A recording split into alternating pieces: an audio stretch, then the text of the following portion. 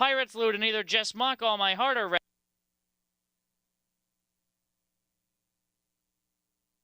Exacta $85.80, trifecta $391, the superfecta $387.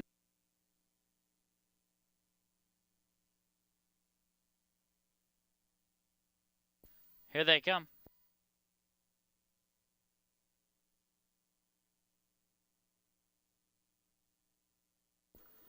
Often pacing, Townline Vicky Lou steps out looking for the lead, and she comes and goes toward the inside. These two leave aggressively into the first turn as All Sass is up into third around Cold Road. Soto got away in fourth. Track and Field from the second tier comes out in the fifth spot, about 6.5 lengths behind, better than ATI Seaside Cruise.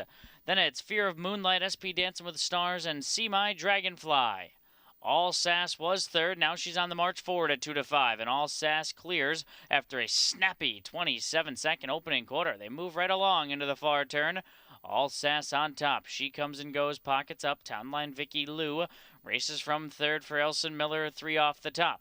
Cold Road Soda already being urged along to tighten in from that fourth spot. Track and Field races fifth. ATI Seaside Cruise following along at the pylon sixth. Fear of Moonlight is seventh. Then comes See My Dragonfly and gapped out SP Dancing with Stars last. 56 seconds, so a slight tap on the brakes for All Sass of 29 as she's got a 2-length cushion on She Comes and Goes. Townline Vicky Lou is third. Cold Road Soda staying at the rail from fourth as Track and Field tries an overland journey. Meanwhile, All Sass is bumping the margin. The lead is 3.5 as they step onto the backside. She Comes and Goes, fully extended and losing ground. Townline Vicky Lou trying to take the second spot. Cold Road Soda's empty as Track and Field moves past her. Same with Fear of Moonlight. 3/4, 124 and 2, 28 and 2. Third panel blitz, and it's All Sass who's got a 6-length lead. Fear of Moonlight, 3 wide in the course. Townline Vicky Lou, 2-path. At the rail as She Comes and Goes. As they hit the top of the stretch, it's a 1-horse race, and her name is All Sass, and she is strutting her stuff. All Sass back-to-back with another big-time performance. She wins by 6 while wrapped up to give Lems another win on the program. Fear of Moonlight, Track and Field, and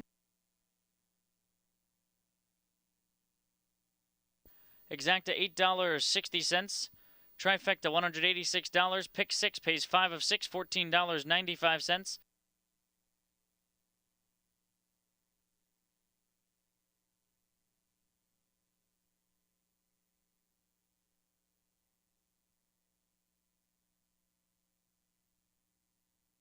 Here they come. Often pacing, How About Murph leaves with Marst in Faith and Just a Bit of Charm toward the inside, as Premier Bettina from the second tier will slide up in front of Sudden Change. American Ticket is along the pylons next, then Mississippi Dragon, better than Brooklet's Desire. Bad Tigress out the back early. To the backstretch they go, Just a Bit of Charm, accelerated from a rail post to have the lead as they work over to the opening quarter mark. Just a Bit of Charm on top. Here's Marst in Faith, continuing to drive forward for Elson Miller after a 27 and 2 opening quarter. How About Murph is third and 3 off the top. Premier Bettina fourth and in line, already 5 lengths behind. Sudden Change is next. They're followed by American Ticket, who's trying to flush out cover. That's going to push out Sudden Change and Premier Bettina and How About Murph, it appears, as they bend down bias here with just over 1 circuit remaining. So it's Marst in Faith controlling the pace. Just a Bit of Charm is in the pocket, being urged to keep up. First up, How About Murph. Second up, Premier Bettina. That's the 3-5 favorite. Sudden Change third over. American Ticket, who wanted to flush out cover, ended up with excess cover as she's fourth up. Meanwhile, saving ground into a 3-hole went Mississippi Dragon. Then it's Brooklet's Desire inside of Bad Tigress, who's the trailer, while 5th over. They are 4 in and 5 out after the half was completed in 56 and 3. 29 and 1 split, and Premier Bettina just flipped off cover 3 wide. And here comes the favorite to confront How About Murph. Marst in Faith is back to third. Then comes Sudden Change and American Ticket. Trying to pick her way through traffic is Mississippi Dragon. 3/4, 126. They round this final turn, and Premier Bettina's built up a 3-length lead. Premier Bettina opening up with each stride. Then it's How About Murph. Sudden Change 3 wide goes Bad Tigress as they hit the top of the stretch. Forget about the winner. It's all about Premier Bettina. Premier Bettina on the class drop delivers in a big way. She runs up the score to win by 6.5. Good battle for second. That goes to Bad Tigress. Then it's either American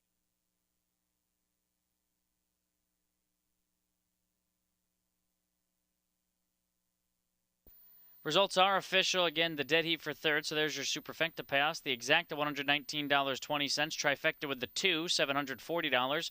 With the 4, $769. Pick 3, $27.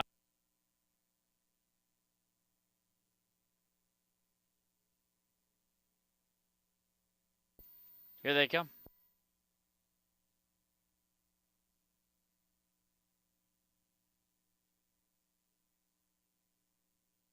They're off and pacing. Carmen and the Devil hustled right out of there. Table for 4. Hill of a Night on a delayed move toward the front. Come on over down at the inside. The Magic Mimi from the second tier will slide up into 5th as Miss Liz C will get away racing in the 6th position as they work onto the backstretch. Southwind Rye second last. Cruisin' Flower, the trailer. So they've sorted themselves out. Carmen and the Devil accelerated from an inside post to have the lead, with long shot Table for 4 pocketed up, and the favorite is Hill of a Night. She's third and 3.5 off the top. They head past a speedy 27-second opening quarter.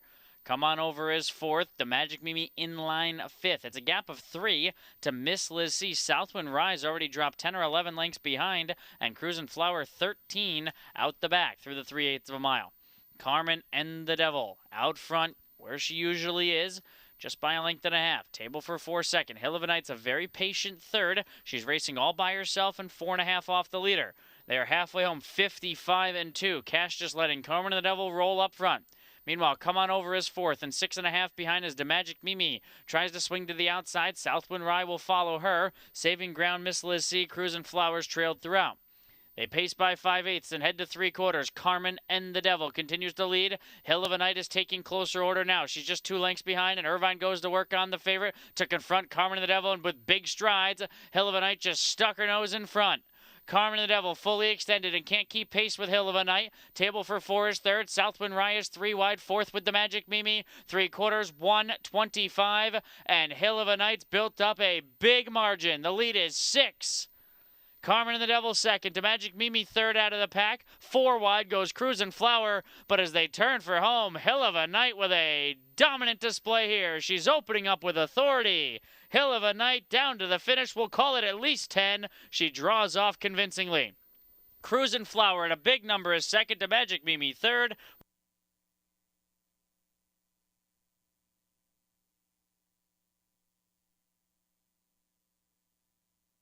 And it all gets started at 6 p.m.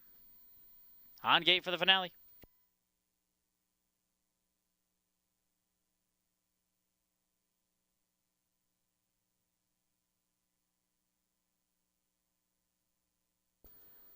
Off and pacing in the finale. In the Skyrocket blasts off with Summer Loves Ginger. These two have already put on 4 lengths on the field, as Royalty's Dreamer will get away in third, as Billy Davis was able to land in the pocket very easily. These two are now 5 better than Royalty's Dreamer, who's gapped out third.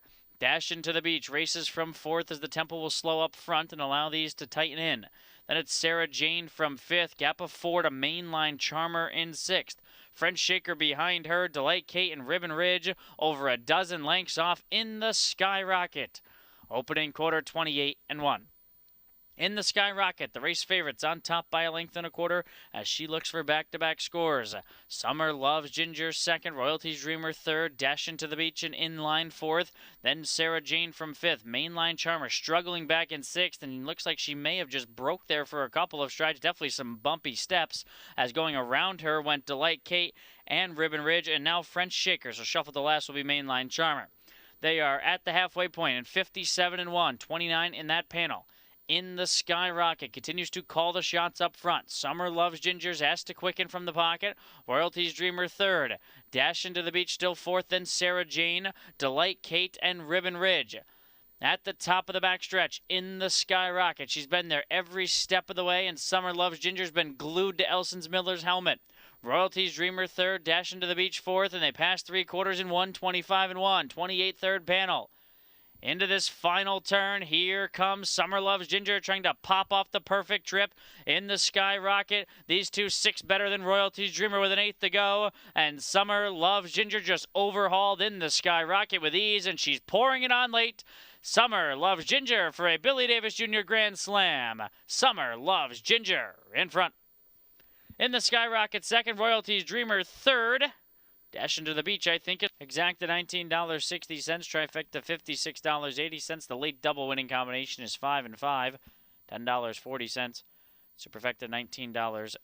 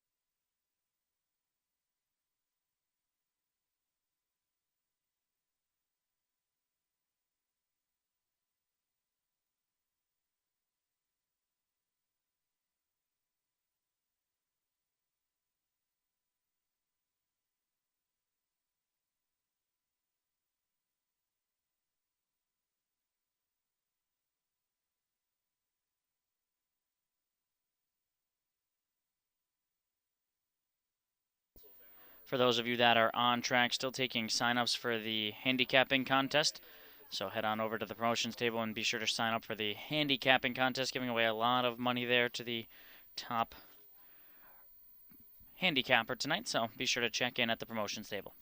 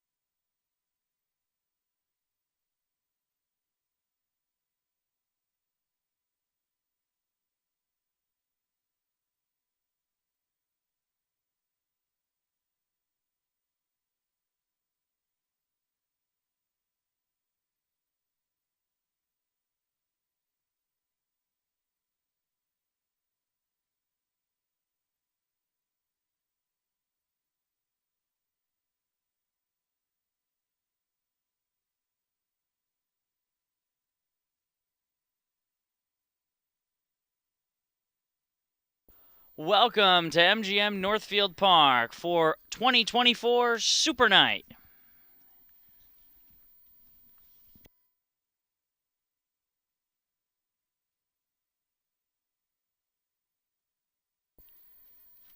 Eight Scarlet Championship races for $300,000, over $2.4 million to give away on this 15-race Saturday night program, and we'll go through these scratches and changes. Start in race number 2. Note the pick 4 is guaranteed at $10,000. Number 3, Aunt Lily, races first time Lasix. Race 2, number 3, Aunt Lily, first time Lasix. In the 5th race, scratch number 6, House of Bricks, is scratched sick. Race 5, scratch number 6. Note there's no show wagering in that 5th race. You can turn all the way to the 9th race. This is part of that $20,000 guaranteed pick 4, which begins in the 8th. Again, $20,000 guaranteed pick 4 in the 8th. And in race number 9, there's some programming notes that the 2 Daisy Star is first-time Lasix. The 5 Seaside Diva returns to Lasix. So race 9, again, no show wagering there. The 2 Daisy Star, first-time Lasix. 5 Seaside Diva returns to Lasix. 12th race, driver change on the 7, Scottish. Dan Noble will drive. Race 12, number 7, Dan Noble. In the 13th race, a pair of sickness scratches, the 7, Bernie, and the 8, Double Up, and there's $10,000 guaranteed in the Super High 5 pool. Again, race 13, scratch number 7 and number 8.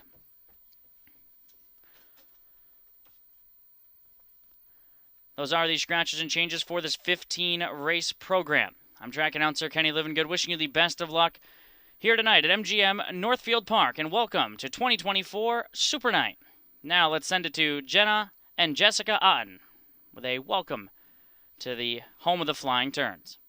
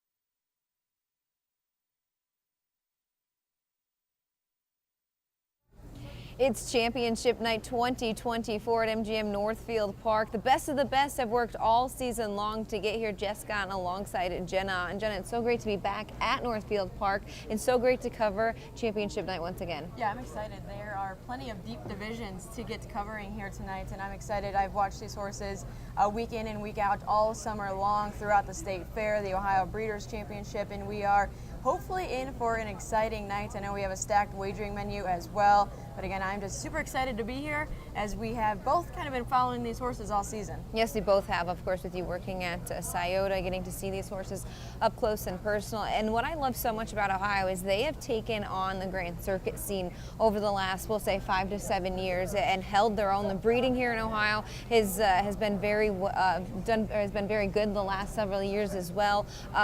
Who are you most looking forward to seeing tonight?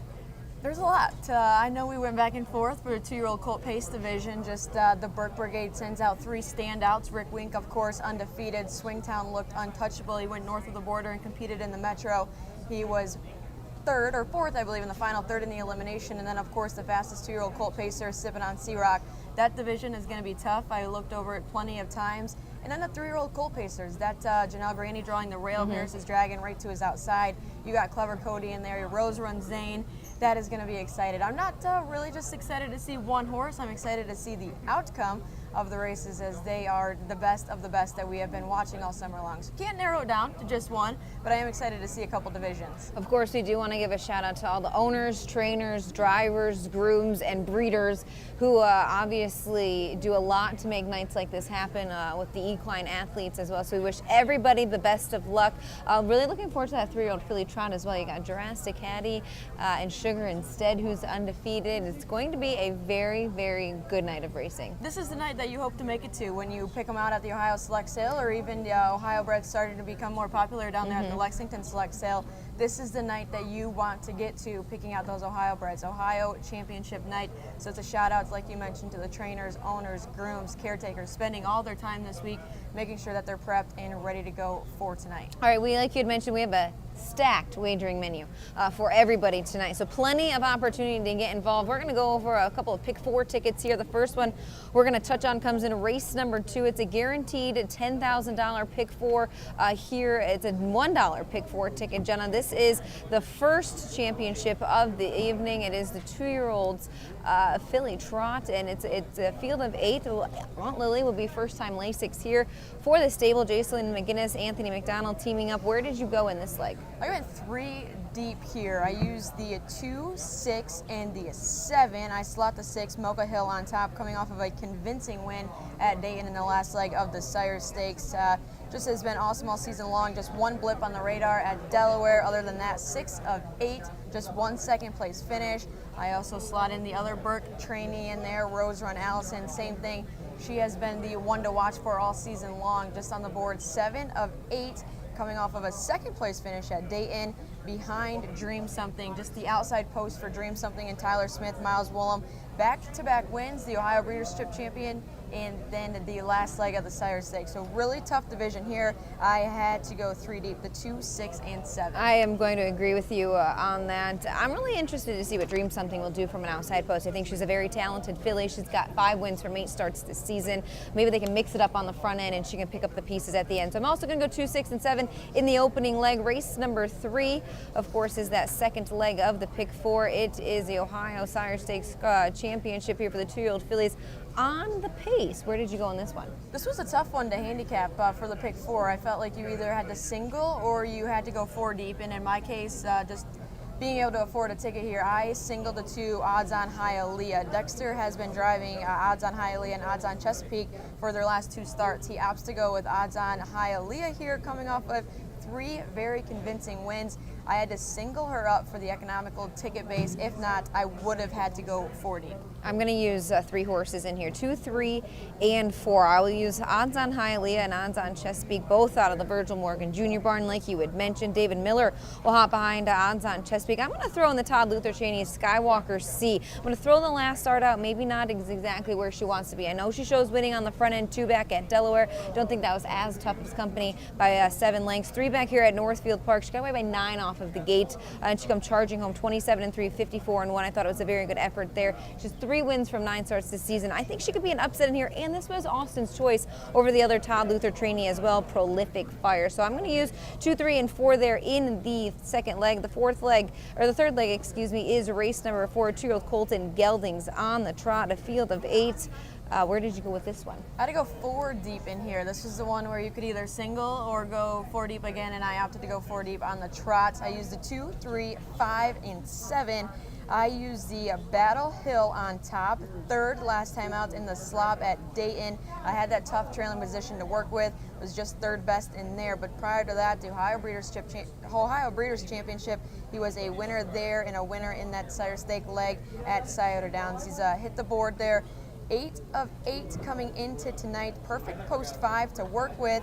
An upset in here though. I'm going to use the 3, What's Shaken, in there for 3rd. He was our next generation winner, and he has been gaining some confidence. Last time out was just stuck in a bad spot. 4-start Lasix for Ronnie Gillespie and What's Shaken. Maybe I can throw a price in there for the Pick 4. I'm just going to use 2 in there, the 5 and the 7, Battle Hill and LT Lover Boy. I think Battle Hill, this is his race to lose tonight. I think he's been very sharp all season long, even in defeats like you had mentioned. He hasn't missed the board. 4 wins from 8 starts. Obviously, lots of traffic trouble with that trailing position at Dayton. So I'm going to use the 5 and the 7 in race number 4. Race number 5 is the 2-year-old Colton Geldings on the pace, and this is going to be a good one. This is the scratch of the 6 in here kind of makes this race a little bit more interesting.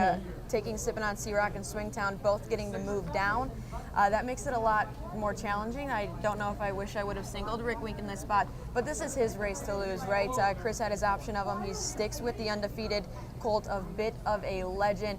I just remember his first race at Scioto, he was about first up. Couldn't really tell if he had some steering problems. Once they figured him out, he was shot home free there. So I'm going to single up Rick Wink. I am a little bit scared of his stablemates in there. but it feels like it is his undefeated season to lose in here. I will put it on him. I'm going to single him as well. Like you had mentioned, Ron Burke will send out 3 very talented colts in here. I think with the post advantage in here, him being Chris's choice, like you had mentioned, it will be his race in there. So I'm going to spend an $18 ticket. I'm not quite sure how much you decided to spend. It's a $2 base bet for $24. Okay. All right, so I'm going to use a $1 base bet for $18 for me. We will continue to roll on for the next pick 4, which comes in race number 8. We got Football League's program pages here. That's the 3-year-old filly trot, Jenna, and we're going to see Sugar and Send, who's 11 for 11 this season. Can she make it 12 for 12? She's done nothing wrong all season long, right? Maybe a little bit worrisome there towards the middle of the season, but prior to that, she's just been amazing. She's been super to watch, super fun to watch. Just when you think, you have a little battle between a couple horses in there, Sugar Instead has proven herself each and every week. She draws post 4, not a bad spot to be here. I'm going to single her up here to kick off this late middle card pick 4. Yep, and I'm not going to, there's nothing left to say. I'm going to single her as well. So I'll start my middle pick card, pick 4 with the single as well. Race number 9, 3-year-old fillies on the pace. Do note Seaside Diva is back on Lasix. A very good field that we have here. Of course, Seaside Diva loves this track. She has been another one that the Burke Brigade sends out that has just been so fun to watch all season long. I know a couple of times she was racing in against Open Company at Scioto, and it's like you throw her off her ticket and she proves you wrong. She sits there and battles week in and week out. Last week, the only way 2 weeks ago at Delaware, the only way they could beat her was slaughter with an outside post and 2 trailers behind her, and she still dug in gamely, second, just beating a neck. And even last time out down at the Red Mile, we were there. It was sloppy. She had a tough spot to work from. Post 8, she was making up ground at the end of the mile. A very good prep effort here for tonight. I am going to single her. I'm going to use 3 horses in this leg. I'll use 5, 6, and 7. I think No Fool in April has been racing very well, obviously, and against maybe some older company at Dayton last time out in a non-winners of 8s. Use that race as a prep race heading into this final. She was a winner 2 back at Scioto. She's a 4-time winner from 15 starts this season. So maybe not typically you want to see that many starts on a horse, but I think she's been racing very well. I think she comes into this race very sharp. And I'll throw Wasted on You on my ticket as well. 4 wins from 11 starts this season. Just got beat in a qualifier at Dayton by Janelle Granny. So obviously facing some nice company there. No luck at Delaware. Throw that line out as well. You really can't fault the way she's been racing. So it's 5, 6, 7 for me in leg number 2. Race 10, 3-year-old Colton Geldings on the trot. Tennessee Tom, Sponzano. Where'd you go? I'm going to use Tennessee Tom on top, but I do go 3 deep in the pick 4. I used a 2, 5, and 6. Hungover has been just racing extremely well this year for the Connections. He won a couple legs at the Kentucky Sire Stakes. He's been in the Kentucky Sire Stakes now at the Red Mile, and against horses like Carl and some of the top 3-year-old colt trotters in North America. So he's been facing tough company. He was 3rd behind them last time out. He's got 192,000 made, so maybe he could be a little upset in there, but I do also use Sponzano and Tennessee Tom on the ticket as well. I'm going to use just Sponzano and Tennessee Tom. I'm going to try and cut my ticket cost down here a little bit. I do like Hungover as well. He's my, my 3rd choice in there. Sponzano's coming off a very good win at Delaware. Super sharp colt, of course. That great record from last season as well. 5 wins from 7 starts. This year, 3 wins from 11 starts. He gets post advantage on Tennessee Tom, but I think Tennessee Tom here, he's very versatile. I feel as if he can really track down horses. He's going to have to get him out and going if he doesn't leave the gate aggressively. But I think this is a good spot for Sponzano. I do have Tennessee Tom on the top of my ticket just because I think his versatility is going to work to him with him tonight. Yeah, this is another division where it's pretty deep. You can either go 3, 4 deep, or you can single one of them up. Sponzano got the best of Tennessee Tom last time out, but Tennessee Tom has put it to Sponzano this season as well. So 2 good colts that are going to do battle here tonight. Race 11 is a 3-year-old Colton Geldings on the pace. We're going to see another good field here, obviously, Jenna. I feel like this race, you could either, you hit the all button, because I feel like every year we watch these 3-year-old colt pacers, something gets shaken up where we don't expect it to happen.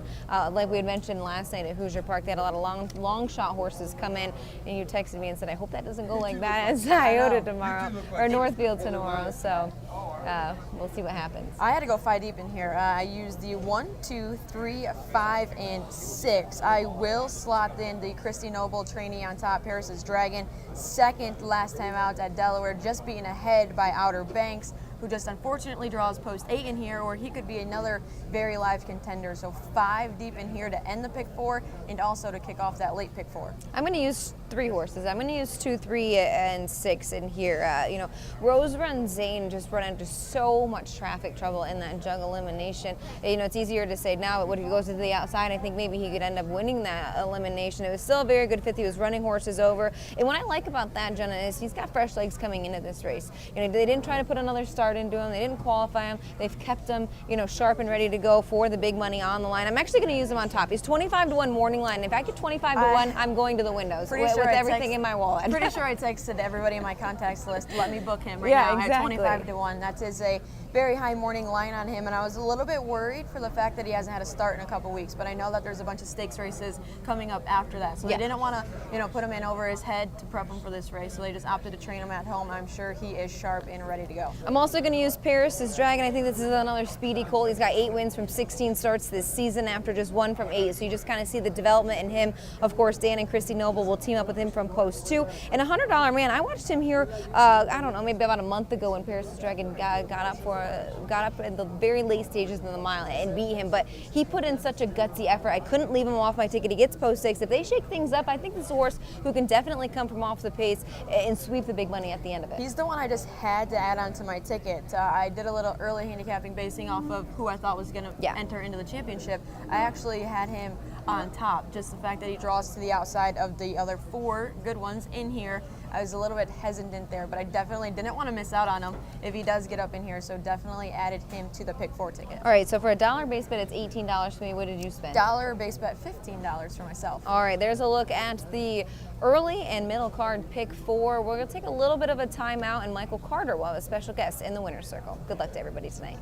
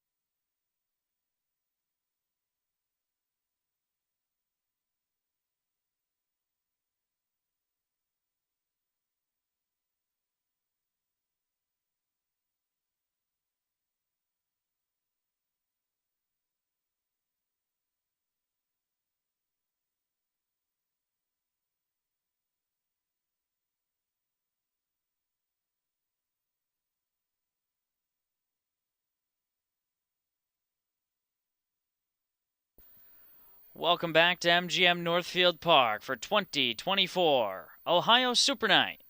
We are 10 minutes to the first of 15 on a star-studded program featuring 8 $300,000 Scarlet Championships. Note in the 8th race, there's an added pick 4 there, and it's guaranteed at $20,000. No changes in the 8th. In the 9th race, number 2, Daisy Star, first time Lasix. And the 5, Seaside Diva, returns to Lasix. 11th race, $10,000 guaranteed in that pick 4 pool. No changes in the 11th. In the 12th race, there's a driver change for the 7, Scottish, to Dan Noble. And in the 13th race, a pair of scratches. They are both sick. It's number 7, Bernie, and number 8, Double Up. And there's $10,000 guaranteed in the Super High 5 pool. The track has been labeled fast, and we are 9 minutes away from getting action started. Still taking signups for the handicapping contest, so be sure to check in at the promotions table. For now, let's send it down to Michael Carter. He's standing in the winner's circle with OHHA President Scott Mogan.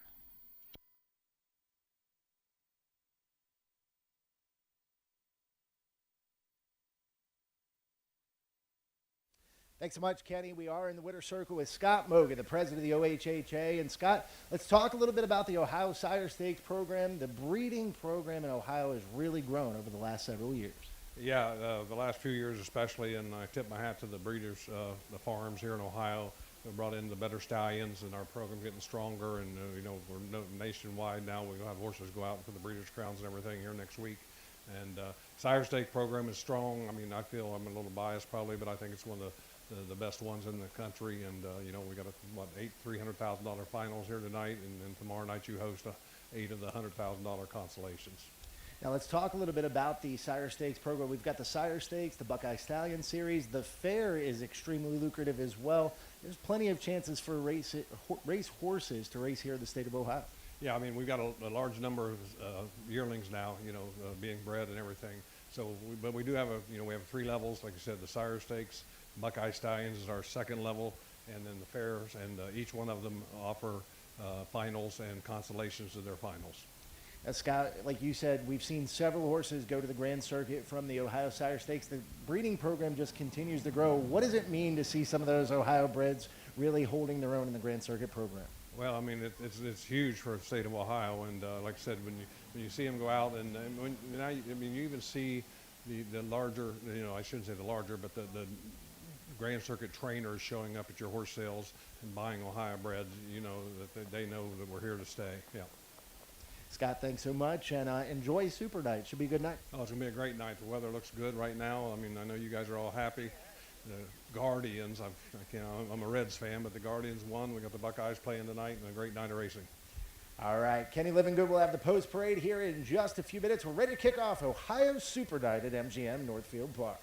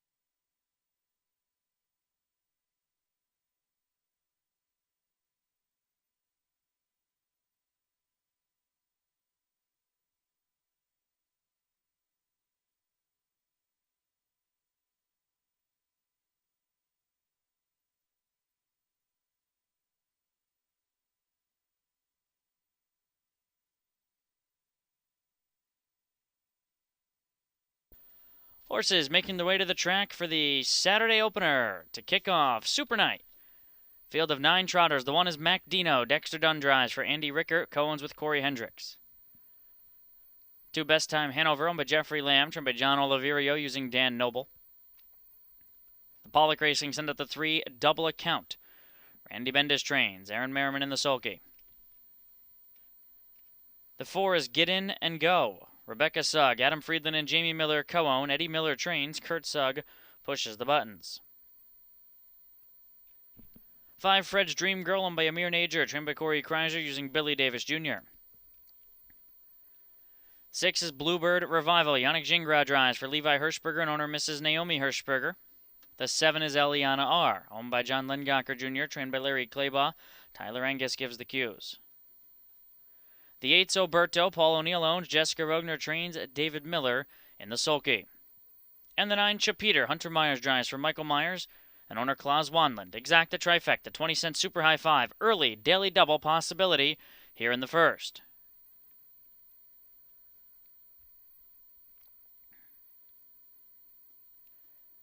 Here in the opener, I went to the 8 Oberto. He's been parked every step. In his most recent start was parked 3 back, and this guy, you always got to worry about him making it the mile, but when he stays flat, he usually trots very well, and he's done it 4 weeks in a row now, including in an open, and I thought that teaming up with David Miller for the first time, maybe Oberto can show some of the form we saw last year. I know maybe I'm just caught up on the fact of how good he was a season ago, but nonetheless, I'm going to try Oberto here from post 8, even though he has that wide post. For second, I'm going to use the 1 Mac Dino. Back-to-back second place finishes over at the Meadows, but teams up with perennial leading driver Dexter Dunn here from the rail. I'll use Mac Dino in that second spot, and for third, thrown in the 3 double account, who gets Northfield's leading driver, Aaron Merriman.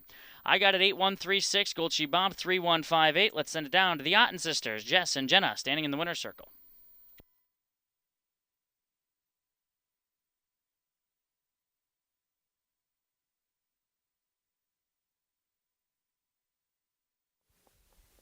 Thanks, Kenny. We're going to get this card underway. Race 1 of 16 on tap. Jenna, we're going to start off with a nice field of trotters here. It's a field of 9, and we're going to go a couple of different ways. You're going to put 6 on the top of your ticket here. Bluebird Revival, Yannick Gingras in town, so he's going to take over the lines. He was in $40,000. Now we're at 10 last time out. A very good second place finish. He's put back-to-back solid efforts in when he's went up in class. He rifled off 3 wins in a row. Had to move up in class. He was 4th and then 2nd, just beaten a length there. Back-to-back 57 flat mile. Slot in a Yannick Gingras in the bike here for the first time. Going to look to start off the Saturday night with a nice price as he is 7-1 on the board. You also like the 5 Fred's Dream Girl. Nice to see Billy Davis back in the bike. His first night back was last night. I think he picked up 3 or 4 winners on the card. Corey Kreiser trains this mare by Team 6. Maybe not so much luck last time out in a 22 optional there, but you know, a handful of starts in a row. She's been right there. She's a 4-time winner from 14 starts this season. Looks like she likes to track down some company. Should be in a spot here where she will be able to track down company late. Again, a very nice price here to start off the night. A 7-1 backed up with a 14-1 shot. Just was in a tough spot last time out. Post 5 didn't really get off the wings that well. Had to come 3rd over there from last, but put in a good bid. Back-to-back 57 and change miles. Get a much better post draw here today. Hopefully we can get forward from the wings and be taking on similar company as last, but always likes to be right there. So maybe we can tee up this night with the price. I put Mac Dino on the top of my ticket. Andy Rickert, Dexter Dunn in town, so he's going to take over the lines after back-to-back second-place finishes from outside posts at the Meadows. Going to move back to the half-mile track. Last time he was here was back in February. He was nominated at 8,000. He finished 4th by 3/4 of a length. He had plenty of trot at the end of the mile. He's just a one-time winner from 10 starts this season. It looks like he's finally getting his feet back under himself. Don't love the 8-5 price on him, but I figured with Dexter taking over, all the money was going to go to him. You think a lot of that is going to be heat from the Dexter Dunn steam, but he's just going to be facing some tougher company as what he's faced over at the Meadows. Even when we did see him here the last time, it's a similar company, and he was 4th from the rail there. We will see how Dexter Dunn tries to innovate here tonight. He's going to kick off the night on the 8-5 favorite.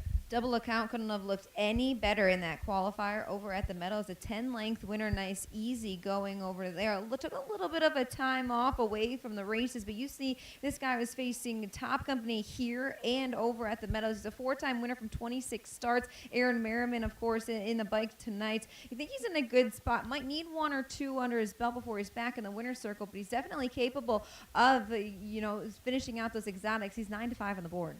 That's who I went to first when looking over the program. I just couldn't find anything other than the fact of just being off for 2 months, but clearly a good qualifier over there at the Meadows. And when we did see him here at Northfield Park, he was taking on that tough open company, trotting in 54, even see a 53 mile there. So 2 months off, a solid qualifier. Used him on the tickets, but figured we might need a start or two before we see him in the winner's circle, but it wouldn't shock me if we did. Joe's going to go 6-5-1-3. I'm going to go 1-6-3-5 here in race number 1. We're going to kick off a great night of racing here at MGM Northfield Park. It's the championship for the Ohio Sire Stakes program. Up next, Kenny Livingood will have your call.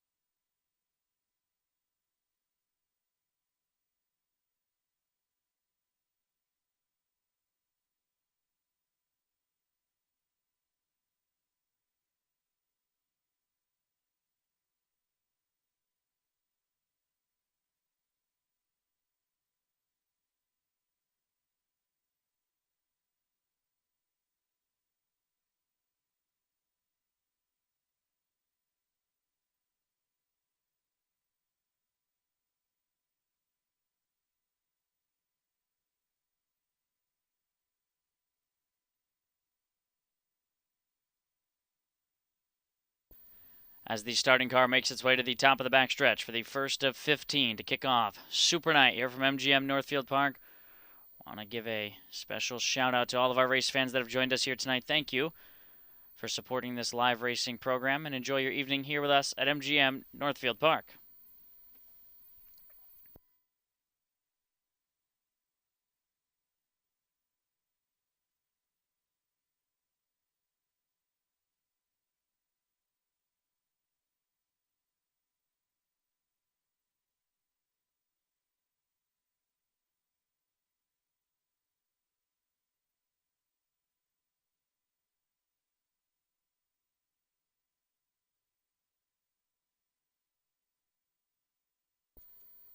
Full field of 9, swing to the stretch, here they come.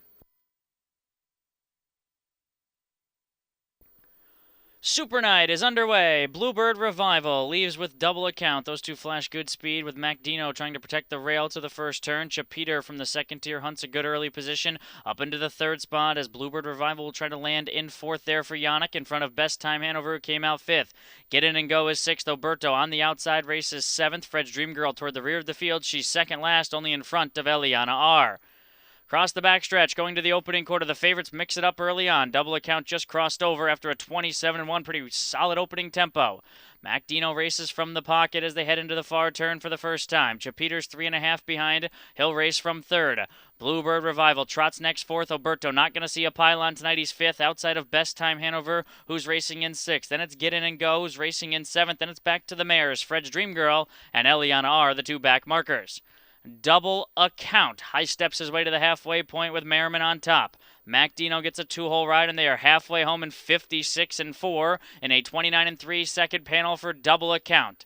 Mac Dino with a good trip, Alberto with a tough one. He's working hard uncovered, but he's third and just 3 lengths behind. Chapiter down at the inside. Bluebird Revival inside of Get In and Go. Third up, Best Time Hanover has excess cover. Fred's Dream Girl and Eliana are trailed throughout, and there's less than 3/8 to go in the Saturday opener. Double Account to catch. On top by a length and a half, Oberto with a big effort so far. He's just a half a length behind as they pass 3/4 in 1:25-4, 29 panel, and he's towing Get In and Go. Mac Dino locked in. Same can be said for Chapiter. He's got no place to race as Oberto just stuck his nose in front.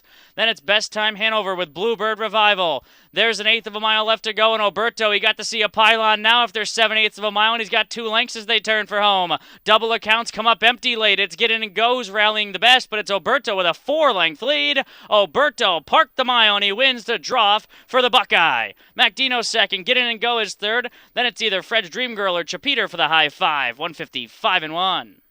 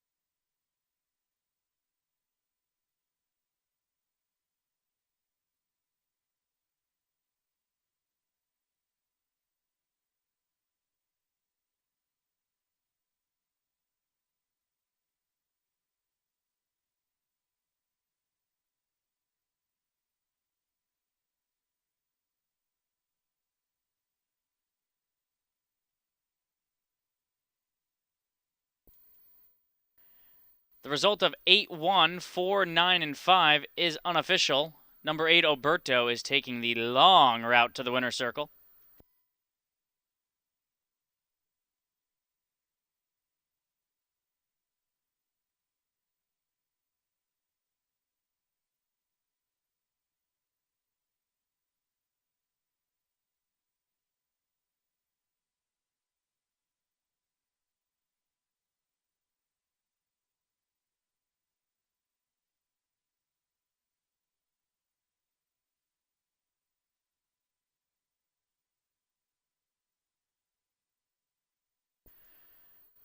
Oberto doesn't want to show himself in the winner's circle tonight, but he's owned by Paul O'Neill, trained by Jessica Rogner, and driven to victory by the Buckeye, Dave Miller. 8-year-old bay gelding by Yankee Glide of the Donato Hanover mare Don't Say Don't, bred in Ontario, Canada by Steve Organ and the Asa Farm. 35th lifetime win, 7th this season. That's back-to-back jacks, a seasonal best, 155-1.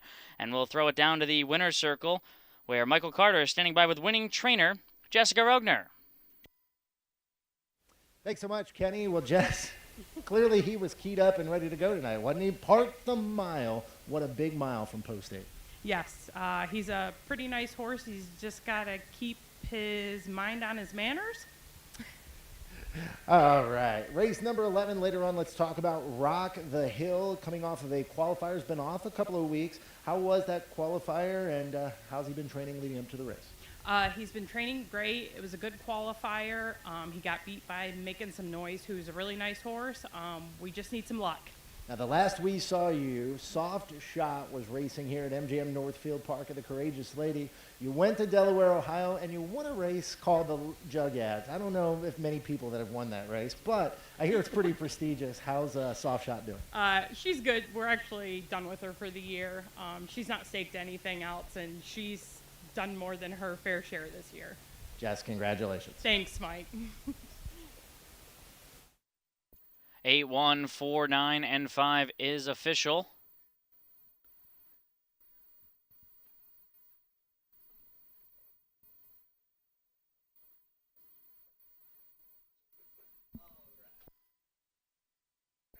Exacta $68, the trifecta $952.80, the high five $1,699.78.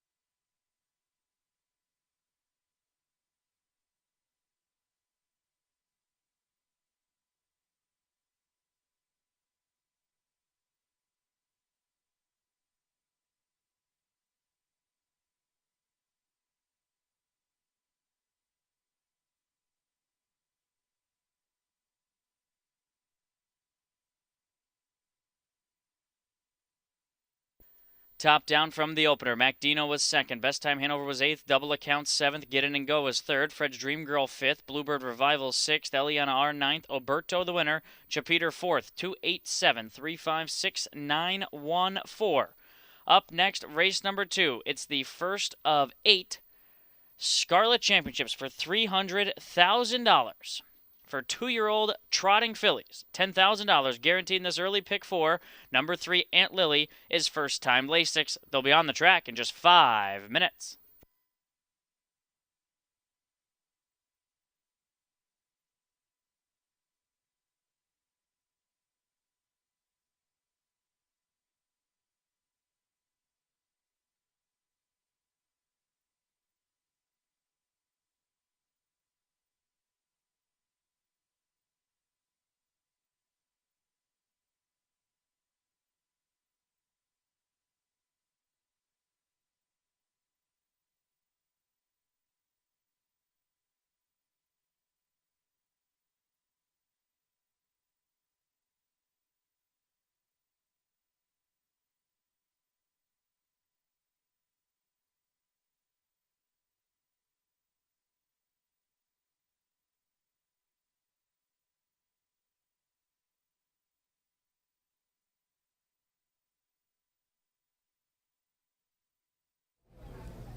Welcome back, everybody. Michael Carter now joins me to go over his early pick 4 ticket. It's going to be it's kicked off under here, right here in race number 2. 2-year-old fillies on the trot, of course. We just saw a bit of a upset in the first race. Yeah. Nice effort by Oberto. Parked every step of the mile, of course, with the Buckeye, David Miller, on the bike. Hopefully, he's looking to have a nice card ahead of him. I look down and I see you have a $4 base bet, which means you didn't use very many numbers in the sequence. No, I thought it was a pretty chalky sequence myself. It ended up only being a $4 play for $1. Of course, we have the $1 minimum here at Northfield Park. But $10,000 guaranteed pool. We figure maybe we'll hit it a few times and we'll see what happens. All right, walk me through this ticket. Like I had mentioned, field of 8, the 2-year-old fillies on the trot. Do you know Aunt Lily does race with Lasix for the first time? Who are you using in here?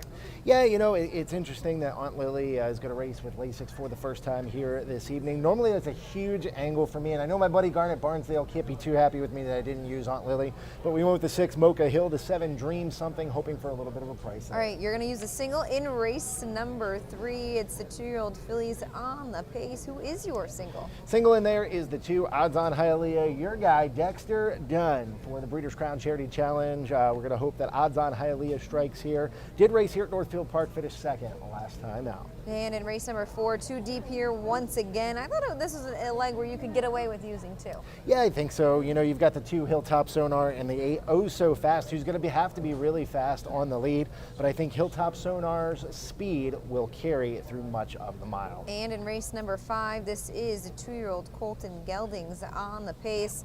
We got a stacked field in here. Hard to argue with perfection, isn't it? 8 for 8, Rick Wink. Of course, you got Swingtown and Sip It All to Sea Rock. That kind of changed things for me from a handicapping standpoint, especially with the scratch of the 6 House of Bricks. But we're going to go ahead and single the 3 Rick Wink in race number 5. So we'll go 6-7 with 2, with 2-8, with 3.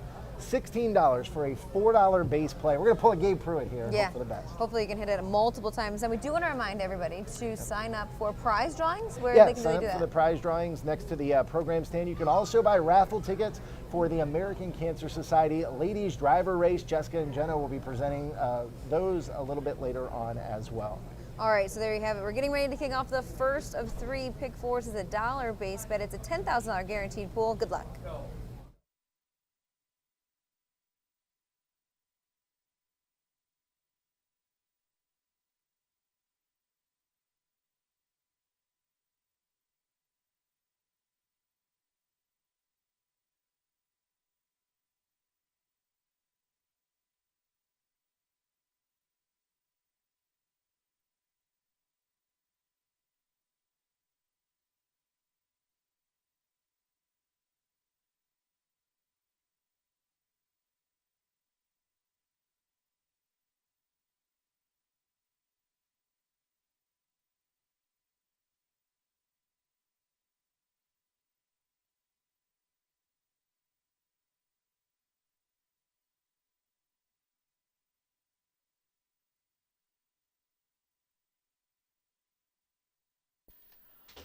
First of 8 Scarlet Championship fields taking its way to the track.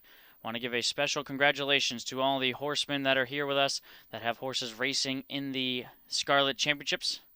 Here for $300,000. Number 1 is Freedom Hill, owned by the Stable Group in Hutchinson Harness. She was bred by John Schlaubeck of Ohio. She's trained by Jason McGinnis. Dexter Dunn will pilot.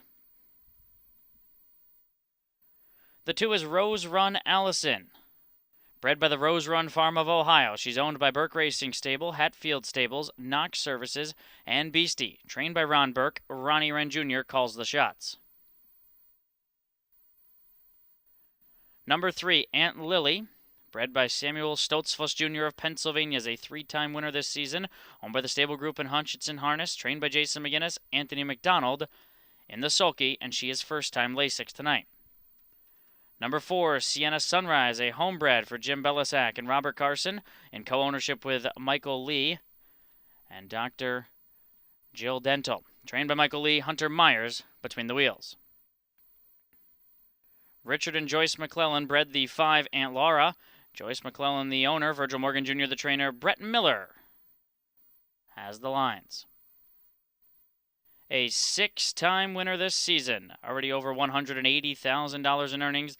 The 6 Mocha Hill, bred by Franklin Equine of Ohio, is owned by the Burke Racing Stable, Hatfield Stables, Weaver Buscemi, and Knox Services. Ron Burke, the conditioner. Chris Page pushes the buttons. Number 7 is Dream Something. Bred by Beaver and Carter of Florida, and McLaughlin of Ohio, is owned by Julianne and Dale Sweet, and Miles Wollum. Miles Wollum trains. Tyler Smith drives. She is on a 2-race win streak. And to round out the field, the 8 Brink Street, a 3rd one from trainer Ron Burke for the Burke Racing Stable, Hatfield Stables, Weaver Buscemi, and Knox Services. She was bred by Jonas Schlaubeck of Ohio. She'll be driven tonight by Yannick Gingras.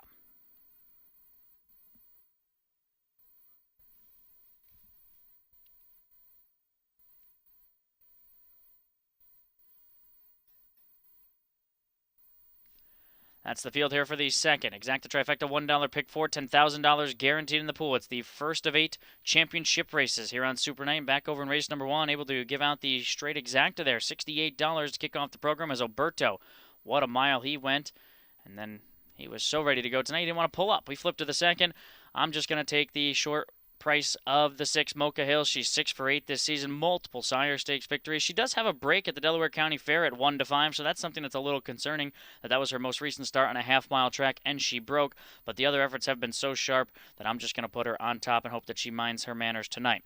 Second, I'll use the 5, Antlara, for Virgil Morgan Jr. and Brett Miller here. Second place finish in her most recent start behind Mocha Hill. She was from the rail, got buried in the pocket there and was shuffled back a little bit. She did break at Scioto in a $100,000 race, but I thought that her efforts were okay and the connections were too tough to pass up at an okay price. And for third, the 2, Rose Run Allison, draws well here. Another strong chance for Hall of Famer Ron Burke. I got it 6-5, 2-1. Gold Sheep Bob goes 6-2, 1-3.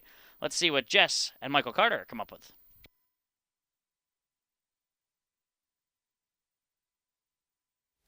Well, Kenny, I think it's 6s across the board, and here you, Gold Sheep Bob, Jenna actually goes to the 6 as well, as Michael and I do too. Kenny kind of touched on it there. With that Monmiscue 2 back at Delaware, you just have to forgive that, obviously, as is the board. Other than that, a 6-time winner from 8 starts. I feel like by what the hell, a very strong winner down at Dayton before coming here back to Northfield Park. Yeah, they were setting some pretty big fractions at Delaware that day, and, maybe it just made a speed break. Does have a win over the Northfield Park Racing Surface, and I think that's important for some of these horses that have had a good experience here at MGM Northfield Park. Unfortunately, the draw gods were not kind to Mocha Hill. Once again, gets post 6.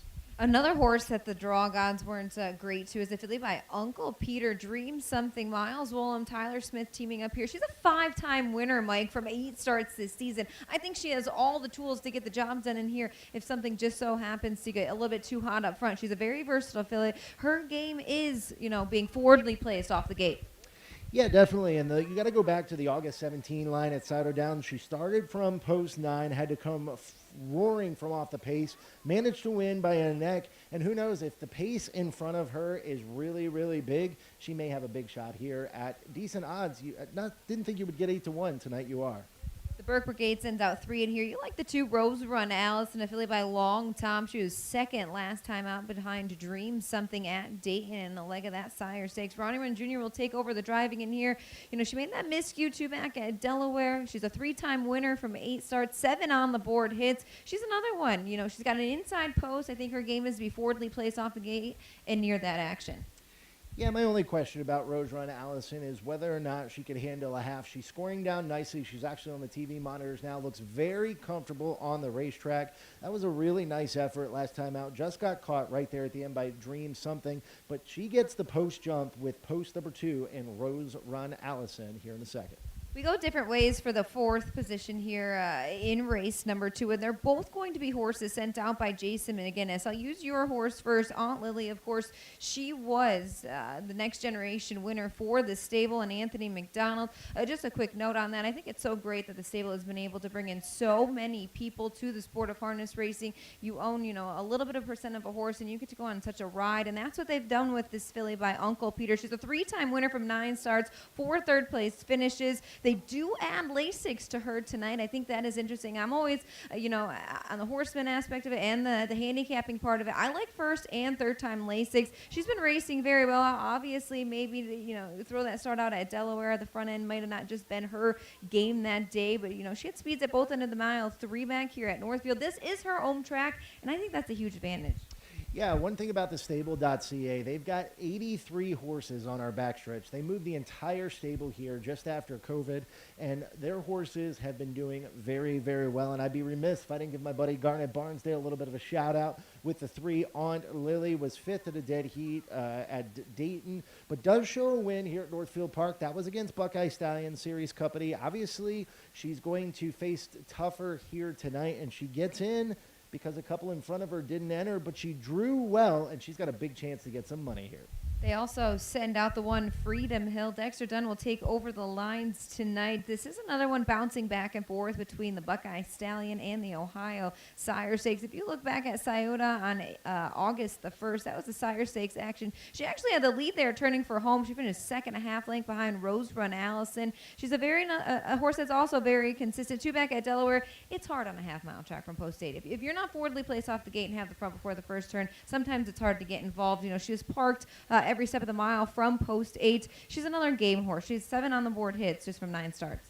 Yeah, and she clearly has speed. I mean, to be parked a mile from post 8 at Delaware, obviously she wanted to leave, and things just got really tough for her, for Brett Miller. Now, granted, she was a beaten favorite that day at Delaware, but like you said, doesn't seem to mind racing against some of the Sire Stakes horses in the upper echelon. All right, Mike's going to go 6-7-2-3. I'm going to go 6-7-2-1. We're kicking off the Scarlet Championships. 2-year-old fillies on the trot. Best of luck to everyone. We'll send it up to Kenny Givenluga for the call.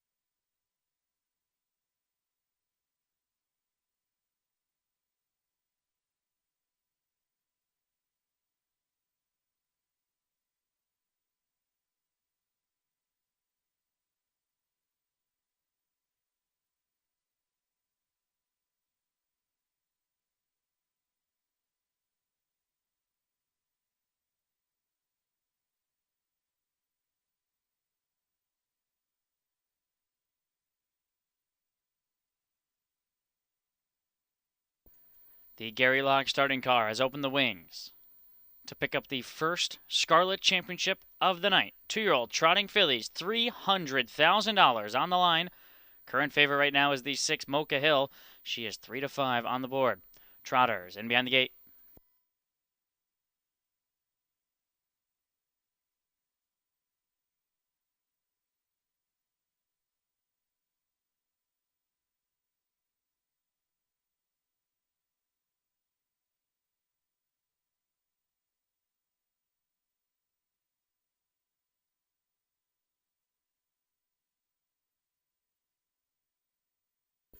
Here they come.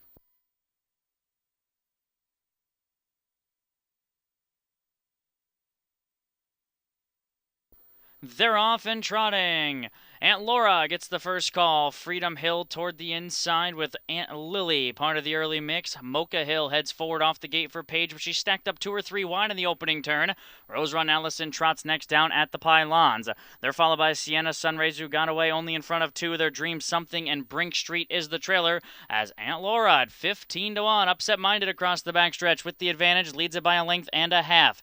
Aunt Lily trying to tighten right down from the pocket for A-Mac, trotting better than Freedom Hill, who's third, and they're off the opening quarter in 28-1. So the freshmen roll onto the far turn for the first time. Rose Run Allison tracks next in fourth. They're followed by Sienna Sunrise. The favorite is Mocha Hill, and she's sliding back off the rail here for Page, but she's already 8 lengths behind. Dream Something will pick up her cover, and Brink Street down at the inside is the trailer. So they've completed 3/8 and worked their way to the halfway point. Aunt Laura shows the way. She's on top here from Aunt Lily.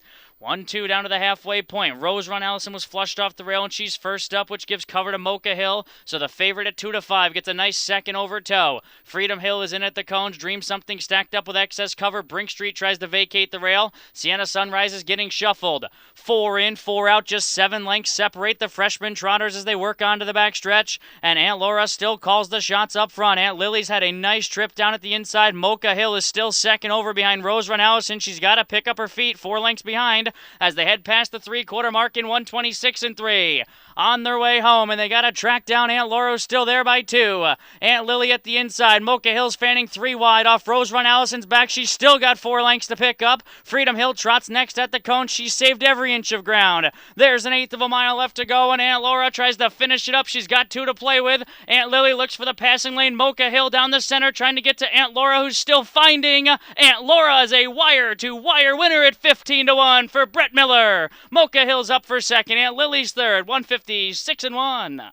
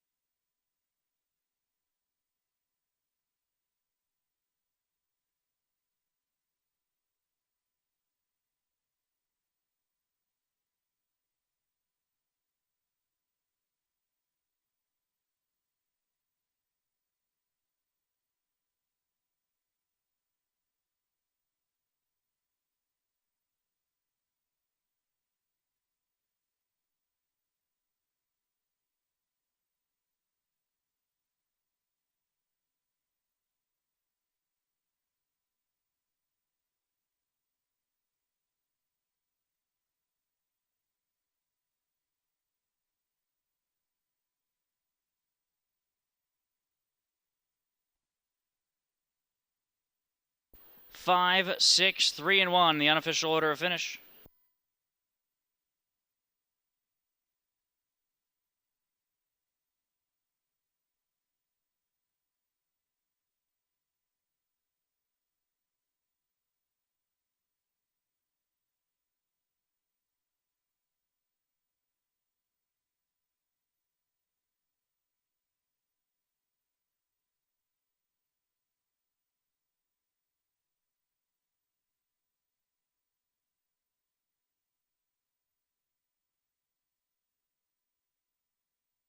Five, 6, 3, 1 is unofficial, and the judges are posting the inquiry sign against the unofficial third place finisher, the 3, Aunt Lily.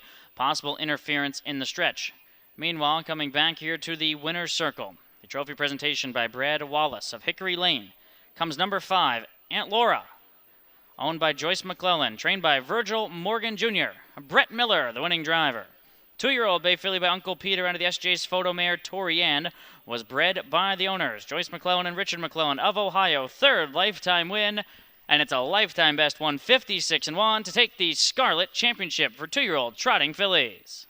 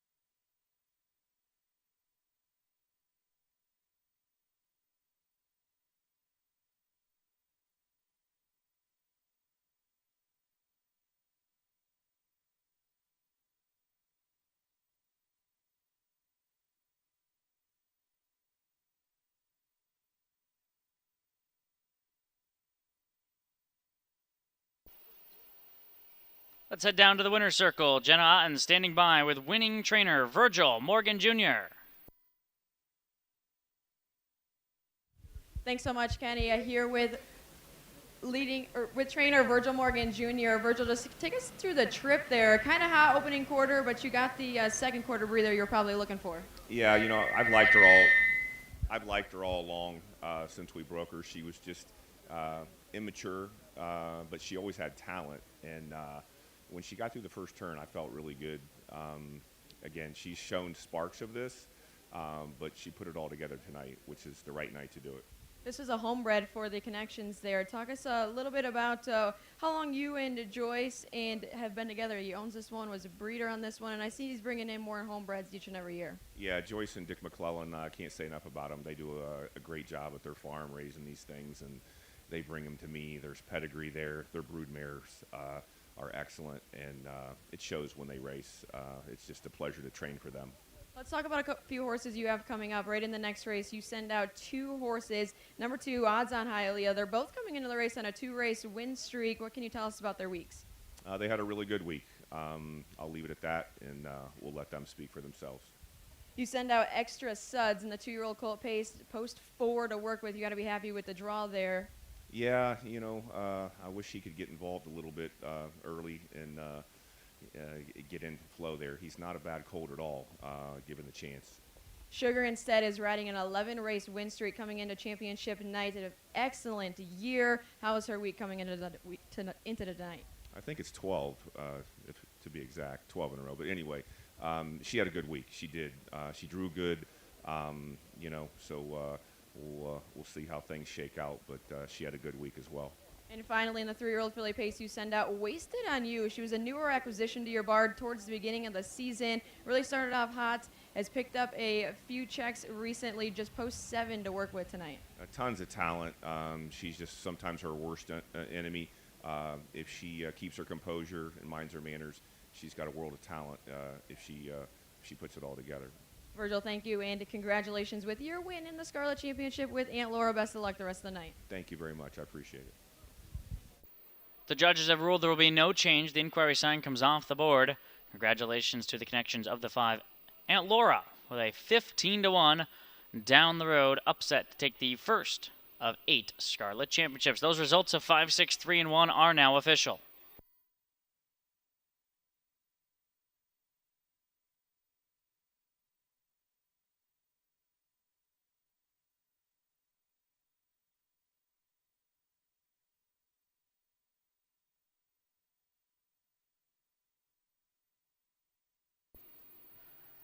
Exacta $63.80, the trifecta $367.40, and the early double $291.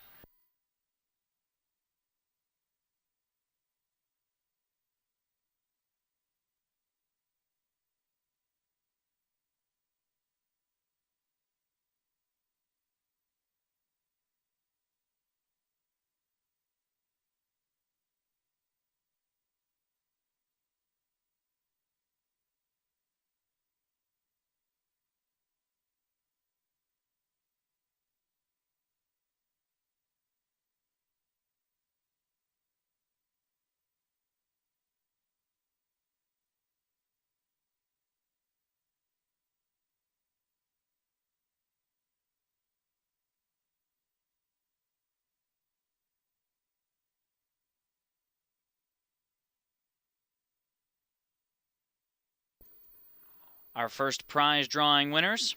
Head over to the promotions table to claim your prize. Walter Callum of Paynesville. David Hensley, Brunswick. Gary Kirby, Brunswick. Fred Glaw, Brunswick. And Jerry Welch, Waterford. Those 5. Walter Callum, David Hensley, Gary Kirby, Fred Glaw, and Jerry Welch. Please head to the promotions table.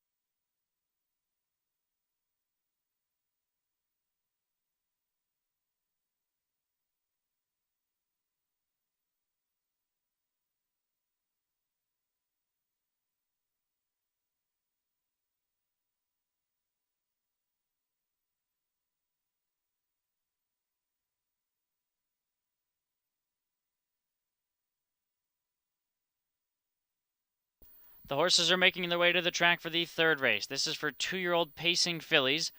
Exacta Trifecta 20-cent Super Scarlet Championship. Note there's no show wagering, and it's a field of 8. The 1 is Queen of Fear. Bred in Ohio by the owners, Ashley Dunn and Eddie Miller. Eddie Miller, the trainer, Ronnie Wren Jr., the driver. She was a runner-up in the Next Generation back in July. Number 2, Odds On Hialeah. Owned by Let It Ride Stables and Odds On Racing. Bred in Florida by Odds On Noir. Trained by Virgil Morgan Jr., Dexter Dunn in the sulky on a 2-race win streak.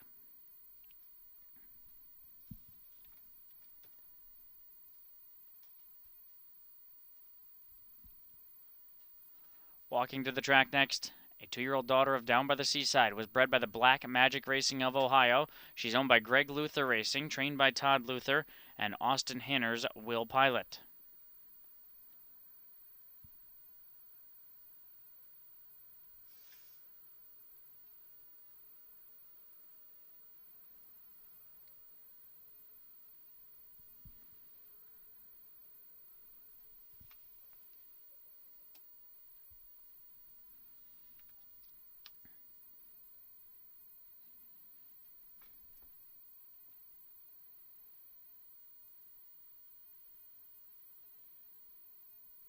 Number 4 is Odds On Chesapeake. Bred by Odds On Noir of Florida. Owned by Odds On Racing. Trained by Virgil Morgan Jr. David Miller, the Buckeye, in tow.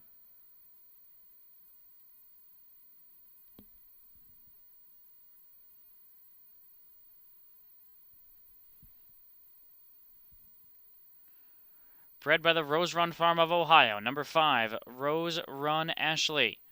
Owned by Burke Racing Stable, Hatfield Stables, Knox Services, and Phil Colora. Trained by Ron Burke, Yannick Gingras pilots.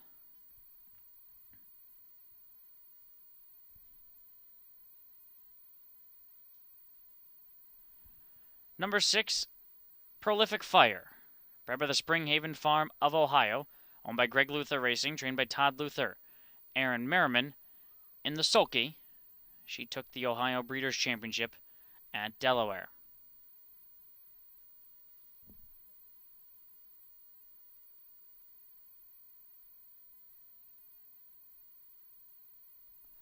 Number 7 is Section Line Flame, bred by Harold Bowder of Ohio. She's owned by Hagerman Racing and Charles Reeve, trained by Herman Hagerman. Dan Noble gives the cues.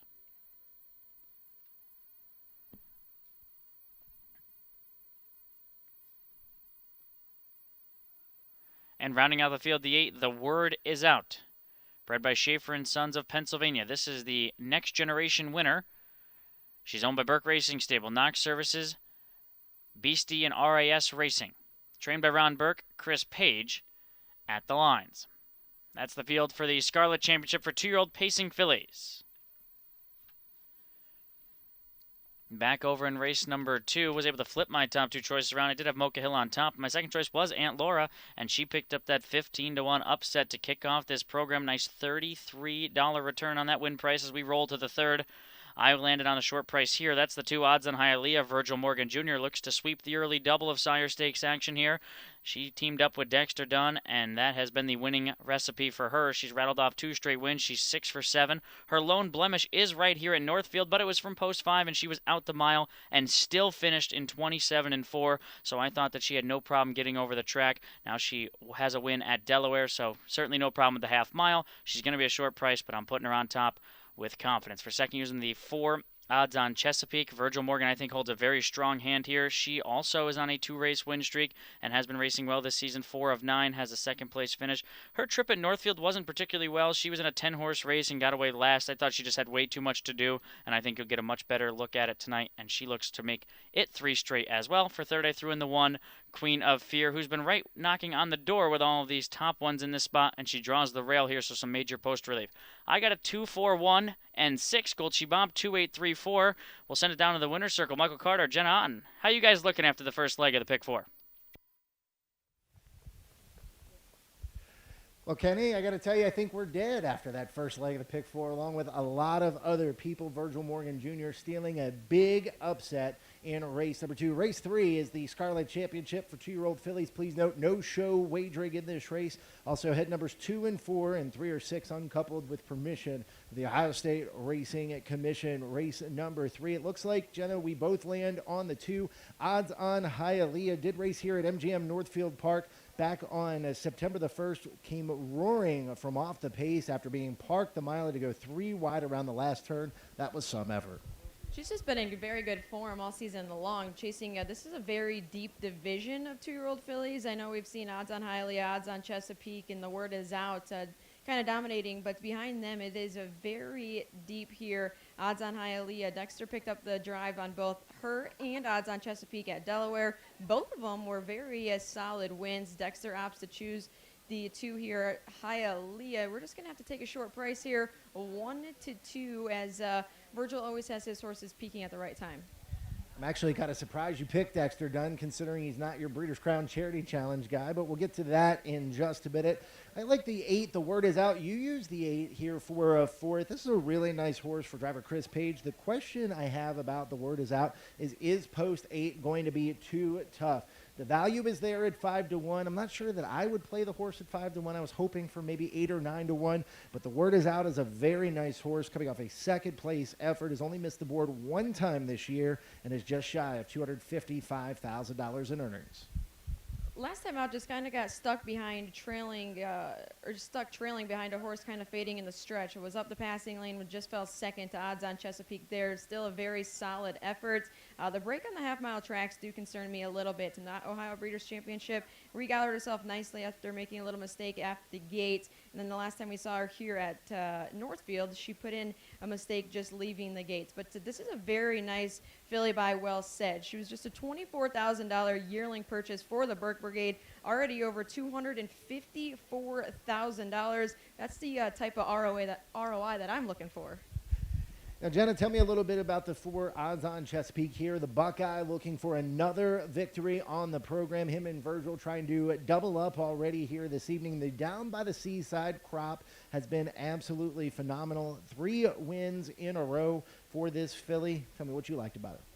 The odds on just has a very sharp 2 fillies in here. Both of them, one of them by Lather Up, this one by Down by the Seaside. 4 of 9 riding a 2-race win streak. Prior to that, we watched her at Scioto Downs back in August in the non-winners of 1, where she was a very convincing win. And ever since then, she's just taken a giant step forward. She was second in the leg of the Sire Stakes at Scioto, and then again, just last time out, she was a winner by a neck there. But these are 2 horses.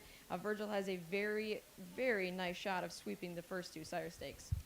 Starting car getting ready to move into position for race number 3, the $300,000 Scarlet Championship for 2-year-old filly. Pacers, a quick reminder, don't forget prize drawing still going on. You can register beside the program stand. Raffle tickets also for sale for the American Cancer Society ladies race coming up in race number 7. Still a lot to happen here at MGM Northfield Park. Kenny Livengood with the call of race 3.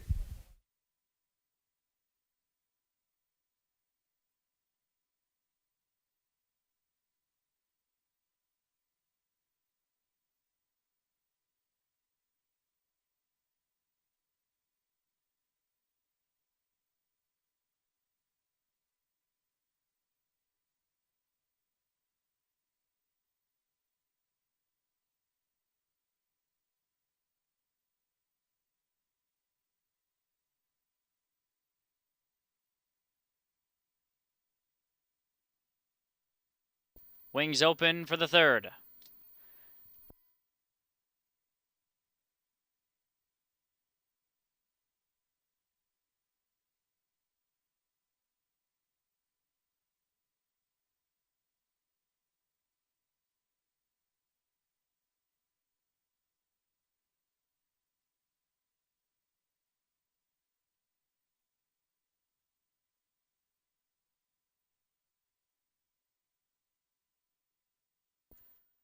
Two-year-old pacing fillies at the head of the stretch. Scarlet Championship on gate.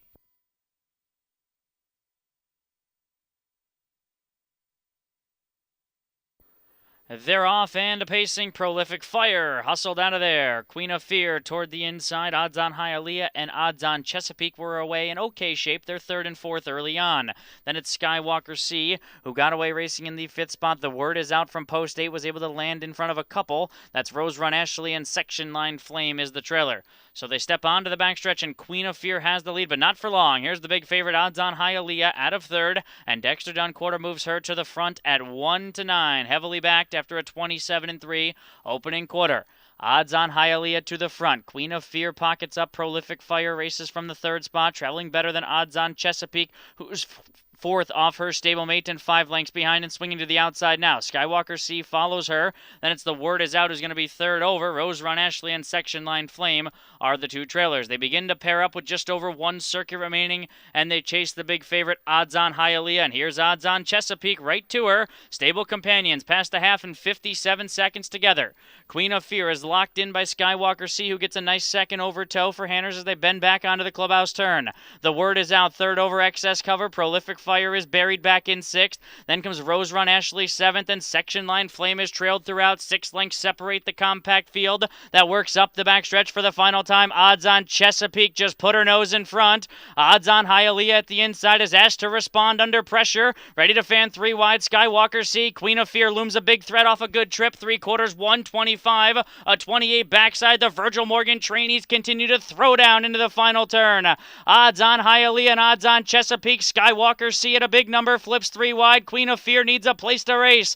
They turn for home. Odds on Hialeah trying to last on the lead. Odds on Chesapeake. Queen of Fear and over the top. Skywalker C driving finish. Odds on Hialeah's holding on. Odds on Hialeah just survives at 1-9. She holds off either Odds on Chesapeake or Skywalker C. 1:53 time of the mile.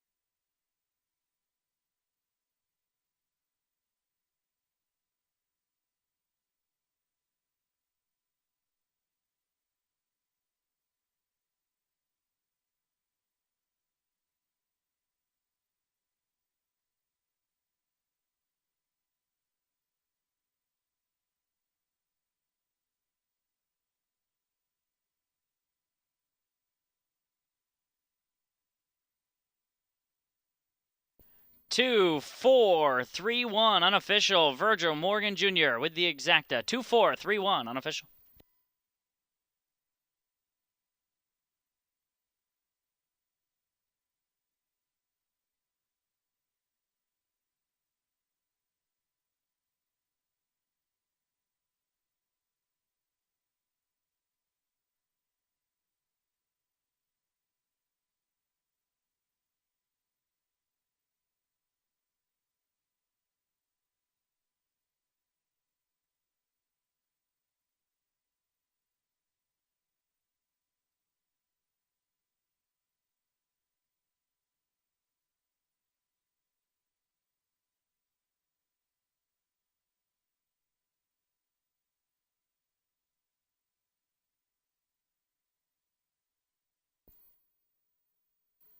Coming back to the winner's circle. Number 2, Odds on Hialeah, owned by Let It Ride Stables and Odds on Racing, bred by Odds on Noir of Florida, trained by Virgil Morgan Jr. He's 2 for 2 in the Scarlet Championships, this one with driver Dexter Dunn. This is a 2-year-old bay filly by Lather Up out of the Badlands Hanover mare, Laugh and Be Happy. Now 7 for 8 lifetime, a 3-race win streak, and Odds on Hialeah prevails in 1:53.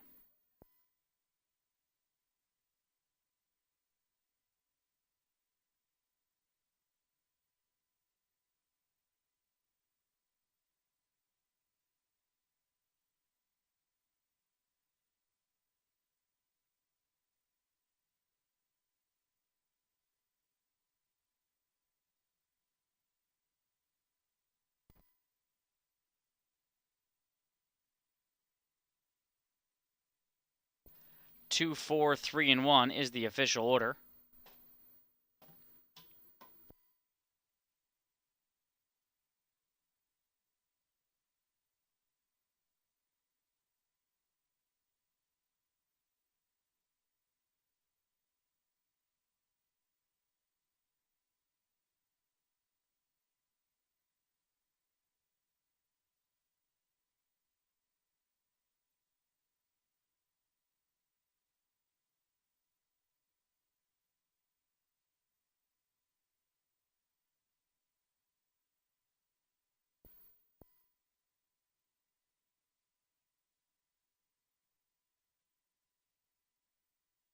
Let's send it down to the winner's circle. Jess Otten standing by with winning driver Dexter Dunn.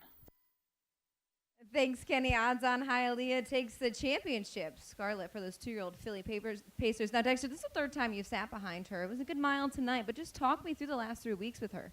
Oh, she's a beautiful filly. Lovely to drive. She put in great performance at Delaware and went to Dayton and put in a good mile and was great again here tonight. But she's very easy to drive and, gets around small tracks great too. She had pressure throughout that middle half of the mile. Her stablemate, nonetheless, and you had plenty of fresh horses on the outside of you. Just talk me through that last quarter of a mile. I probably deserved to get pressure because I went too slow second quarter. So, but it probably helped her a little bit. She's probably more of a stalker than on the front, but with a good draw we had to use it. And, it sort of got her up going and you got to travel around the last turn. And she had to fight hard up the straight, though. Nice job on that one. One more I want to ask you about Janelle Granny. You drove him in Delaware. Game performance by him. He looks like he's coming in this game sharp. Yeah, he's a lovely horse. And like you said, his run at Delaware is very, very good. So he's got a good draw, too, to use. So, hopefully he's on form and can put the right foot forward. Nice job. Best of luck the rest of the way. Thank you, Jess. Don't forget, rate team done. There you have it. Dexter.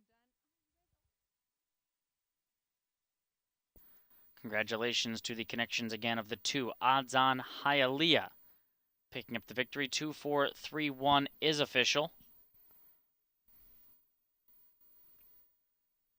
The exacta is $6.80. The trifecta is $29.60, and the superfecta is $9.34. And that top-down, Queen of Fear was 4th. Odds on Hialeah, the winner. Skywalker C, 3rd. Odds on Chesapeake, 2nd. Rose Run Ashley was 7th. Prolific Fire was 6th. Section Line Flame was 8th. The Word is out 5th. 4, 1, 3, 2, 7, 6, 8, and 5. 4th race is next. There's no changes. Scarlet Championship for 2-year-old Colton Gelding Trotters.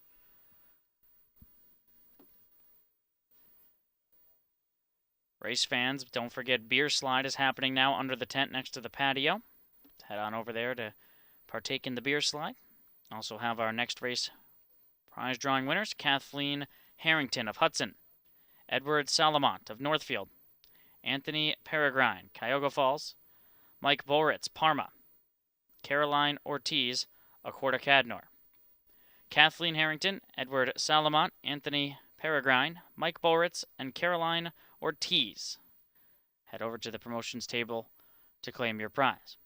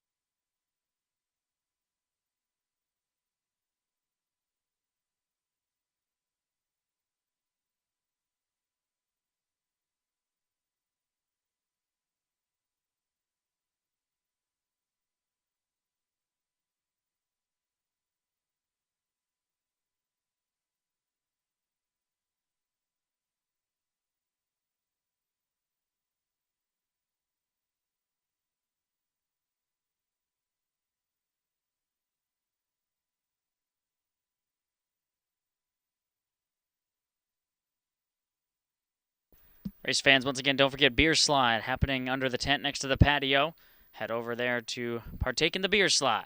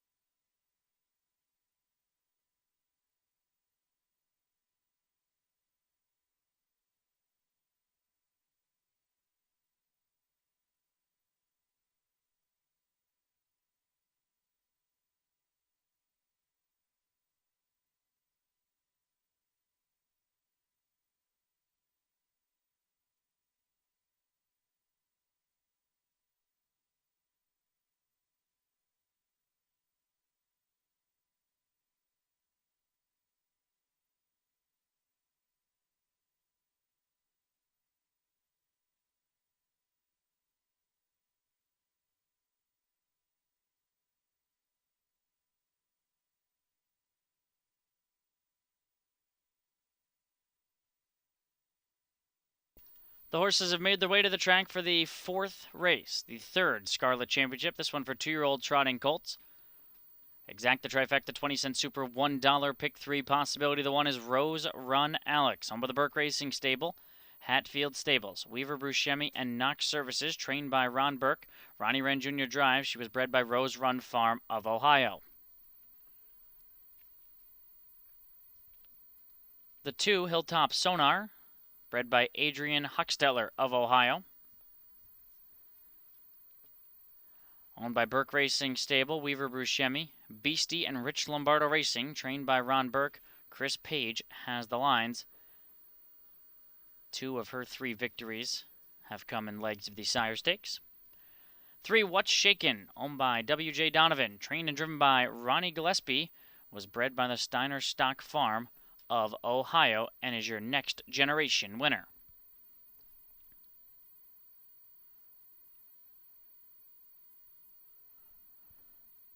The 4 Caviar Creek, owned by Christopher Beaver, Steven Z. Hendelar, Leo Fleming, and Mark Schwartz, trained by Chris Beaver. Aaron Merriman has the lines. Bred by John Hochstetler of Ohio. Galliers Racing of Ohio bred the 5 Battle Hill. Has yet to miss the board in 8 career tries. Owned by William Hart, trained by Matthew Burkholder. Chris Lems has the driving assignment.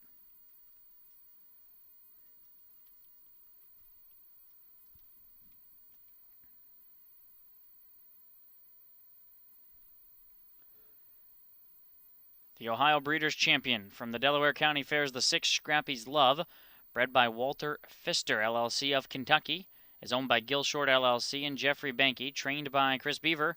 Mike Wilder in the sulky.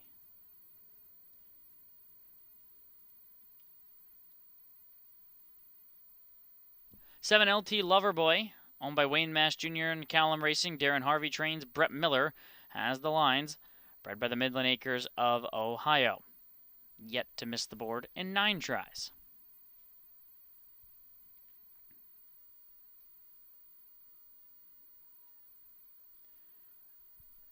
And the 8 is a 2-time Sire Stakes leg winner, bred by R. Bradley Schaefer of Ohio. The 8 Oh So Fast, owned by Wayne Mass Jr. and the Callum Racing. Scott Cox, the trainer. Dave Miller in the sulky. That's the field here for the 4th Exacta Trifecta 20-cent super $1 pick 3 possibility. Back over in race number 3, my top 2 choices were able to go 1-2, although Odds on Hialeah certainly looked like she was in deep water around the far turn, but she dug in. Dexter found a way to get her to the winner's circle to give Virgil Morgan Jr. a double and an exacta of his own in the 3rd race. We flip over to race number 4. I had a tough time with this race, but I tried the 6 Scrappy's Love. She does go first time late, or he does go first time Lasix here tonight.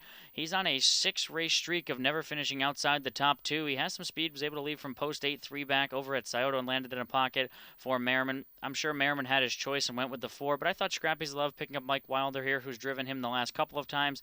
He's a wire-to-wire winner at the Ohio Breeders' Championship at Delaware. I'm hoping that he can flash some speed off the gate and maybe get this guy toward the front, and I'm going to try Scrappy's Love on top using some of that consistency he's shown. For second to 5, Battle Hill, another one that hasn't missed the board in 8 career tries. 3rd place finish from the 2nd tier post 10 at Dayton in his most recent start. He also won his division of the Ohio Breeders' Championship at Delaware. He can go forward off the gate as well. I'll try him second. And for 3rd, I threw in the 8 Oh So Fast. One of 2 here for the owners, Wayne Mass Jr. and Callum Racing. This one does have to overcome post 8. He found his way to the front from Dayton and was able to go wire to wire there. He does have a break at Delaware, so that was a little concerning. But he's got a win right here at Northfield. I got it 6-5, 8-7. Gold Sheep Bob 5-2, 7-8. Jess and Jenna, what you got for the 4th? Well, Kenny, Jenna and I are both on board with the 5. He's now clicked down there to 3-1. He was just up there at 4-1, but I still take 3-1. Jenna on the 5. Battle Hill, as Kenny has mentioned, has not missed the board in his 8 career starts. A bit of a tough task from a trailing position at Dayton. I still thought it was a very good a mile, 58 there. He's been on a roll prior to that. He's 4-time winner from those 8 starts. He is by Marseille, who has been recently added to the Ohio breeding program. A really nice post here. He looks like he can be forwardly placed off of the gate, but also he's very versatile. We've seen him get forward from an outside post before. Not saying that post 5 is necessarily an outside post, but it can be tricky when you got some speed to your inside. He had post 6 in the State Fair, went convincingly down the road that night at Scioto on 56-2.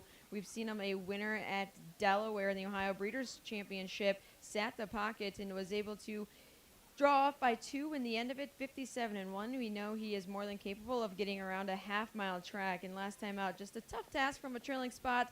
That's track not in the best of shape that night as well. It was a sloppy, rainy night, so you can almost forgive that effort. He's perfect, 8 for 8 on the board.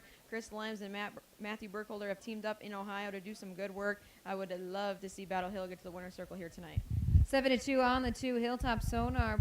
Ron Burke sends out 2 in here. This is a son of What the Hill. Chris Page in the bike. Third place finished last time on a Dayton, closing well at the end of the mile. Does show a few X's on the program page, so maybe a little bit concerning. He did look good scoring down out there. He's a 3-time winner from 7 starts. This was a newer purchase for the Burke Brigade towards the beginning of the season there, but he's done nothing but good work in their barn. He only worried bit for me is the break here at Northfield back on the 14th. He was parked and then just put in a step, but he followed that up with a good effort on the front end from post 9. That was a very convincing win that night, parked past the quarter, and then last time out up at Dayton. It was a very good effort. He followed second over cover, just obviously prepping for the championship here tonight. He was third, beating a length and a half behind Oh So Fast, who just unfortunately here tonight drew post 8.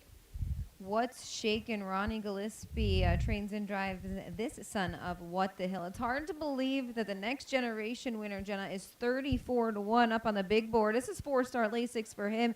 He's hit the board 6 of 7 starts. Of course, that last start last time, I'm just going to throw it out. Lots of traffic trouble. Really wasn't, things weren't really going his way that night. Prior to that, sharp horse. He was very good in his win back here, 4 starts back, and then he added Lasix, and it seemed to be doing some work for him. But that night here at Northfield, he was first over and ended up drawing away by a length there at the end of it, 2 minutes and a fifth there. But this guy at Next Generation Night set a track record, 155-4. He's just 2 of 7, but he's been on the board 6 of those 7 tries. $128,000 this son of What the Hill has made. Just a $17,000 Ohio Select yearling purchase. LT Loverboy opened up as a favorite and is the favorite as they head to the gate 8-5. Of course, hasn't missed the board in his 9 starts this season. He has plenty of gate speed, but there are a couple to his inside. Jenna goes 5-2-3-7. I'm going to go 5-7-6-2. Good luck. Kenny Livingood has a call.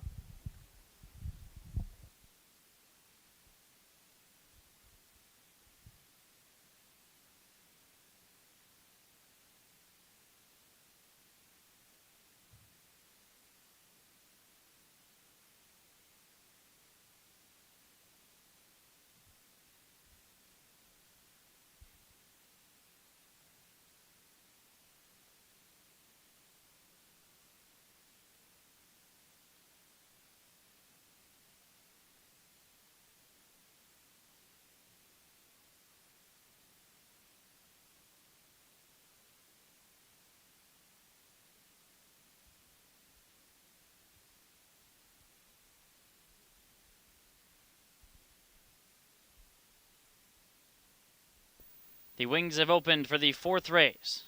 3rd Scarlet Championship of the evening. Field of 8 in behind the gate.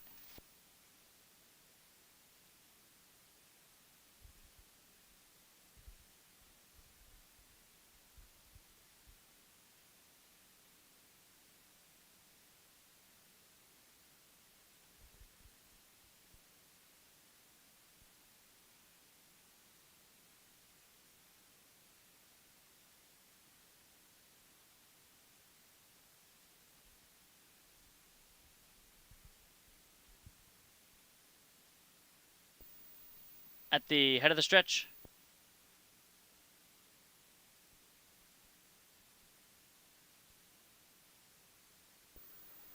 they're off and trotting. Caviar Creek put in some steps as Battle Hill heads out looking for the early lead. Hilltop Sonar toward the inside. What's Shakin' part of the mix? Rose Run Alex down at the inside just jumped it off. Rose Run Alex made a break. Up top, Hilltop Sonar battling with Battle Hill as they race to the backside. What's Shakin' is 3rd. Scrappy's Love finds the pylons in front of his stablemate Caviar Creek inside of LT Loverboy, then Oh So Fast. And after the miscue, Rose Run Alex is the back marker.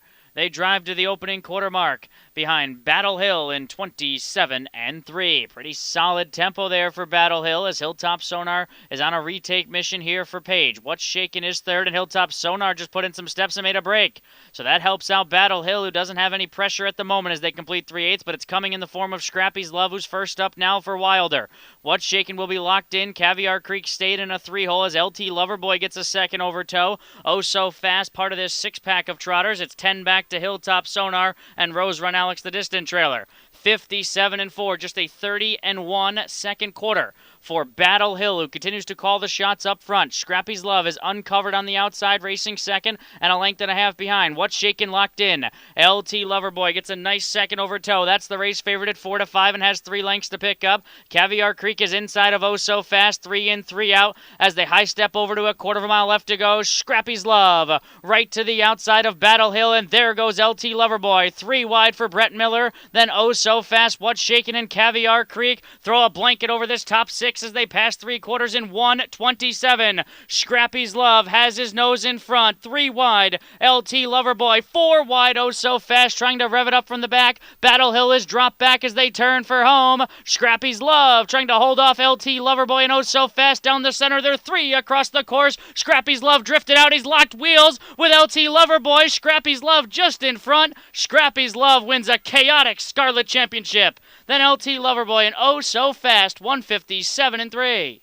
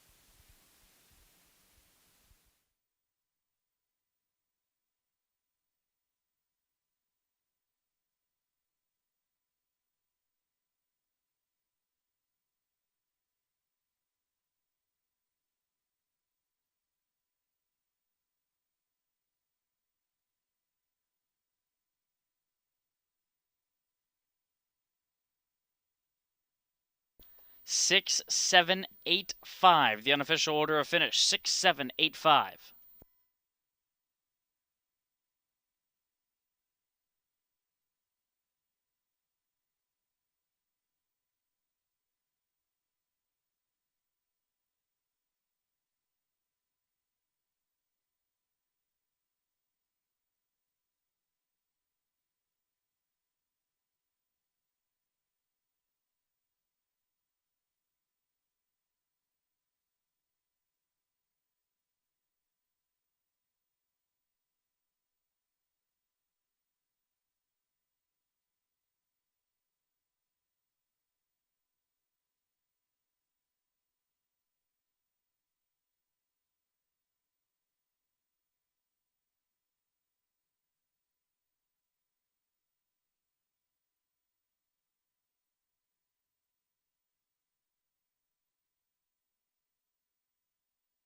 Please note there's an inquiry sign and it concerns the unofficial winner. The inquiry sign has been posted for possible interference in the stretch concerning the 6 Scrappy's Love for that incident coming down to the finish. So hold all tickets. 6, 7, 8, 5 is unofficial. The judges will look at this one.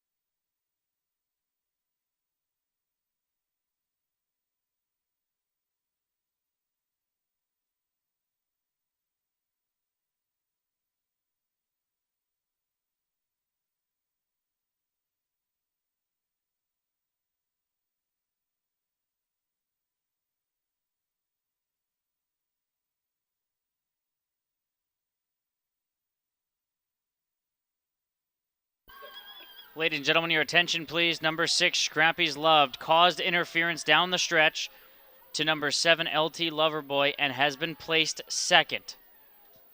Again, Scrappy's Love, the original unofficial winner, has been placed second for interference to the 7, LT Loverboy, and your new order of finish 7, 6, 8, and 5.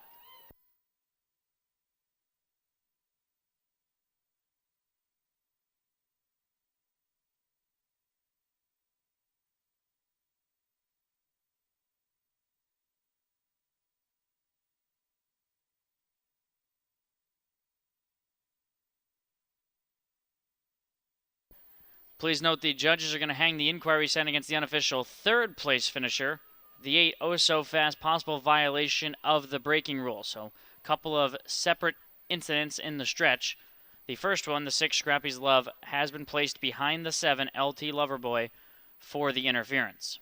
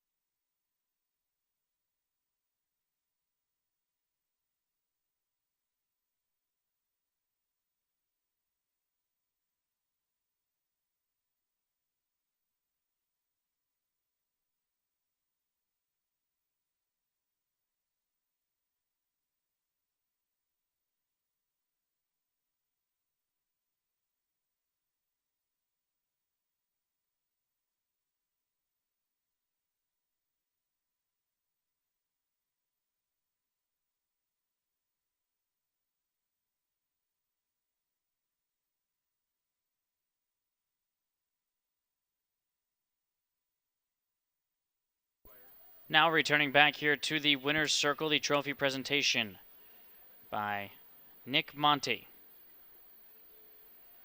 and Harness Communicator Hall of Fame member Bob Roberts. Comes the 7 LT Loverboy, owned by Wayne Mass Jr. and the Callum Racing, trained by Darren Harvey. This is Brett Miller's second win on the program, second Sire Stakes victory for him. The 2-year-old Bay Gelding by Long Tom out of the Cantab Hall mare For the Love of Lindy was bred by the Midland Acres of Ohio. 6th lifetime win for LT Loverboy, placed first in 157 and 3.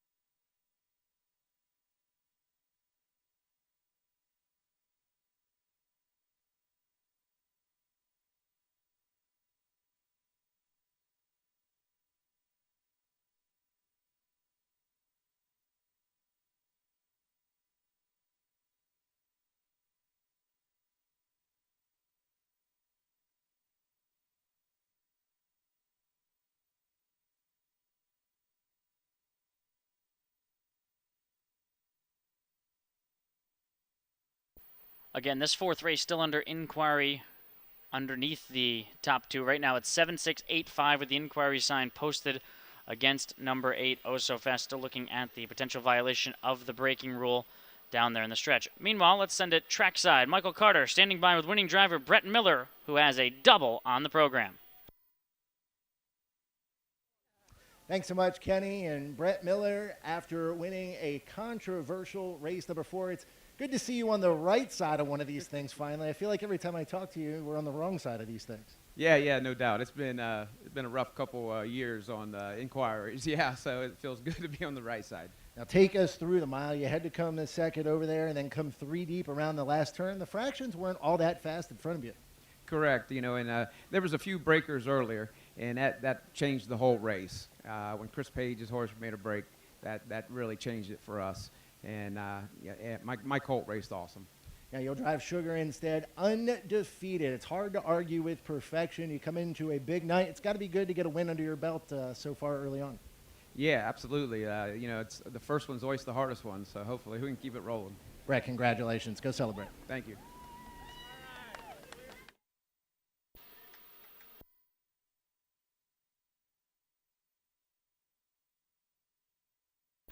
Please note we have another disqualification. Number 8, Oh So Fast, was originally 3rd, has been placed 5th for failure to lose ground on a break.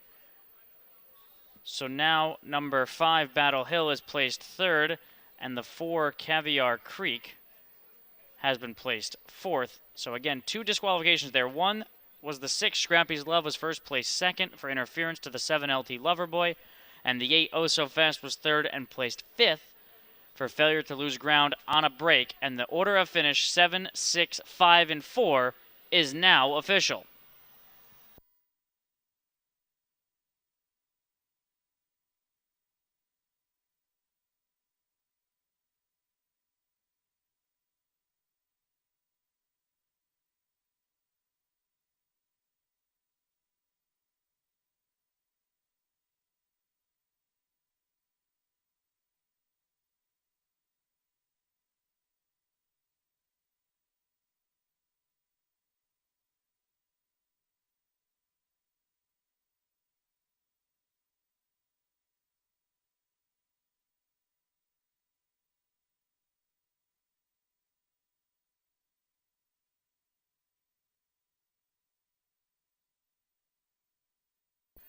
Exacta $17.80, the trifecta $55, the superfecta $38.40.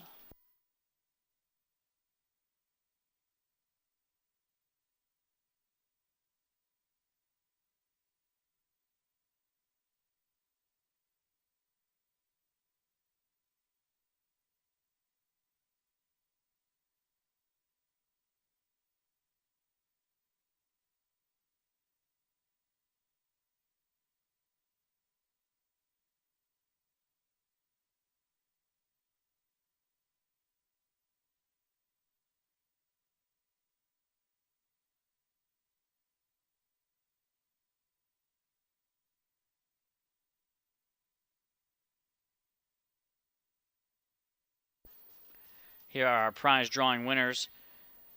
Gary Pesek, East Lake. Janine Kitchen, Fostoria. Sam Boyer, Maple Heights. Tony Campagna, Cleveland. And Mark Caruso, Avon. Gary Pesek, Janine Kitchen, Sam Boyer, Tony Campagna, and Mark Caruso head to the promotions table. And again, the beer slide still happening on the track apron. So head over to the beer slide tent for some prizes down there.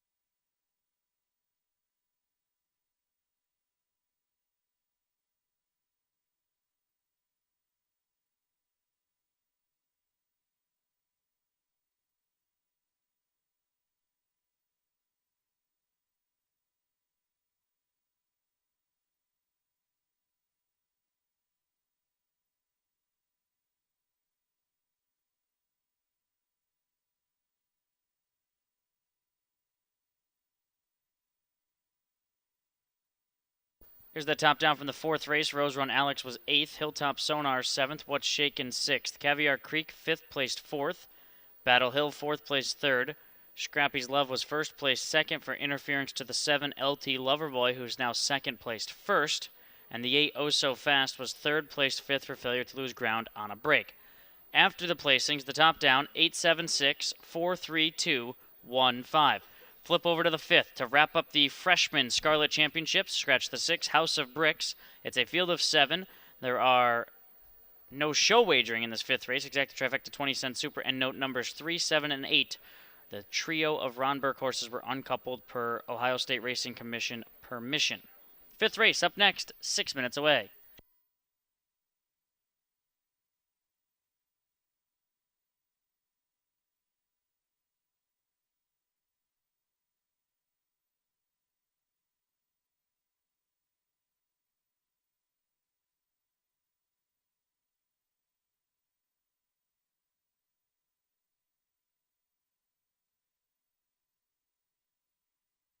Coming up now, a presiding judge review with presiding judge Bud Teeters taking a look back at the stretch run of the 4th race.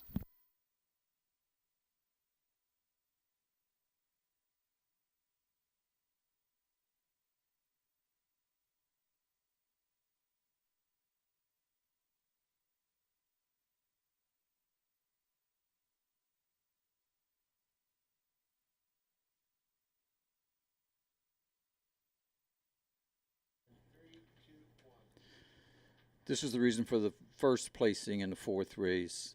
The horses are coming down the stretch to the finish. The 6 comes out, interferes with the 7. We'll show it again. The horses are coming down the stretch to the finish. The 6 comes out and interferes with the 7. That's the reason for the first placing in the 4th race.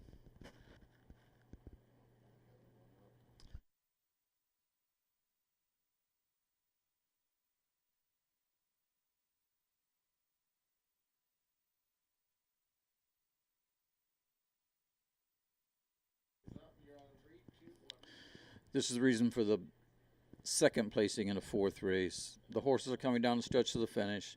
The 8 makes a break and is off stride through the wire. He does not lose ground while he's off stride.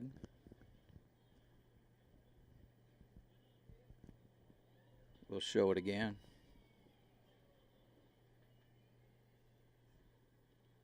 The horses are coming down the stretch to the finish. The 8 makes a break and is off stride through the wire. He does not lose ground while he's off stride. That's the reason for the second placing in the 4th race.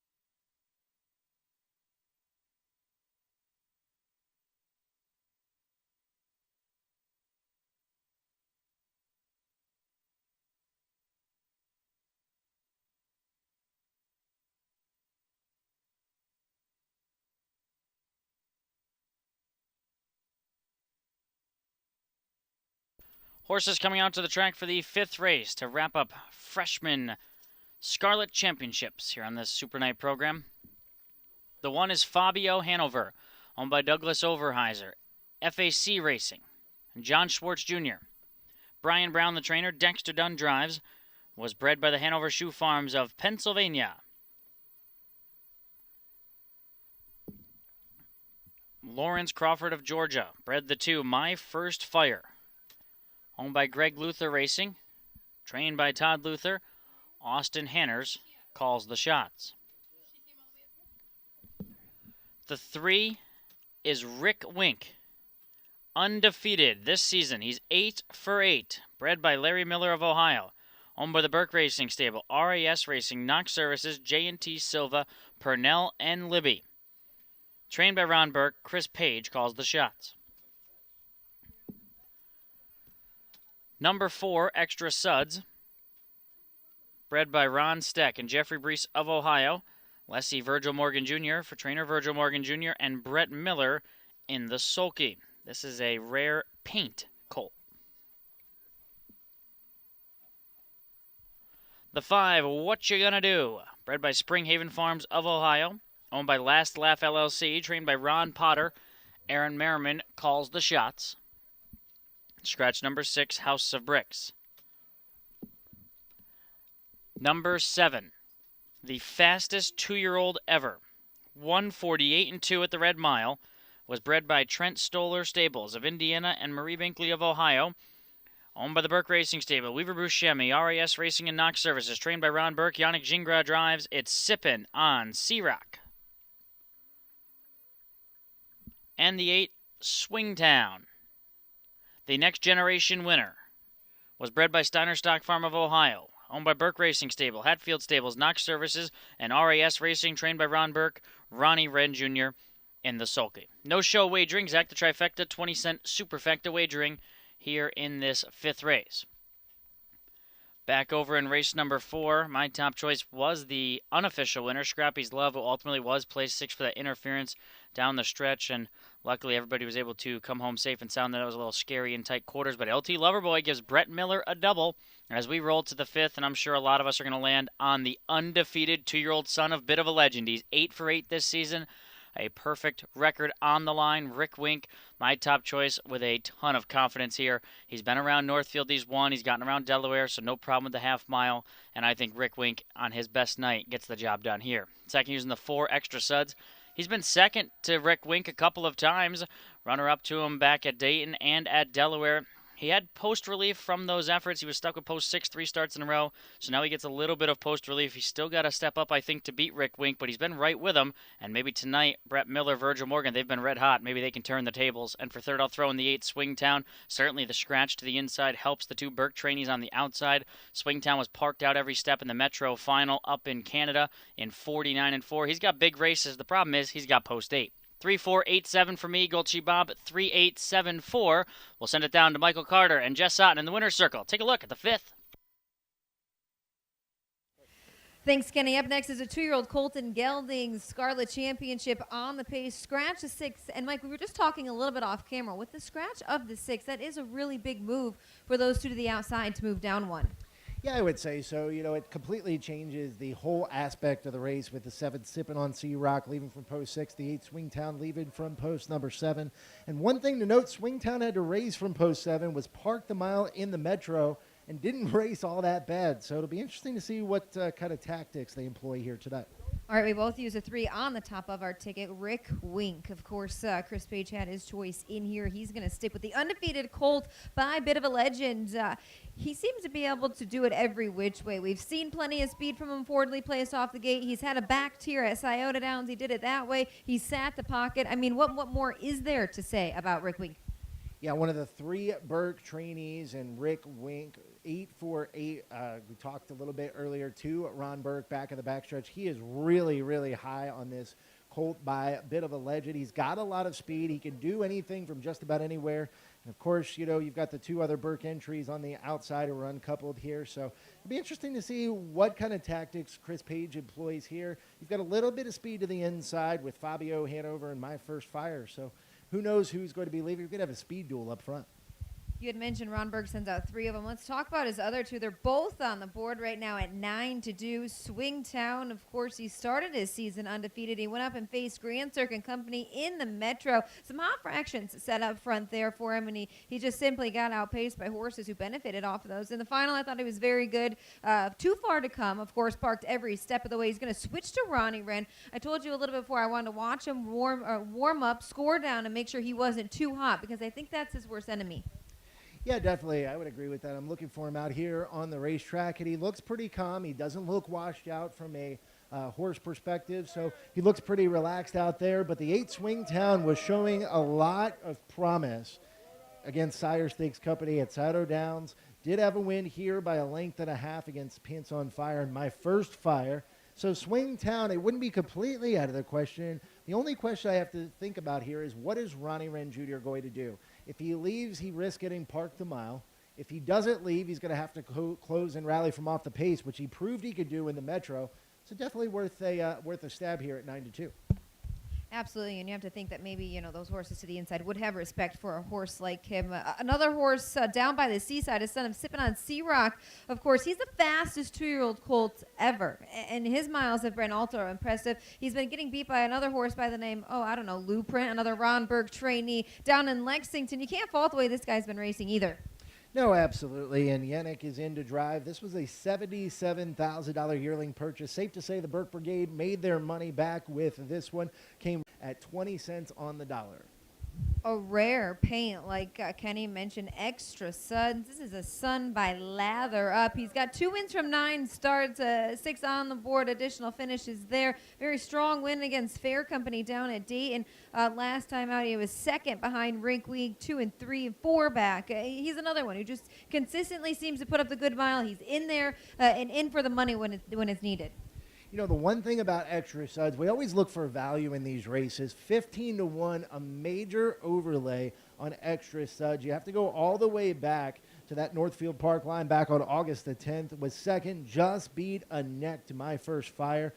This is a really big opportunity, and what better night to show up than in a $300,000 stake race? Catch the Fire bursted on the scene with his offsprings in Ohio. He'll be the father of the 2 My First Fire. Todd Luther, Austin Hanners have teamed up for a 3rd place finish in the 2-year-old filly pace. 4 wins from 9 starts this season. Back-to-back off the board finishes the last 2 times out. But another one who's got plenty of gate speed. Have to see what Austin tries to do off the gate. You don't want to be overused too early into the mile. Talked to trader Todd Luther a little bit earlier this week. He was very happy with the way My First Fire was training down. He's had a couple of rough efforts over the past couple of starts. Took a week off in preparation for this mile. And how about Austin Hanners getting to drive in some of these big races? It would be awesome if he could get a big victory here at long odds. One final horse to touch on. What you gonna do? Post 5, Aaron Merriman in the bike for Ron Parter. We hear these guys behind us cheering, and we wish them and everybody, of course, the best of luck in this race. Back-to-back 4th place finishes, Delaware, Dayton. Another horse who kind of just sucks along to the trip, but he's pretty game. Yeah, definitely. This is a horse that likes to get a check, and how fun would it be for this big group behind us? Every time What You Gonna Do, actually, here he comes. What You Gonna Do passes, we hear a big cheer from the crowd. 2-year-old gelding by Fear the Dragon. We're going to see a famous Fear the Dragon a little bit later on as well. And those horses tend to be big-time check getters. So I wouldn't be shocked to see What You Gonna Do make the ticket here. All right, the 2-year-old Colton Gelding Scarlet Championship is up next. 3 to 5 on the 3. Rick Wink. Mike's going to go 3-8-4-2. I'm going to go 3-8-7-4. Good luck. We'll send it up to Kevin Livingston for the call.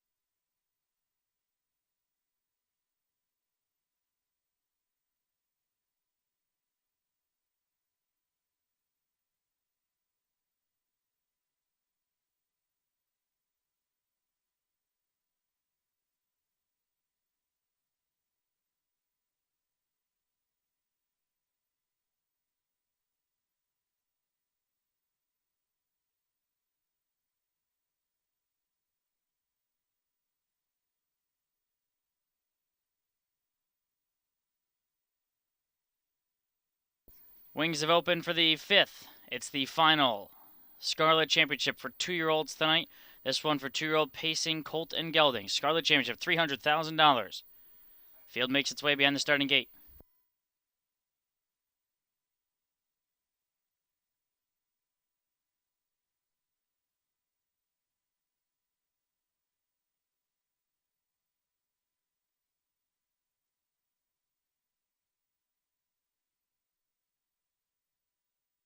The field of 7 make the turn. Here they come.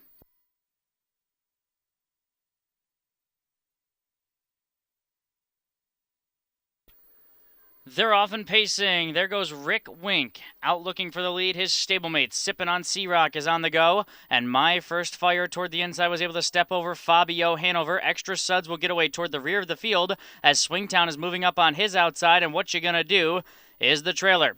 So they step onto the backstretch and drive to the opening quarter, and here come the Burke Brigade on the outside, Sippin' on Sea-Rock and Swingtown, and Rick Wank, who is away in the front, is back racing in third as they head to the opening quarter mark in 27 and 4. So Swingtown from post 8 to the front, Sippin' on Sea-Rock is the pockets that are a length and a half behind.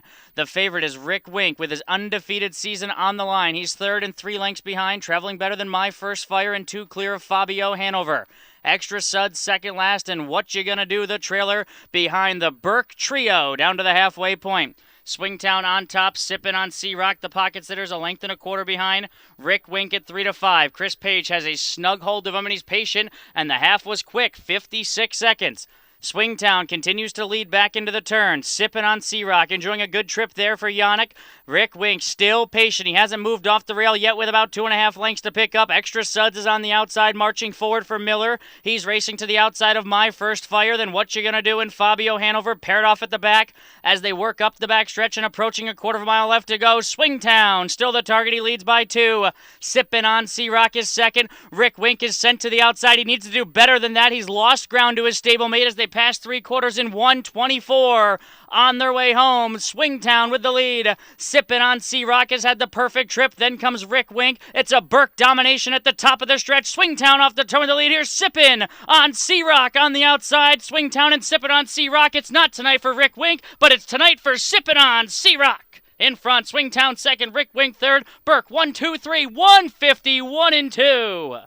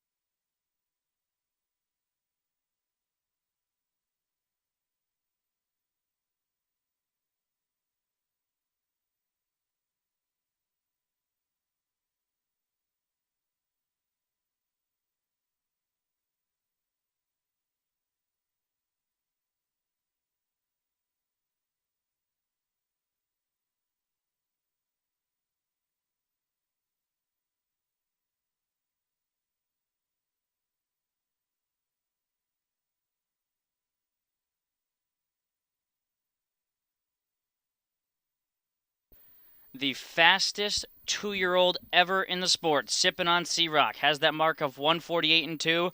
Well, he just backed it up, equaling Northfield Park's track record for 2-year-old colts, 151 and 2.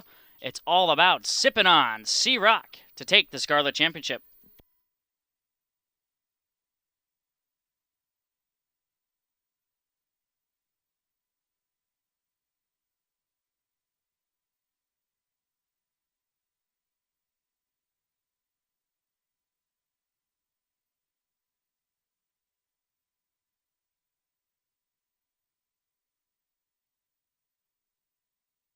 Seven, 8, 3, 2 is unofficial.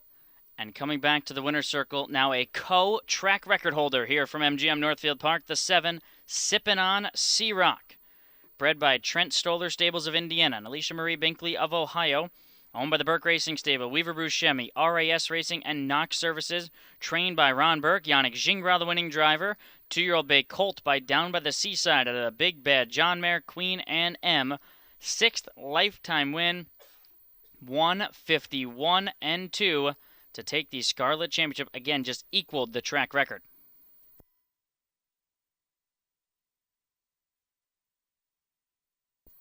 And the result is official.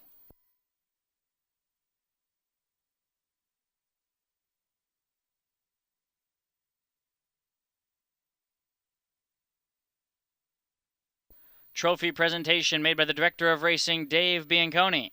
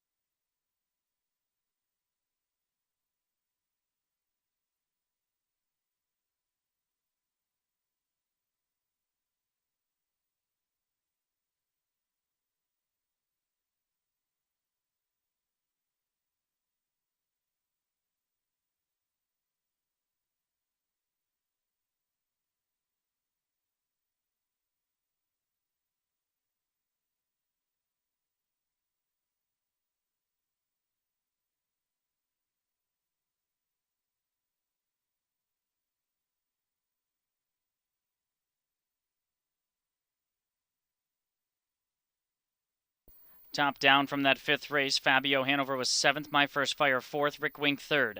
Extra Suds 5th, What You Gonna Do was 6th, Scratch House of Bricks, Sippin' On, Sea-Rock the winner, Swingtown 2nd, 7-4-3-5, 6 Scratch 1-2. The 6th race is next.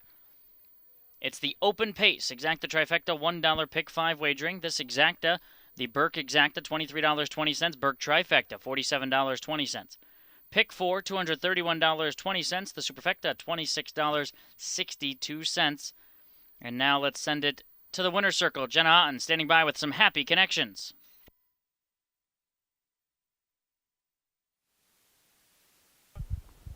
Thanks so much. We're here with winning owner Carl Howard.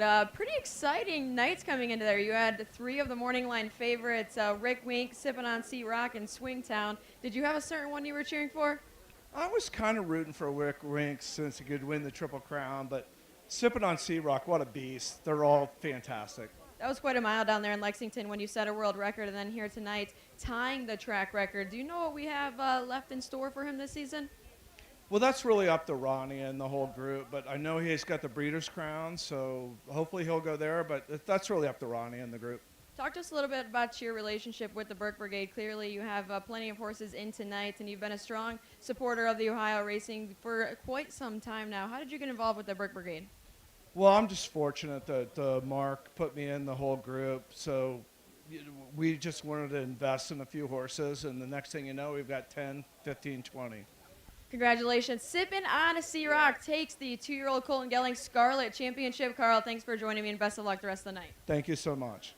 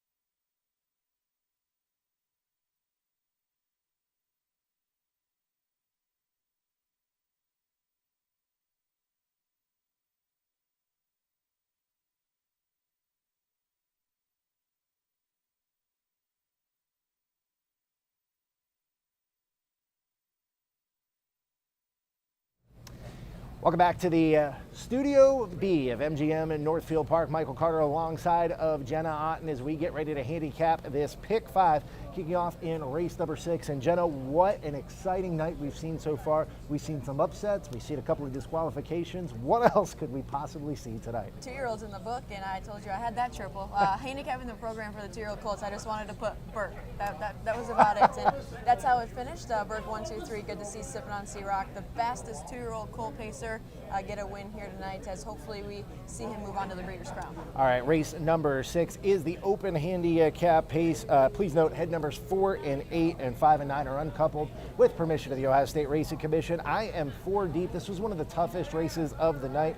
You and I don't really agree too much in here. I went with the 2, 5, 8, and 9. The 9 cashed up, picks up Dexter Dunn for trainer Randy Bendis. Did come back with a really nice effort last week from post number 7. Unfortunately, fortunately for him, draws the second tier here. Yeah, I'm just going to go 3 deep here to kick off the Pick 5. I used a 4, 5, and 7. I will actually slot the 4 Club Dance on top for Jody Scalacci. Billy Davis back in the bike this week. Last time Billy sat behind him was in against Open 2 Company and was able to get the win there. I have to use the Randy Bendis trainee on top as well as Night Shadow on my ticket. All right, race number 7. It is the American Cancer Society Pace for the Cure all-female drivers race. Please note in here the 2 and the 8 are uncoupled with permission of the Ohio State Racing Commission. I am 2 deep to the 4 Blue Spanx and the 9 St. Lad's Thriller, and they all looked really cool warming up earlier and decked out in all of their pink. And Keith Cash Jr. won this event a couple of years in a row with Blue Spanx. Yeah, it was really cool to see him warm up. I hope people got the opportunity to see him all painted in the breast cancer. And I'm not just going to go 3 deep here. This was a very tough leg. I felt like it was, you could hit the all button. Honestly, if you wanted to, I used the 1, 6, and 9. The 4 Blue Spanx is 4th on my selection. So if I get beat by him, I'm going to be pretty upset. Well, that's my top selection, so I'm hoping that you get beat by him. But the 9 St. Lad's Thriller could provide a little bit of value as well. I singled in race number 8 is the first of the 3-year-old Ohio Sire Stakes $300,000 events. It also kicks off that $20,000 guaranteed pick 4, which you and Jess are going to come back a little bit later on and talk about. I am singling to the 4 Sugar instead. I singled her both in this pick 5 and in the pick 4. Absolutely no way around her. Had a good prep down in Dayton in the fair circuit. 6.5 length winner there. 11 for 11. Has done nothing wrong so far this season. It'll be a tough task, but very successful night for both Brett Miller and Virgil Morgan already. Sugar instead looking to continue her win streak. Just a couple of minutes left here. Race number 9 is the Scarlet Championship for $300,000 for 3-year-old filly Pacers. Please note no show wagering. 1 and 4 uncoupled with permission of the Ohio State Racing Commission. 2 deep here to the 4 Bath Bomb and the 6 No Foolin' April. I was a big fan of Bath Bomb towards the beginning of the season, but just for the economic base of my ticket, I singled Seaside Diva in here. Do note she is back on Lasix tonight, going down to Kentucky, not being able to race on Lasix, so she is back on Lasix here. That's a big effort in the Courageous Lady back here. Got away 9th, ended up 4th, but I mean it was pretty much an impossible spot. The only way they could beat her at Delaware was give her post 8 with 2 trailers. So it was a very tough trip that day. Still second by a neck and a very good mile down at the Red Mile. So I'm going to single up the Ron Burke trainee Seaside Diva in race 9. Race number 10 is the final leg of this pick 5. I'm singled here to the 2 Spazzano. I'm going to go 3 deep. I'm going to use the 2, 5, and the 6. I'm going to use Tennessee Tom on top. He has just been phenomenal all season long, coming off of a 2nd place finish at Delaware.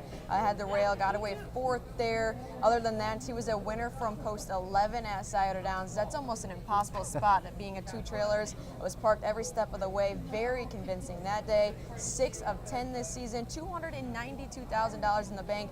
I will be on board with Tennessee Tom in race 10. All right, Jenna's got a $27 play. I've got a $16 play. Please note in the 10th race, 1 and 6, 2 and 3 uncoupled with permission of the Ohio State Racing Commission. Best of luck in this pick 5 coming up here in race 6.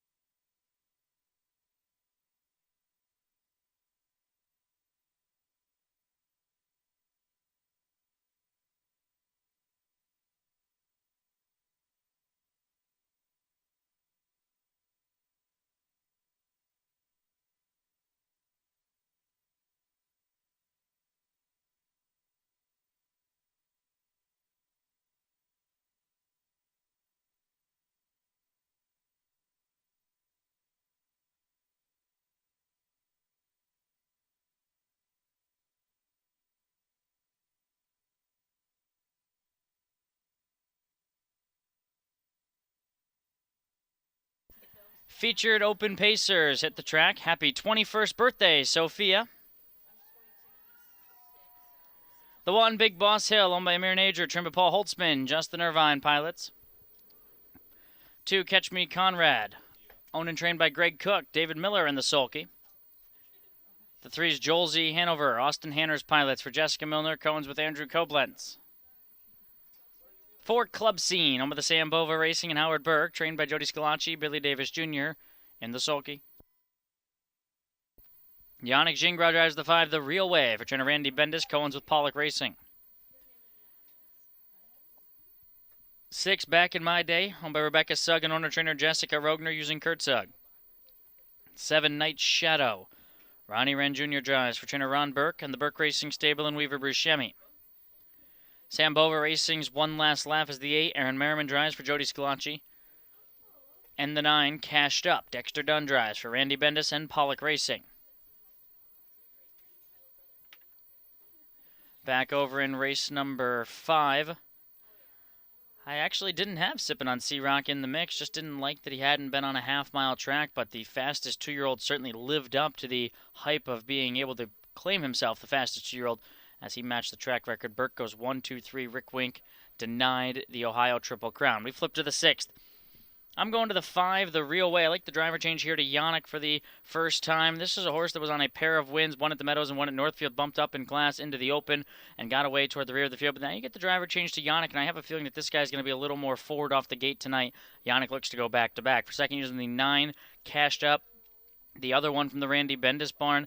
This one got a bad draw of things last week, came from last, being assigned the outside post, or drawing the outside post, I should say, but he was on a 2-race win streak, including an Open 2. Now you get Dex from the second tier, so you get improved post, and second start back after a scratch sick, so I used him second, and for third, the 7, Night Shadow. This is a horse that last year ran amok through the Northfield ranks. This year hasn't quite been the same, but he's got to win 3 back. So I'll go 5-9-7-6, Goldschie Bob 7-5-9-2. Jenna Carter, take a look at the Open.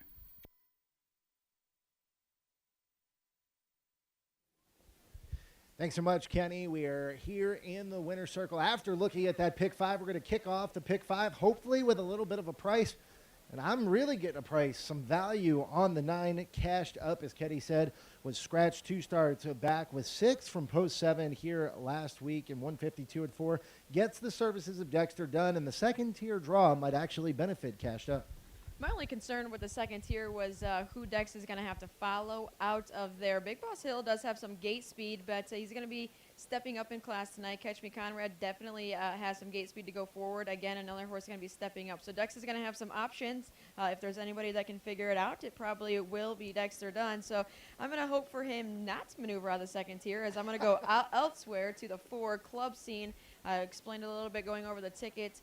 Big price right now. He's been taking on the Open ranks here at Cleveland. Billy Davis Jr. picks back up the lines. Welcome back, Billy. His second night back. But he did pick up a win 4 back in the Open 2 company. 52 and 2 mile there. We're going to look to tee up a huge price as he is 38 to 1. Listen, if this thing scores, I might be asking you to buy me some snacks later on, because that would be a massive, massive upset. I do like the price, though. I also don't really like the price on the 5, The Real Way. I know you and I both use The Real Way for second. Picks up the services of Yannick Gingras, your driver in the Breeders' Crown Charity Challenge. From post 6, didn't get off the gate all that well last week and finished 5th, beaten 6 1/4 lengths. The son of Down by the Seaside has seen better days against lower level company, though, was really racing against some nice talent in the non-winners of 4,500, non-winners of 8,000, winning by a combined 10 lengths. So we'll see what The Real Way does. I'm just a little leery about the price here. This is a 4-year-old son of Down by the Seaside that I got pretty familiar with last year as he was part of the Burke Brigade. It was a homebred for the Burke Brigade and Weaver Buscemi there. 5 of 20 last year, racing in and out of the Ohio Sire Stakes Company, has moved into this 4-year-old. That transition from 3 to 4 can sometimes be a little tough, but he does have 5 wins on the season, hitting the board 13 of 23. Don't know if I want to go be on board with too much of a short price, but 5 to 2 would be pretty fair now for The Real Way. Real quick, let's skip over our third pick. Let's look at the 8, One Last Laugh, who actually went right by here for trader Jody Scalacci, has finished second in 4 of his last 5 starts for their connections. This is a solid hard-hitting, open horse currently on the screen. And you're a horsewoman. What do you think? I'm going to use him for 4th in there. We know that he can get off the wings. He hasn't seen post 8 in a while, but when he had post 6 in the Open 2 a few weeks ago, 6 starts ago, he was 3rd there. He followed some really live cover, and last week he was just 2nd, beating a neck here at Scioto Downs to Save America, who came back this week and won the Open down there at Dayton. So he's been racing very tough company, 3 wins, but 11 seconds on the season. It's going to be a huge price if you're on board. If Aaron can get this guy forwardly placed, he likes to grind at the end of the miles. He likes to close well. Back-to-back 28 flat last quarters facing this kind of company, just slotted with an outside post. One more long shot to talk about, the 2, Catch Me Conrad, another one that I use, draws inside tonight for trader Greg Cook. This horse has been kind of up and down in class, was 3rd against Open 2 company from post number 7 last week. This will be a huge win for trader Greg Cook. And the Buckeye, David Miller, is in the sulky. Big driver change there. This is going to be a step up in class for him, so I didn't really know what to do. He's a very nice son of Tell It Like It Is. He's 8 now. He's getting up there, but he puts in the efforts each and every week, and last week slotted with post 7. 2 starts ago slotted with post 7. Now we are finally get the inside post to work with. David Miller in the bike. I've seen stranger things happen than him come and jump on a horse at 13-1 to the winner's circle. But this is a horse that loves to win. 64 of 226 lifetime, 11 of 37 this year, as we see him on your screen now. Very, very pretty 8-year-old son of Tell It Like It Is, up there on the big board right now at 13-1. All right, race number 6 is coming up next. It kicks off the pick 5. Happy 21st birthday, Sophia. We hope your night is a winning one. Quick reminder, numbers 4 and 8 and 5 and 9, uncoupled with permission of the Ohio State Racing Commission. Race number 6, the Open Handicap Pace, is up next. Kenny Livengood will have the call. Thanks, guys. As we await the Open Pace, here are those prize drawings for this race. Deb Rush, Mount Gilead. Bob Fritz of Norton. Robert Augustus of Maple Heights. Howard Wise of Massillon. And Gwen Robinson of LaGrange. Deb Rush, Bob Fritz, Robert Augustus, Howard Wise, and Gwen Robinson. Head over to the promotions table to collect your prize. Also, one more shout out. Happy 21st birthday to Sophia, joining us here at MGM Northfield Park.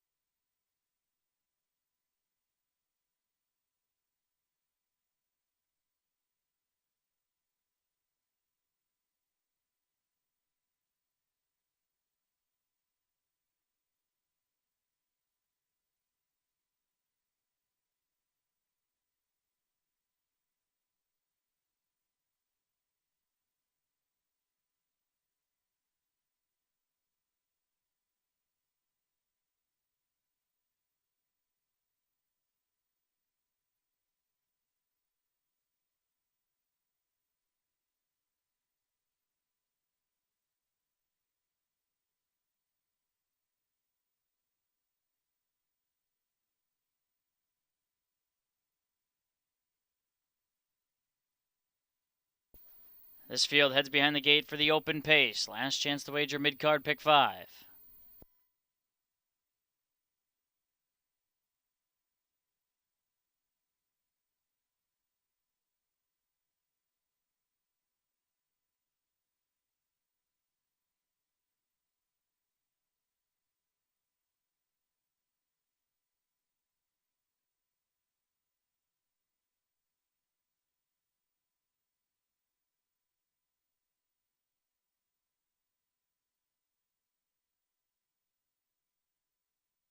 Here they come.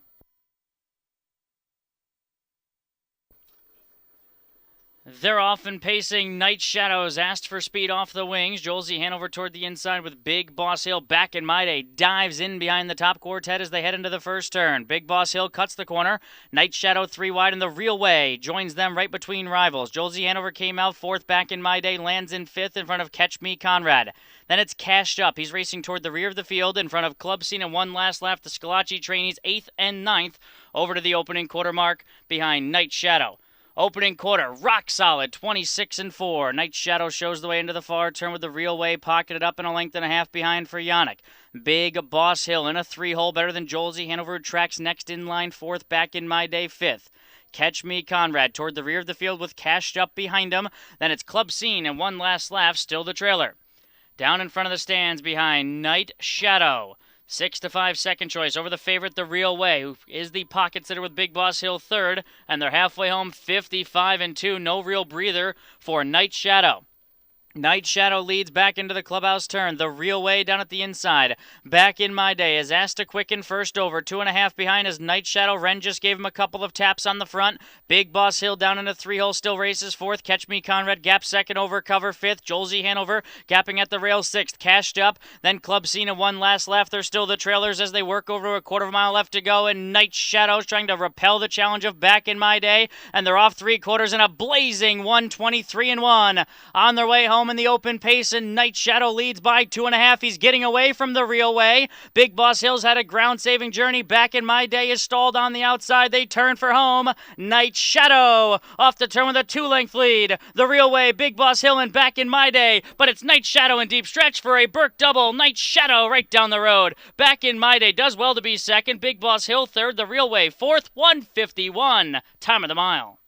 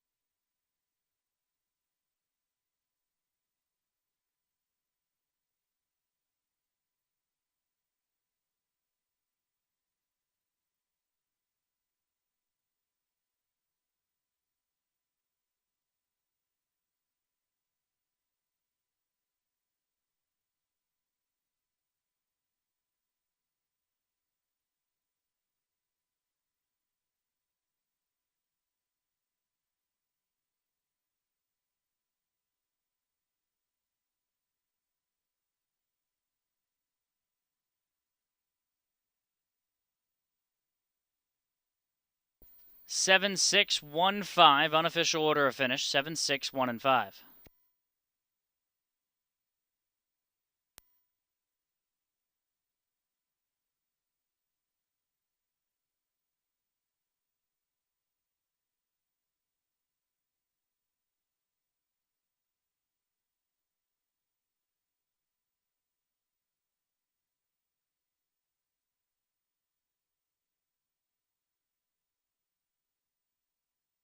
Returning back to the winner's circle, the 7 Night Shadow, owned by Burke Racing Stable and Weaver Buscemi, trained by Ron Burke, training double. Ronnie Wren Jr., the winning driver. 5-year-old Big Ellie by Shadow Play, out of the roll with Joe Mayer, Sexy and I Know It DeVee, bred by JMR Racing. Wallace Standardbreds and Barnum of Ontario, 19th lifetime win, 6th this season. Night Shadow, 151 flat.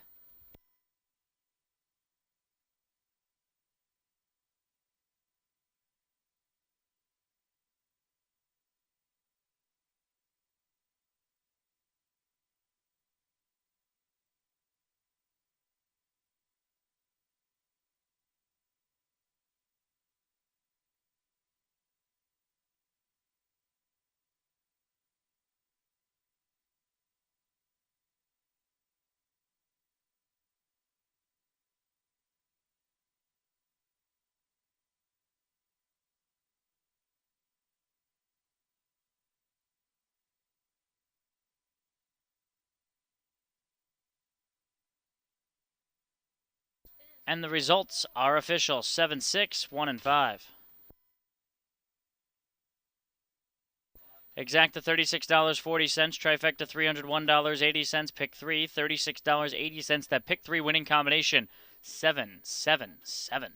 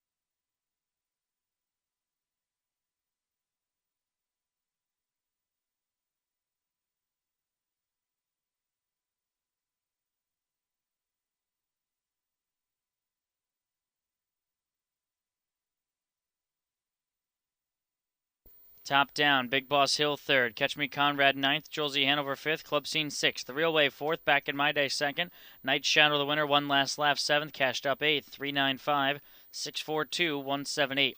Seventh race Pacers are next. American Cancer Society, Pace for the Cure for all female drivers. A field of 9, no changes, 6 minutes away.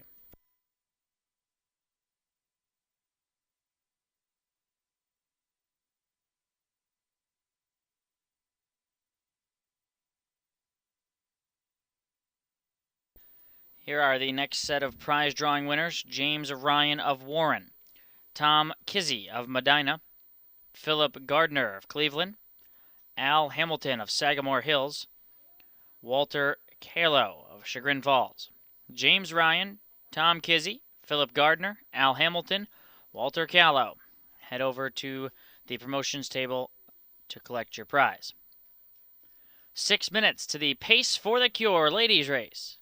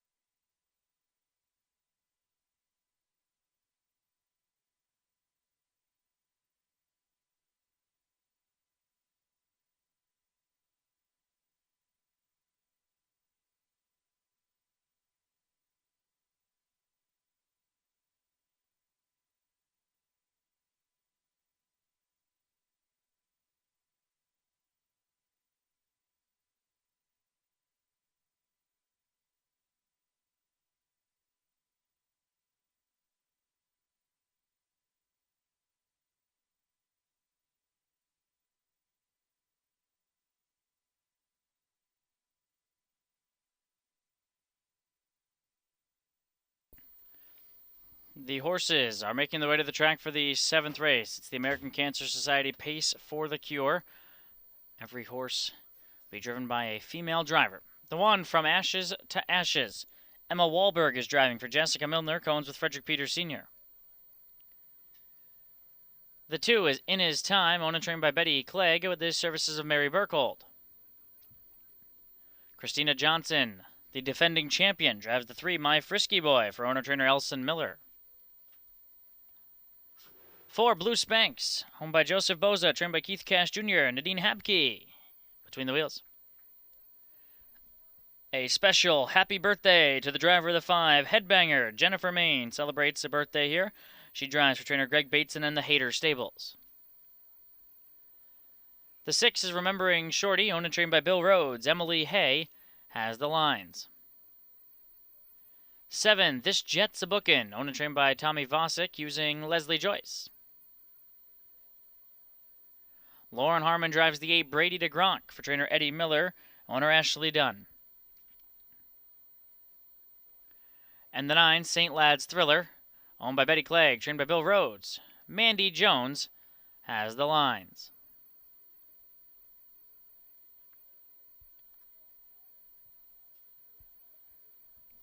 Back over in race number 6, that Open Pace went to the 7, Night Shadow. Big time performance as the Burke team picks up a second. We roll over here to the 7th, the annual American Cancer Society Pace for the Cure, featuring all female drivers. Gold Bob and I both land on the 9, St. Lad's Thriller. I thought that just St. Lad's Thriller may have been the fastest horse in this race, even though he has to navigate the second tier with a driver that's only made 19 starts this season, Mandy Jones. But in those 19 starts, she's hit the board 13 of those 19, so one of the more experienced here. And I'm going to put St. Lad's Thriller on top. Take out that post-8 effort at the Meadows. He's been sharp. For second, I'll use the 4, Blue Spanx. Nice third-place finish last out. He was in this race last year, finished 5th or 6th. Blue Spanx, Nadine was the runner-up, and that's our wonderful outrider here, Nadine Hapke, and she drives Blue Spanx. I'm going to put second. And for third, the 6, Remembering Shorty, on a 2-race win streak against 5 claimers. It's probably a tougher field, but Bill Rhodes holds a strong hand in here. 9-4-6-1 for me. Gold Bob 9-6-2-1. Best of luck in the 7th. Let's send it down to 2 of our wonderful ladies, Jess and Jenna Otten, in the winner's circle. Thanks so much, Kenny. A great race here coming up, field of 9, the ladies Pace American Cancer Society Pace for the Cure. And Jenna, just real quick, it's so great to see everybody involved in this race, giving out the flowers to the lady drivers and all the horses dressed in pink for breast cancer awareness. Yeah, we talked about it a little bit going over the pick 5, watching them warm up, and it doesn't look like any of them opted to take off the pink gear. A couple of them spray painted with that breast cancer sign. Very well put together race here, and shout out to the trainers involved in decking them all out, and of course shout out to all the lady drivers out there. All right, let's dive deeper into this race. You put the 1 on the top of your ticket, From Ashes to Ashes. Emma Wahlberg aboard for Jessica Milner. A couple of outside posts for this guy. I think the inside post will really help him. A horse who's kind of been just trip troubled. He's never in a good spot, and I think the inside post here will give Emma plenty of options to push forward off the gate and get close to the action. The last time we seen him had the rail here at Northfield Park. He was in a 6-claimer and went right on down the road, 57-1. Just held on by a nose that night, and just outside post in his last 3, post 6, post 8, and post 7 to work with. So again, the rail here to work with. I'm hoping Emma wants to push forward off of the wings as we're alive in the pick 5, and I'm alive to 3 horses in here. Obviously, the rail horse being one of them. The 9, St. Lad's Thriller, 1 of 2 for trainer Bill Rhodes. Mandy Jones aboard. Was morning line favorite 2-1. That's what you're getting right now, 2-1 on the board. Been facing 10 claimers here and over at the Meadows. Didn't quite work out for him last time out from post 8. Did close okay, I guess you could say, but prior to that was nothing but 1s and 2s on the program page. 4-time winner from 16 starts this season. Plenty of versatility. I think this guy likes to be forwardly placed off the gate. The question is, you're going to have to follow a horse that's going to be pushing forward as well.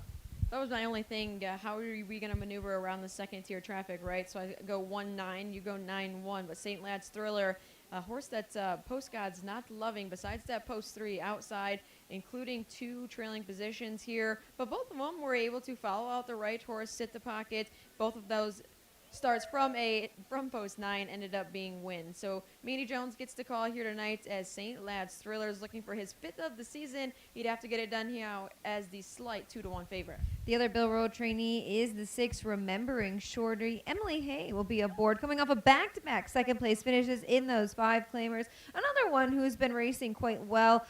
You can see that 6 on the board finishes, a couple of 4th-place finishes as well, facing the lower-level company, but a horse that seems to give it his all and want to be right there. Probably the value on the board for myself now, 9-2, 3rd selection, but it's a horse worth swinging with. Post 7 last time out, had to come a tough first over grind. Maybe in a little bit tougher here today, but it was a convincing winner by half a length last time out. Didn't need to do much more. Got him at a big price that night, 8-1. But 2-time winner looking to pick up his 3rd of the season. Again, that would be my value play right now on the board at 9-2. You're getting 8-1 on the 4 Blue Spanx. A big shout out to the driver here, Nadine. She's also the track outrider here. And her job is to keep everybody safe on the racetrack. Of course, they're the unsung heroes of the business. She'll be sitting behind Blue Spanx here. She's coming off a 4th place finish in the non-winners of 2,500. 40 starts on the year for this guy, but a hard-knocking horse. As you can see, 13 on the board finishes. A good post. Horse who kind of just sucks along and is there with him. Yeah, and if I'm not mistaken, I believe Michael Carter said Keith Cash Jr. has won this race the past few years, so it should give Nadine a little confidence booster there. Blue Spanx on the big board now, 7-1. Got away 3rd last time out, just ended up 3rd best there. Again, might be taking on a little bit tougher company here tonight than facing in his last few starts, but we will see a good post to work with. We'll see where Nadine is able to get away here tonight. I'm going to throw a couple of curveballs at you before the starting gates gets into motion. The 3, My Frisky Boy, Christina Johnson aboard this guy here. 2 wins from 27 starts. 3rd start off the bench for him after taking maybe just a month away from the races or so. Did check 2 back from the back tier. Maybe not so much luck last time out, but I do want to mention she was a Lady Pace winner at Delaware, Ohio after overcoming a tough trip. Good inside post for this one to work with. Doesn't matter just a month off or not. 3rd start off the bench is typically my favorite angle to take. I know he was only off not even quite a month there. Good qualifier, tightener back at the Running Aces before coming back to Northfield Park. Just 2 of 27 on the season. 3rd start off the bench, key for me. Tough trailing spots. That first start back ended up 5th there. Kind of flat on both of the end of his miles here. So we'll see what Christina has in store. If there's a lady out here that knows how to get one around the track, it is Christina Johnson. As like you said, she did take the ladies' pace at Delaware. Taking some sneaky money as well, 6-1 on the board. And the 8 is taking some money as well. 9-1 on Brady de Gronk. Lauren Harmon will be in the bike. She drives in against, all sorts of drivers. She drives here at the Northfield. She'll go over to the Meadows. She went down to Lexington. She would have been whooping on them down there and but it worked out a good trip. I think if she gets this horse involved a little bit early on and works out some sort of trip, he'll give it a good shot there late in the lane. 1 for 30 on the season. I guess we can forgive him for that. But look at the 2nd and 3rd place finishes there, Jenna. 11 from 30. I think this horse is sharper and is better than when he's been looking. I think that 2nd place finish last time out after sitting in the pocket was a step in the right direction. Yeah, I have to give Lauren a shout out as I was getting my teeth knocked in almost betting all week in Lexington. I took a shot with her down there, and thankfully she was able to navigate one to the winner's circle and put a little bit of money back in my pocket. She beat up the boys down there in Lexington and has Brady de Gronk to work with here tonight. I felt like all summer long I would see this guy just doing good work, always there, always finishing 2nd or 3rd, and that's what the program reads as well. Like you mentioned, just 1 of 30, so maybe a little bit camera shy here in 2024, but Lauren Harmon sure can navigate from an outside post, and if she scores here tonight, you would get rewarded as he now just clicked up to 10-1. All right, race 7 is heading towards the gate. The American Cancer Society Pace for the Cure. All female drivers. It's a field of 9, 7-5 on the 9 St. Lad's Thriller. I'm going to go 9-1-6-4. Jenna's going to go 1-9-6-4. Best of luck. Kenny has a call.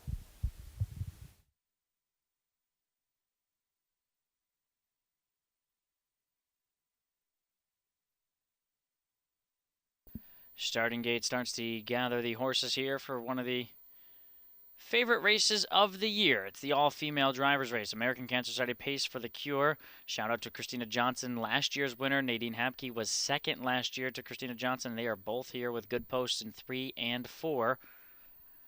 As this field heads behind the gate, Lauren Harmon, heard Jenna talk about that with that win at the Red Mile. So some wonderful lady drivers pick up their 9 horses behind the gate.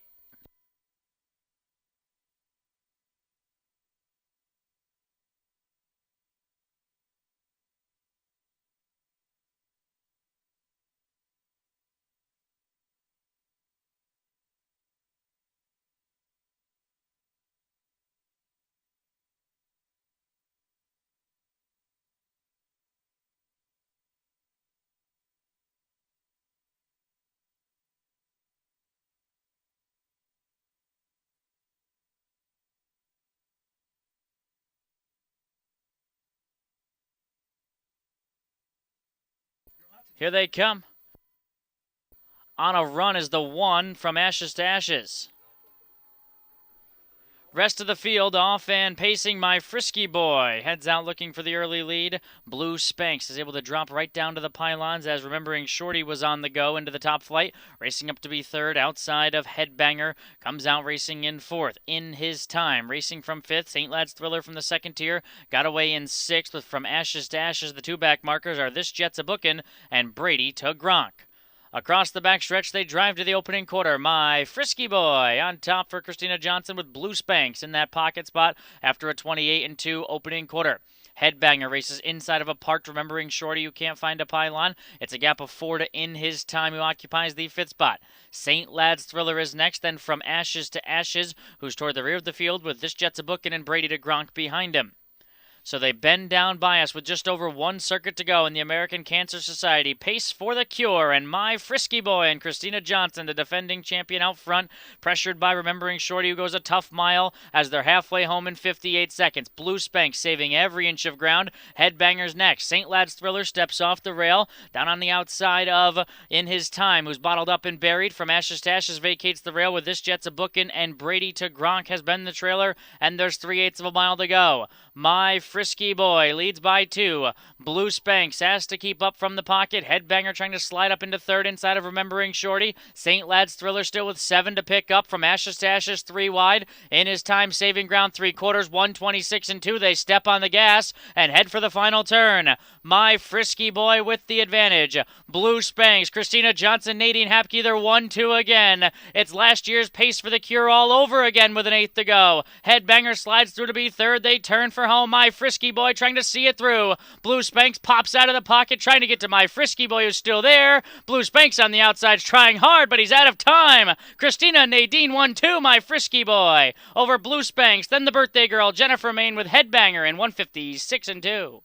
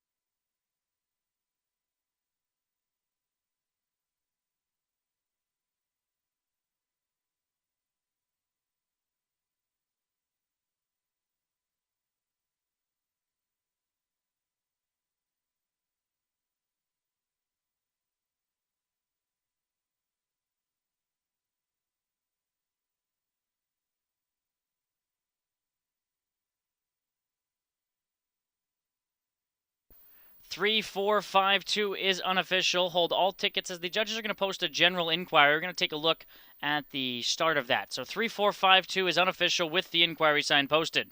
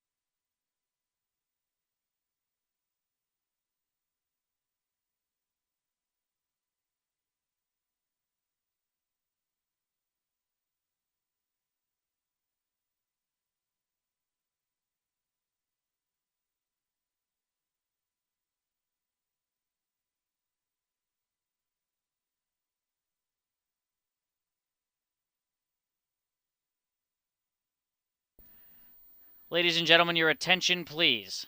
Number 9, St. Lad's Thriller, was interfered with before the start and did not receive a fair start and has been scratched from the wagering, and thus all wagers on number 9, St. Lad's Thriller, are a refund. If you had the 9, St. Lad's Thriller, you have been refunded as the St. Lad's Thriller did not receive a fair start in the wagering.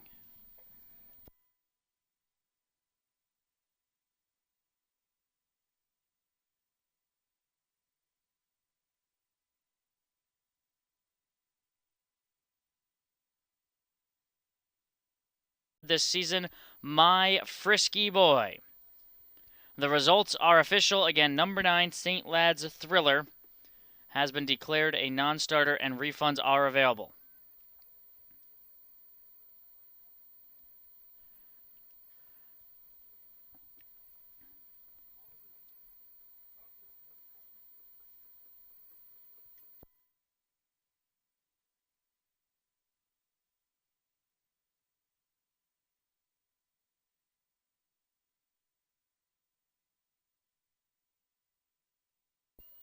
Let's give it up for all our female drivers in the winner's circle.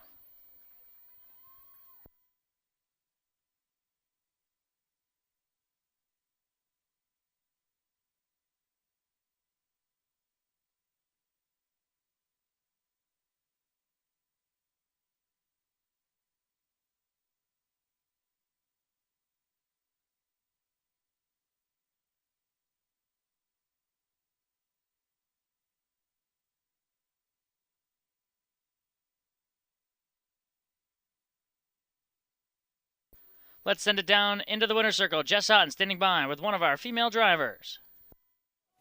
Thanks, Kenny. The American Cancer Society Pace for the Cure is in the books. I have Leslie Joyce here joining me. What's it like to participate in these races, year after year? Well, this is my first year. I literally just got my license last week. Oh, didn't you participate in Delaware? Yeah, I've been doing the fairs for 2 years, but I have not drove out the track yet. So a nice get going to it, I guess you could say. For sure, for sure. All right, well, thanks for joining us tonight. We'll bring in a fellow Michigander, Lauren Harmon. Lauren, you travel all over, I feel like, to drive. You're here, you're at the Meadows, you're in Lexington whooping some butt. What's it like? Oh, it's always fun. I'm always happy to get the opportunity to go everywhere, and I enjoy getting to go to different tracks and driving different styles. All right, well, thanks for joining us, and good luck the rest of the way. Thank you. All right, we'll bring in Emily Hay. Good seeing you. I haven't seen you in a while. What's it like to drive in these year after year? I know you've been a big promoter of this at the fair circuit as well. It's really fun, and I like that Northfield Park does it, and they always make us feel special. Thanks to Bill Rhodes, Keith Cash, some of them that are always putting horses in for us. Bill, my horse, was not lazy. He was really good. All right, there you go. Good performance. We'll bring in Mary Burkholder. You pick up a 4th place finish here tonight. Yes, he was a nice little horse. He was doing all he could. Yes, he was. What's it like to participate and be involved with this all the time? It's a lot of fun to keep coming up here. I like the race on the half, and it's an exciting race. Everybody looks forward to it, so we were glad you all had us back. Well, thanks for coming, and nice job. Thank you. All right, we'll bring in Mandy Jones, a familiar face to the ladies' pace races. Tell us what you like about this. I like that we get all the girls involved. We're not behind the scenes, and it kind of puts us in the spotlight for once. Well, thanks for joining us tonight, and we'll see you back. Thank you. Happy birthday, Jennifer Main. Thank you very much. And you were able to pick up a 3rd place finish in there. I did. And walk us through the trip, and you're newer to the driving colony. Yeah, I've been doing it for, I think, 4 years now. Headbanger's a super nice horse to drive, and we just floated out of there, and next thing I knew, we were in the 3-hole. So it worked out pretty good. I had no intentions of leaving, but worked out. It worked out that way. Well, go enjoy your birthday. Thank you for joining us. Thank you. All right, we'll bring in Emma Wahlberg. Unfortunately, it didn't work out quite well for you tonight, making a break behind the gate, but you're another one who's kind of driven in these ladies' races over the past couple of years. What do you like about it?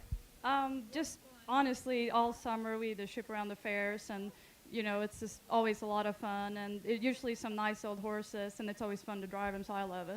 Thanks for joining us tonight. Thank you. All right, we'll bring in back-to-back winners, Chris and Gino Johnson. Congratulations. Thank you. Walk us through the race here tonight. My Frisky Boy, 12-1 on the morning line. They knew you had it going tonight. I don't know. Actually, I listened to you, and I think you had me picked for third, if I'm not mistaken. I didn't actually, but I did talk about you. No, I didn't. But you were making your third start off the bench, and I thought that was key for this horse tonight.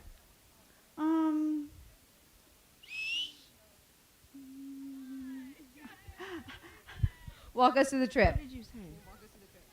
Oh, walking through the. I thought you said something else, and I was like, well, the horse shows being good on the fronts, and I put him up on the gate and let him come right out of there. He had no problem coming out. Didn't need no help from me at all. And once I got him settled in, we just rolled on, and then I kicked the plugs coming out of the paddock turn there, and just kept him up on the bit, and he just kept on pacing. But paced well, coming home with a nice sharp horse on your back. Back-to-back years in this event, and you won the ladies' pace at Delaware. You're becoming a main face in this. Well, I don't know about all that, but I try hard. Well, congratulations. Thanks for joining us. Thank you. And another one we do want to mention as well, our outrider Nadine, who wasn't able to come up and join us. We want to congratulate her on her second place finish and for keeping all of our horses and horsemen safe on the racetrack each and every night. Thank you to everybody who came out and participated tonight.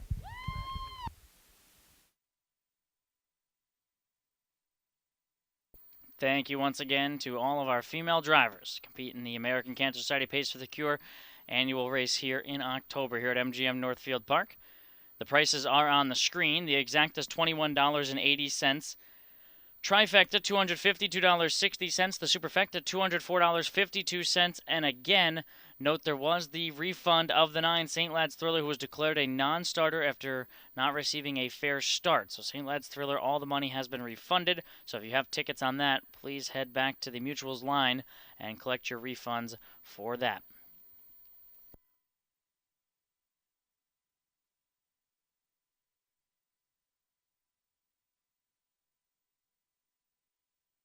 Here are our prize drawing winners. Jasmine Arnold of Xenia, Oscar Arnold Jr. of Cleveland, Richard Bessesi of Parma, Kayla Andrioli of Stowe.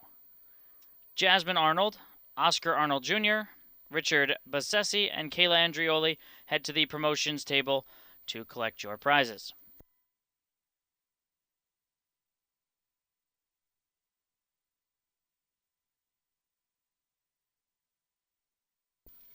Turning the page over to the 8th race, it's time for the sophomores, the 3-year-old trotting fillies, coming to the track shortly. $20,000 guaranteed added pick 4 here. $1 base bet, $20,000 guaranteed in the pool. It's right here in race number 8. And there are no changes. $300,000 Sire Stakes race up next.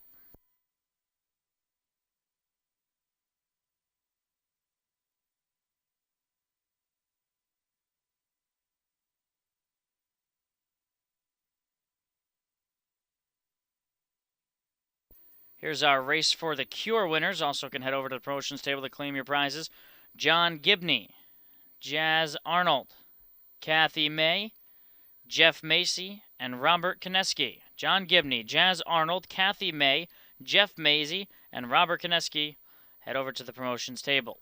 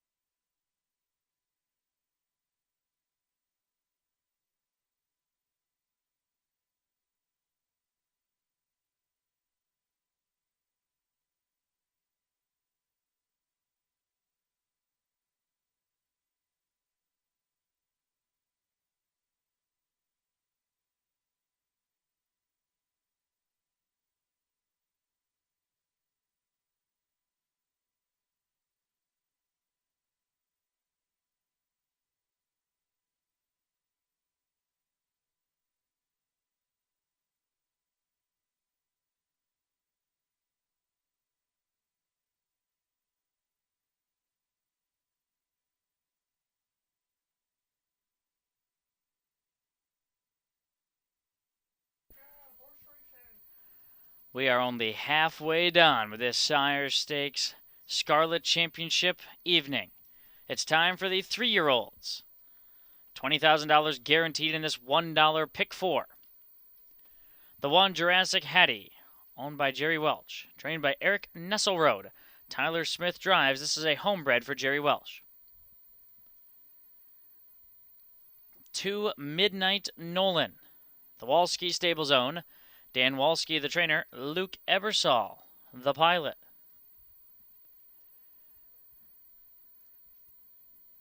Dan Noble is going to sit behind the 3 Create a Queen for Robert and Linda Stewart, trained by Bob Stewart. And this is a homebred for the owners from Kentucky. And number 2, Midnight Nolan, also wanted to mention, bred by Randy Wilt.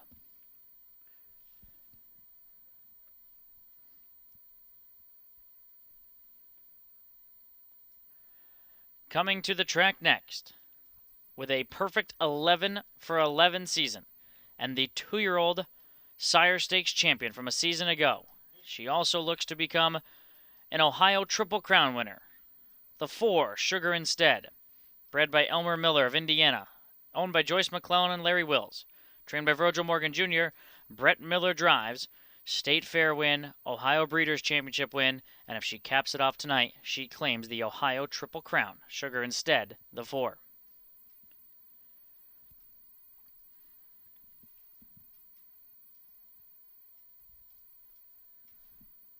The 5 is Marion Beachy, bred from Ohio. I Am Independent, owned by Burke Racing Stable, Hatfield Stables, Weaver Buscemi, and Knox Services. Ron Burke, the trainer. Chris Page in the sulky.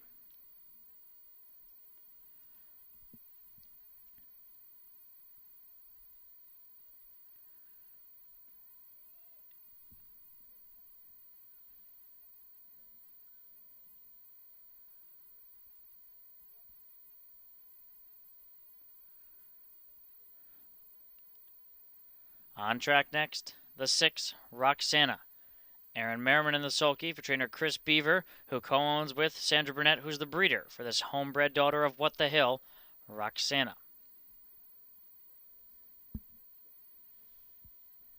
Number 7 is the Dark Horse Farms, Butter and Syrup. Chris Slem's driving for trainer Scott Cox, was bred in Illinois by the Heritage Standard Breds. Comes off a win right here at Northfield just 10 days ago. And the 8, Legacy Affair, owned by John Duke Suggs, Stephen Maas, and Michael Lee, bred by James Bellasack and Robert Carson of Ohio. She's trained by John Duke Sugg. Ronnie Wren Jr. has the lines. Legacy Affair, the 8. That's the field here for the Scarlet Championship for 3-year-old trotting fillies. Back over in race number 7, that ladies race always puts on a nice show each and every year, and if you just back the exacta from 2023. You came back with a nice little return there as Christina Johnson, Nadine Hapke go 1-2. We roll over here to the 8th race, 3-year-old trotting fillies. I'm going to take a shot against the 4, Sugar Instead. I'm going to try the 3, Create a Queen, see if she can dethrone the defending champion who hasn't missed a beat all season, is 11 for 11. But Create a Queen was parked out every step at Scioto, only was beaten a neck. That was when Dan Noble took over the driving, and she was only beaten a neck to Sugar Instead. Then she came back at Delaware, had post number 8. No one was able to win out of post 8 at Delaware, so I thought that she was just in an impossible spot there. Then came back at Dayton. It was just an okay effort to be 6th, but it was an overnight race. I think all systems go here, as this will be her second start back after that 3-week freshening. And if she gets back to that effort she showed at Scioto, I think she can go right with Sugar Instead, and you're going to get a ton of value because the 4 is probably going to be a prohibitive favorite. For second, the 4, Sugar Instead, 2-year-old champion. She's 11 for 11 this season. Nothing to knock against her. She's absolutely the one to beat. Virgil Morgan looks for his 3rd Sire Stakes win of the night. And for 3rd, I threw in the 1 Jurassic Hattie, who I certainly liked coming over here to Northfield, but I don't like that she broke behind the gate last week right here at Northfield prepping for this race, so I had to leave her underneath. I got it 3-4-1-8, Goldshee Bob 4-1-3-5. Jenna and Jess Otten standing by to take a look at the filly trotting Scarlet Championship. Thanks, Kenny. On we roll. Plenty of excitement left on this championship card. The 3-year-olds are up next, and we're going to start with those Philly Trotters. Jenna, we were just talking a little bit off camera. Kenny's going to try and beat the 1-2 favorite, Sugar Instead. We're both on board with Sugar Instead. She's looking to make it a perfect 12 for 12 season. You really can't go or knock the way she's been racing at all. The trips she's been getting, she's been overcoming them. She's just super solid. If there's a night to go against the favorites, it definitely would be tonight. So shout out to Kenny for going against the favorites here. I don't mind that move at all, but I am going to be on board with Sugar Instead. She went down to Dayton in the Ohio Fair Conference down there and was a convincing winner prepping for this mile here. Prior to that, she took the win in the Ohio Breeder Chip Championship, and I could go down the list of the wins she has, as she is a perfect 11 for 11. And what a ride that this filly has taken the connections on. As she's a 3-year-old filly by Volstead. At the beginning of last season, she was just an $11,000 purchase, $716,000 in the bank, as she looks to make it a perfect 3-year-old season in the state of Ohio. We both use Jurassic Hattie underneath. Like Kenny had mentioned, don't know why she went off stride when she came here to prep for this Sire Stake final. The only thing I could think of is the track was listed sloppy. Maybe she just didn't like it, didn't get over it well. I don't know what kind of shoeing she has, so I'm not quite sure. I'm going to throw that start out because every other start prior to that, maybe she's thrown in a little bit of a clunker, but nothing too much to go against. She was a 4-time winner from 7 starts last season, 5-time winner from 12 starts this season. Very versatile filly. I think Tyler's going to have to push off the gate and get himself involved early, but not necessarily have to cut that mile. Tyler picked up the drive 2 starts back in the Ohio Breeders' Championship at Delaware, where she was actually a very impressive second-place finish that night. She sat the pocket behind Sugar Instead and was able to get out late, and she was actually making up some ground late in the stretch on Sugar Instead. She was second, being 3 parts of a length, 27 and 4 last quarter. Last week, I would throw that mile out for the handicapping purposes. Believe she just took a bad step there. Actually had a huge mile after that. She was 9 1/4 off at the half, was beaten 6 1/2 lengths. So trotted a perfect back half there. Just made a mistake, maybe a little bad step at the gate, I would say. But Tyler Smith for the 3rd week here. This was a little rivalry at the beginning of the season, so I'm excited to see here Jurassic Hattie does have the post advantage on Sugar Instead. Hopefully, like you said, Tyler is able to get her forward off of the wings here tonight. Ronnie Wren sits behind Legacy Affair, filly by long time. Now, she was a 1-time winner from 10 starts last season, 5-time winner from 18 starts this season, 14 on the board hits. I think that's a very talented filly, Jenna. She's got plenty of gate speed. She's 6-1 on the board. We've already seen Ronnie cut the mile from post 8 tonight. I was really upset to see her draw an outside post, as I was going to slot with her on top, doing a little early handicapping. She's just a filly that's been in tremendous form, 5 of 18 this season. Hopefully Ronnie can navigate a outside post here. If you're going to be on board, you're getting a nice 6-1 price. She was good in her prep mile. Just hopefully we can overcome that outside post. Scarlet Champion for those 3-year-old filly trotters is heading towards the gate. I'm going to go 4-1-8-5. Jenna's going to go 4-1-6-8. Best of luck. Kenny has the call.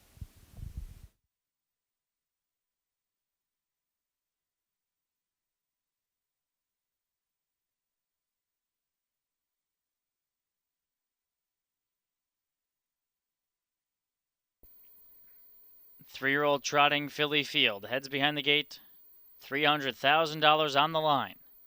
Final boarding call for the $20,000 guaranteed pick 4.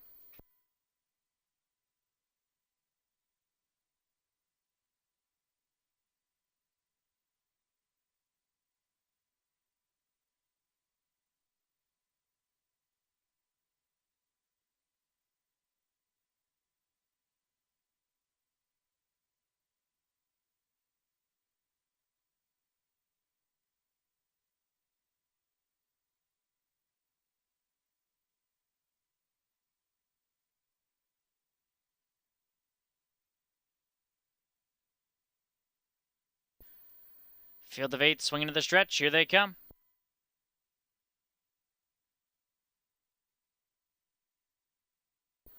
They're off and a trotting. Sugar Instead down the center.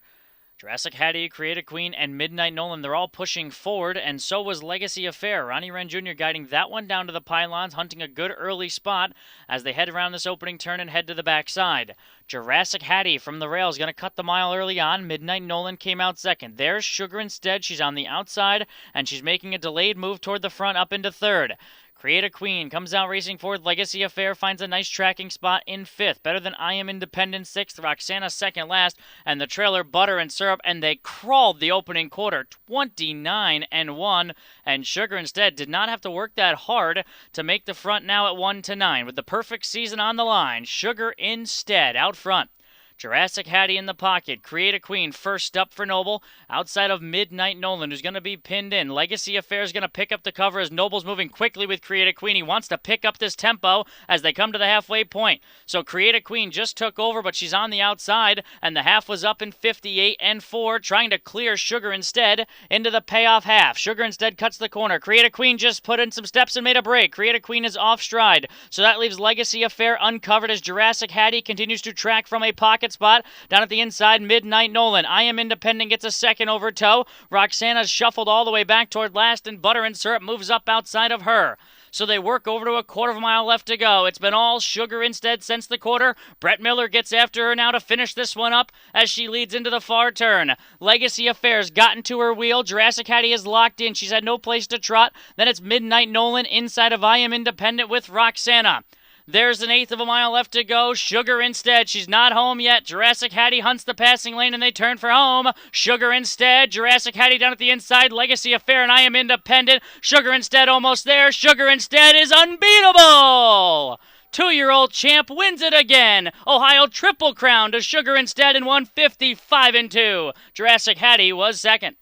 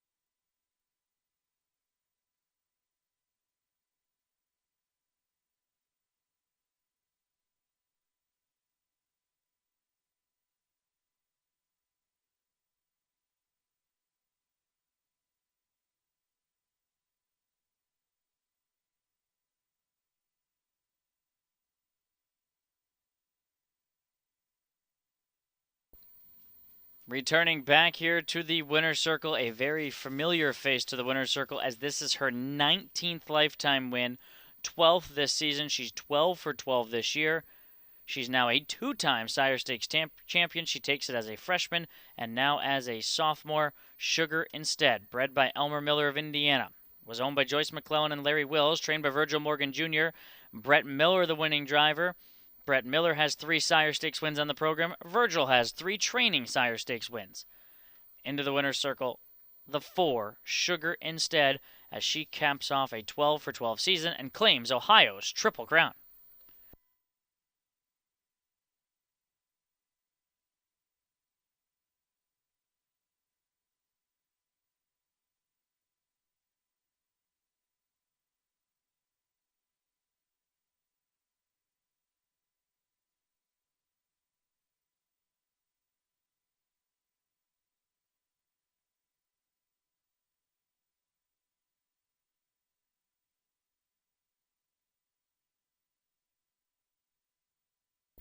Longtime Ohio Fair clerk, of course, Deb Rush, made the trophy presentation to Sugar instead.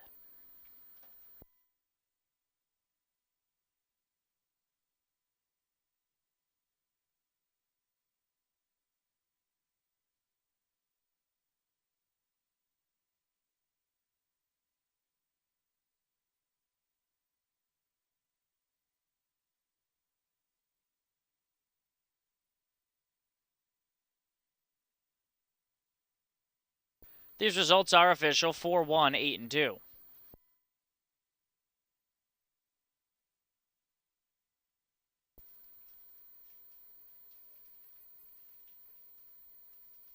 Let's send it down to the winner's circle. Michael Carter standing by.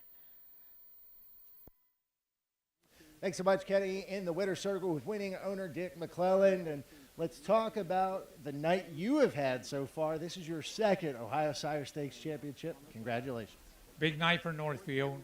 Big night for the Ohio Sire Stakes. Big night for my wife, Joyce. Now let's talk a little bit about Sugar instead. It's hard to argue with perfection. Now 12 for 12 this year. And it's hard to believe, considering she made $373,000 last year. Maybe she's a lot better this year. You know, what do you say? Every time I think, well, I don't know if she can do it again. And she just does it again. Tonight they tried her. And they tried her a lot. Yeah, tonight she had to work hard. Obviously, the fractions were really soft up top, but Brett and his connections did a great job. What does this horse mean to you and all the connections? She's a very nice horse. I got a really great partner. He puts up with me a lot, and we've had a great season with her. Have you talked to Virgil at all? Maybe Breeders' Crown? What are we looking forward to for? Well, we are going to as best I know, we're going to the Breeders' Crown. Awesome, awesome news. Well, congratulations, Dick. Go celebrate with your entire crew. Thank you very much. Kenny, back to you. As the results are official, it's great to hear that we'll see Sugar instead, hopefully heading to the Meadowlands for the Breeders' Crown. With her perfect season on the line, she has been sensational for the connections. The exacta $4.60, trifecta $16.60, and the superfecta $19.84. And here's that top-down Jurassic Hattie second, Midnight Nolan fourth, Create Queen was eighth, Sugar instead the winner. I Am Independent fifth, Roxana sixth, Butter and Syrup seventh, Legacy Affair third. 2, 4, 8, 1, 5, 6, 7, and 3. The ninth race is next. It's for 3-year-old pacing fillies. Daisy Star, number 2, races on Lasix. Number 5, Seaside Diva, races on Lasix. Start of a pick 3, no show wagering. It's 11 minutes away.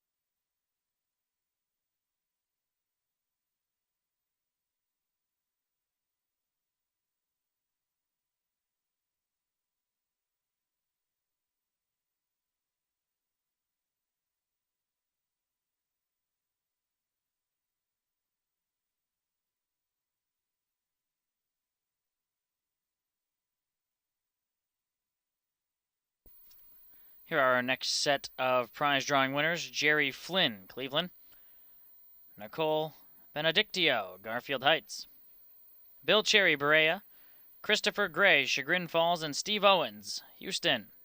Jerry Flynn, Nicole Benedictio, Bill Cherry, Christopher Gray, and Steve Owens. Head over to the promotions table to claim your prize. Also have a couple of driver changes to announce for the first time. In race number 12, that's the open trot. Dexter Dunn's going to drive the 4, Don't Take My Keys.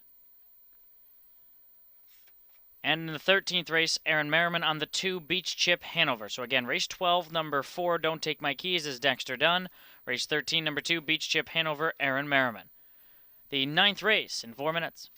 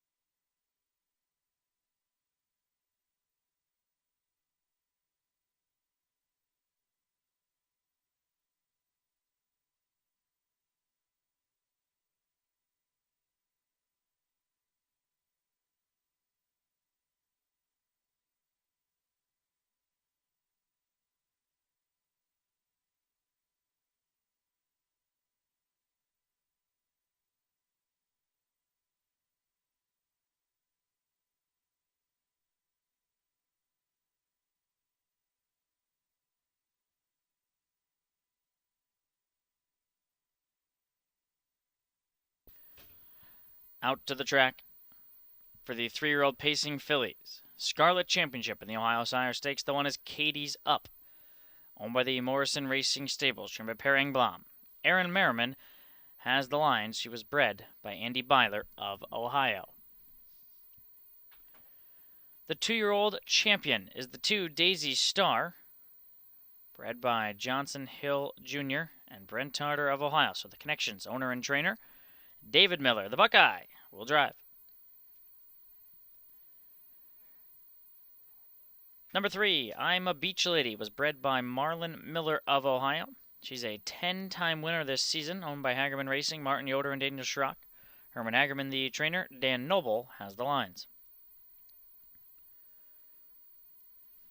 The 4, Bath Bomb, owned by Morrison Racing Stables, trained by Per Engblom. Yannick Gingras drives, bred by Mark Smith of Kentucky. She has been primarily racing on the Grand Circuit at the Red Mile. Next to the track is the 5, Seaside Diva, bred in Pennsylvania by the owners, Burke Racing Stable and Weaver Buscemi, in co-ownership with Knox Services and Let It Ride Stables. Ron Burke, the trainer. Chris Page drives, 10 for 14 this season. Seaside Diva was a 4th-place finisher in the Courageous Lady right here at Northfield Park.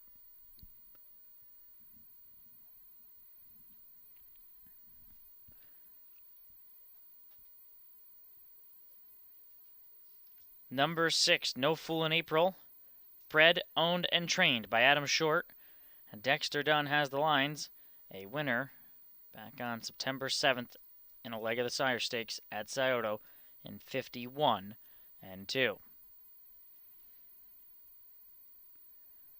We've gotten very familiar with the connections of the 7, Wasted on You, bred by the Trent Stoller Stable, Graber and Graber of Indiana. Wasted on You is owned by Odds On Racing and Tim Graber, trained by Virgil Morgan Jr. Brett Miller has the lines. 3-year-old daughter of Down by the Seaside.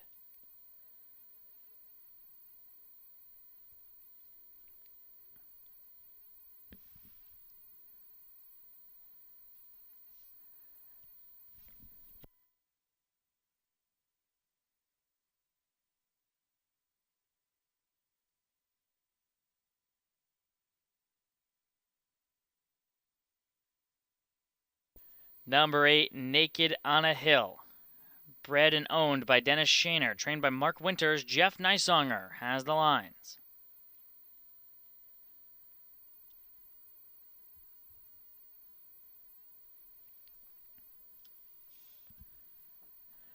Back over in that 8th race.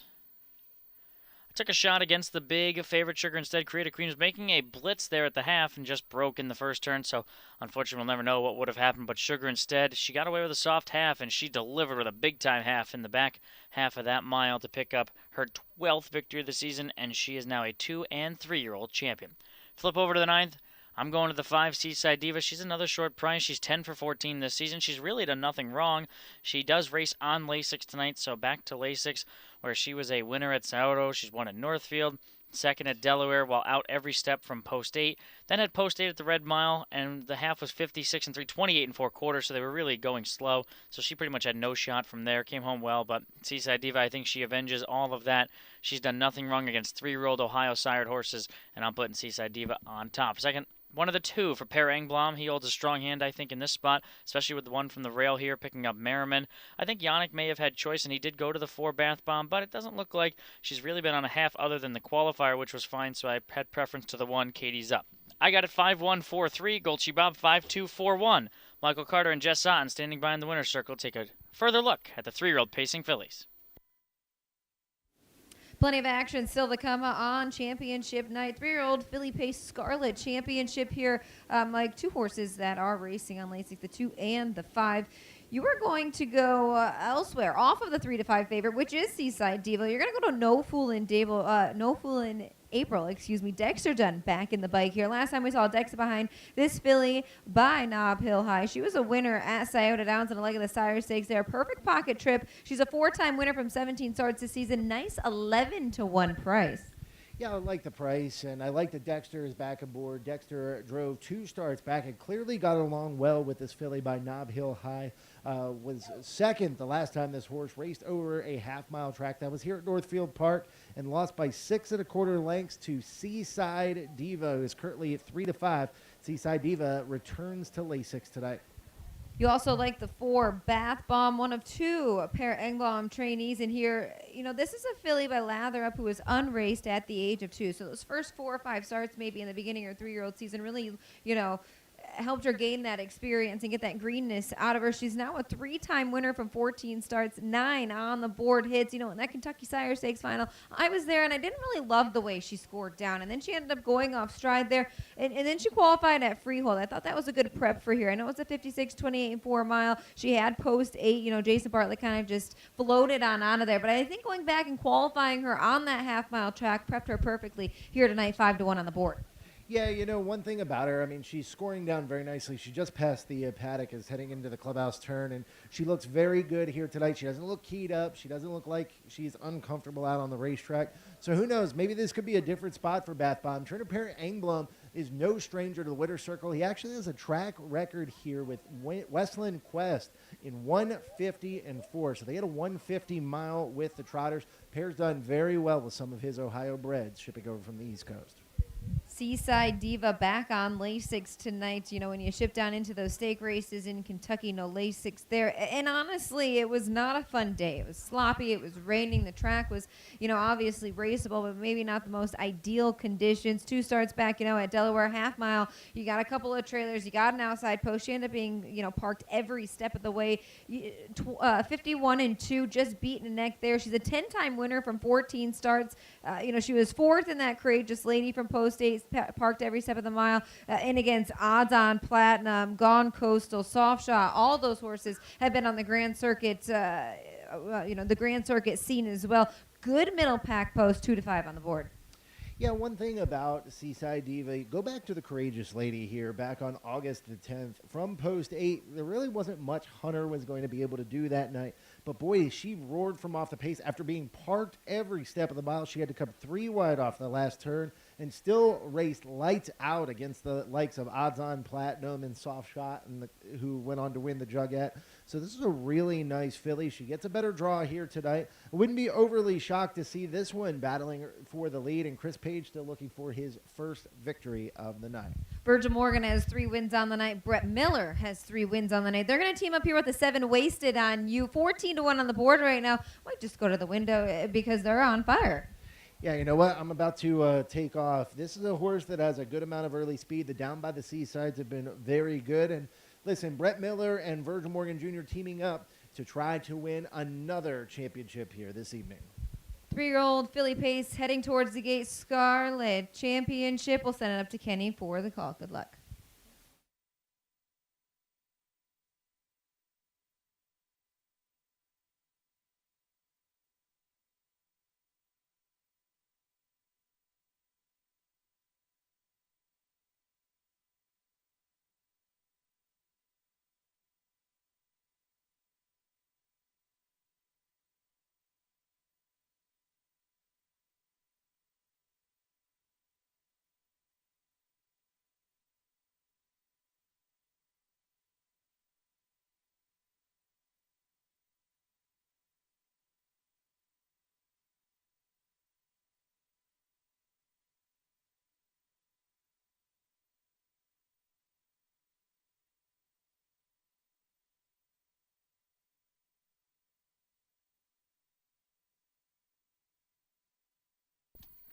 Wings open for the 9th.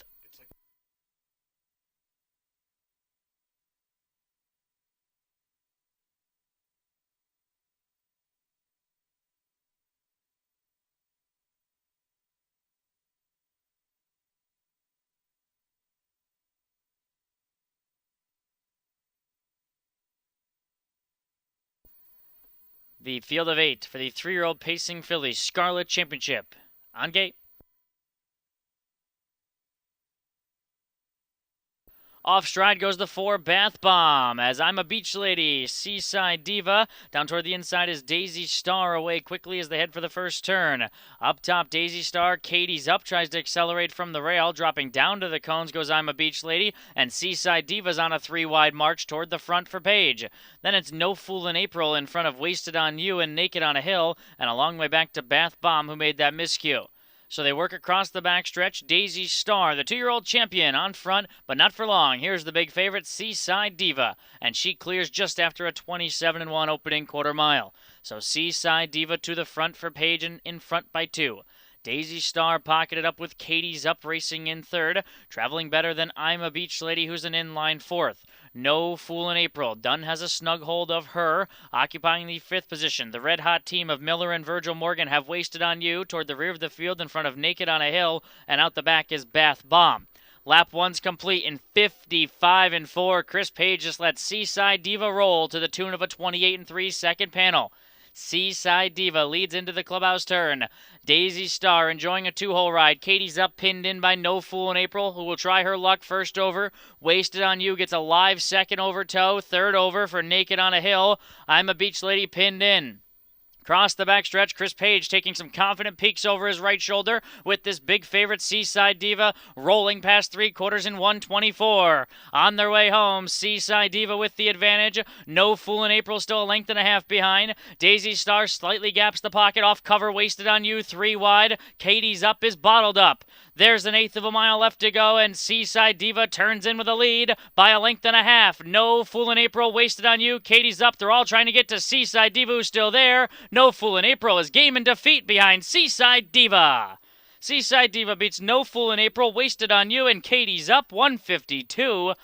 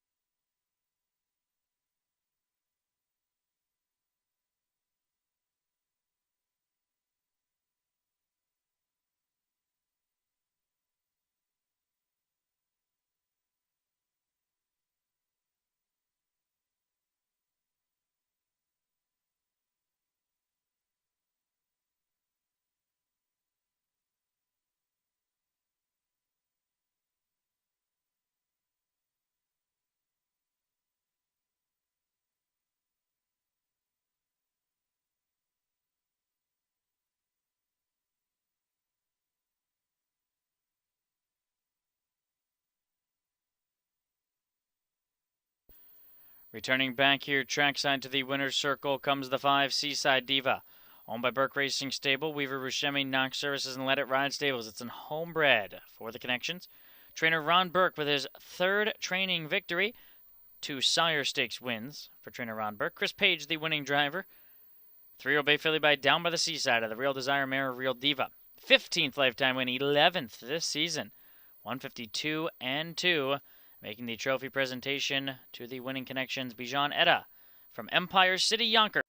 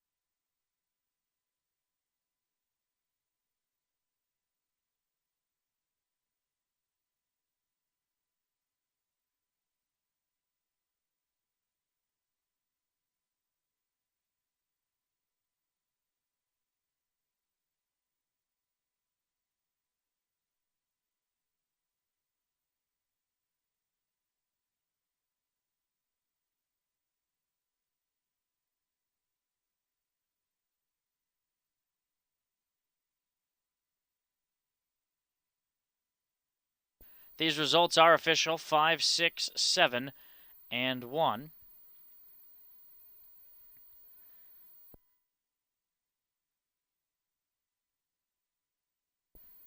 And we're going to send it to the winner's circle. Jenna Otten standing by with winning driver Chris Page.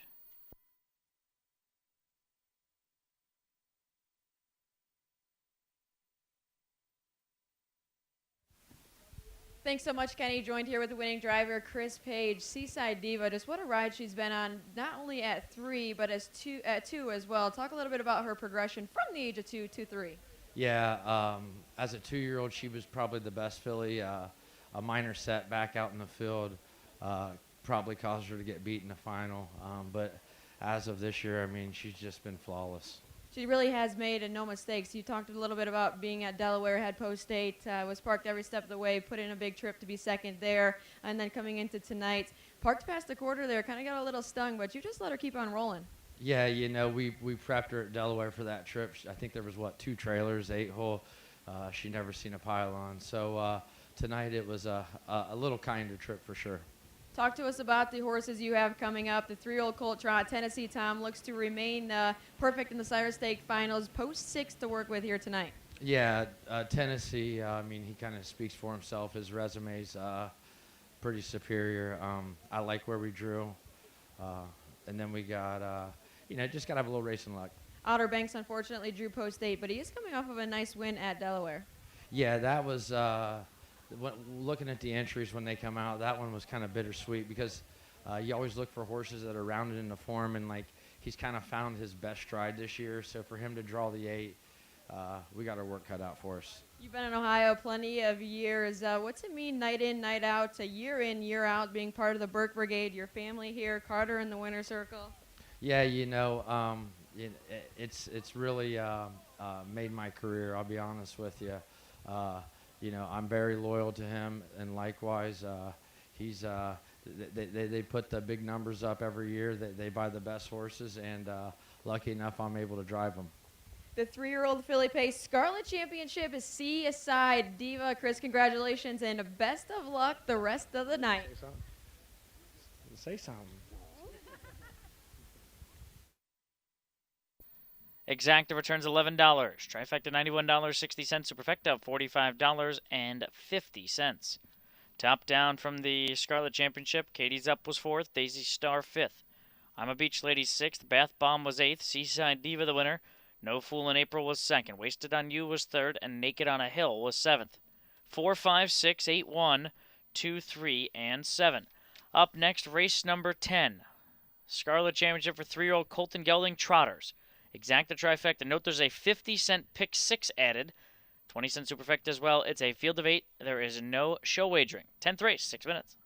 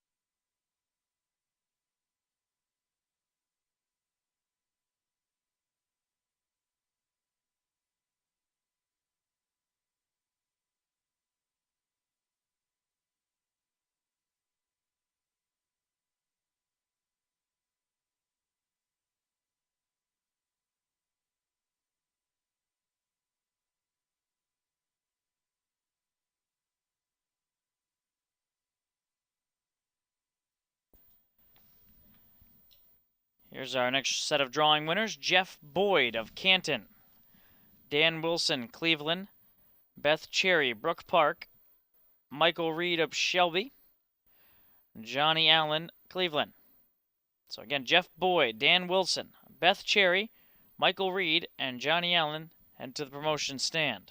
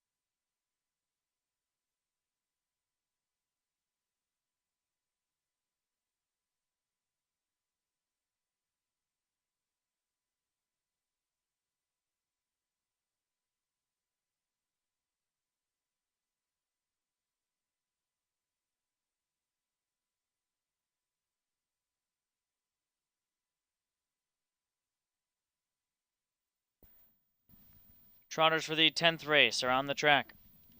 One is Prince Charmer, owned by Burke Racing Stable in Weaver Buscemi. Trained by Ron Burke, Yannick Gingras drives. Was bred by the Midland Acres of Ohio. The 2, the Ohio Breeders' Champion. Number 2, Sponzano, was bred in Virginia by Timothy Stutzman. Owned by Chris Beaver and the Spartaners and Bill Maines. Leo Fleming, trained by Chris Beaver using Aaron Merriman. Franklin Equine of Ohio bred the 3 E-Pass. Trainer Christopher Beaver co-owns with Joe Sabraco, the VIP Internet Stables, and Michael Carter. Trevor Smith has the lines. Number 4, Zoned. Bred by Yuri Byler of Ohio, is owned and trained by John Payne, teaming up with Brett Miller.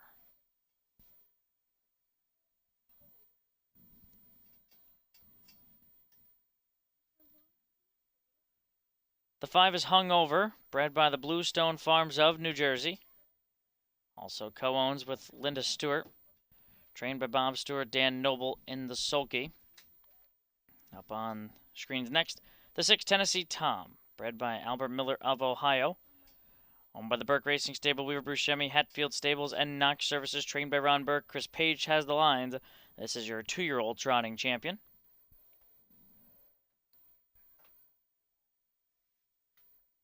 Number 7, Royal Precedent, owned by the Claude Gendreau Stables, a homebred for the Claude Gendreau Stables of Illinois. Jody Scalacci, the trainer, Ronnie Wren Jr. in the sulky.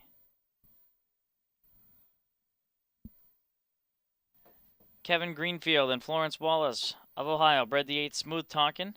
Tyler Smith, the driver for trainer Rosie Weaver, in co-ownership with the Heartland Acres and Cabby D LLC. That's the field for the 10th Scarlet Championship for 3-year-old Colton Gelding Trotters. Back over in race number 9, it was all about Seaside Diva. She delivered her 11th win of the season in a big way. She's been very tough to beat in the state of Ohio. Chris Page, Ron Burke with a 3rd as we roll over here to race number 10.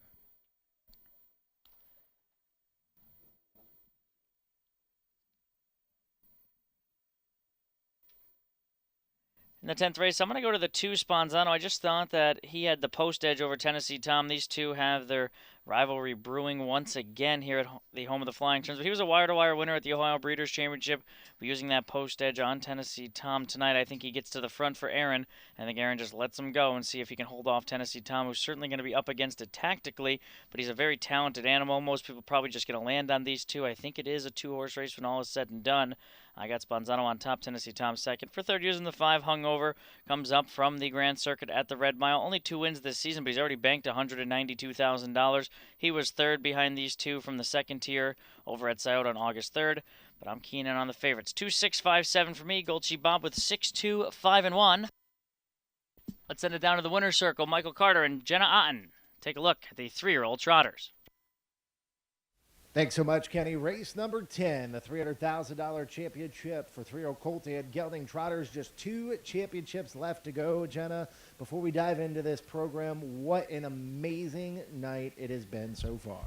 Few favorites, a few upsets, and that is what we like to see on a night like tonight. We knew the Burke Brigade was going to get in the winner's circle one of these times, so I was happy to see Seaside Diva get the job done convincingly there in the 3-year-old filly pace race. Now we come back here on the trot, where I believe that Tennessee Tom can find himself in the winner's circle yet again. 2 starts back in that Sire Stakes at Scioto. He had post 11 when the draw came out. That was a pretty tough race to handicap, knowing that one of the better ones had that trailing spot to work with. He got away 8th there from the 2nd tier. Was making up plenty of ground, had to go a 3-wide move around the 3/4 pole, was a winner drawing away at the end of it, a 27-2 kicker, a 54-4 mile, and he could not have looked any better there. He raced here at Northfield in the Open and against tough horses, and he picked up a 3rd-place finish there. So he's just a son of Long Tom that has been very good to the Burke Brigade. 5 of 9 last year, 6 of 10 this year, $748,000 in the bank. We might have to take the shorter of the 2 prices, but I'm on board with Tennessee Tom. You know, Tennessee Tom is a really nice gelding, and I agree that definitely is a horse that you should not overlook at all. Who could forget Tennessee Tom in the Mohawk Million? He was leading coming down the stretch, and TCI just rallied past after making a break. So Tennessee Tom, an Ohio-selected yearling, $26,000 purchase price. Look at that, $748,000 in the bank. Top pick for me here is Spanzano.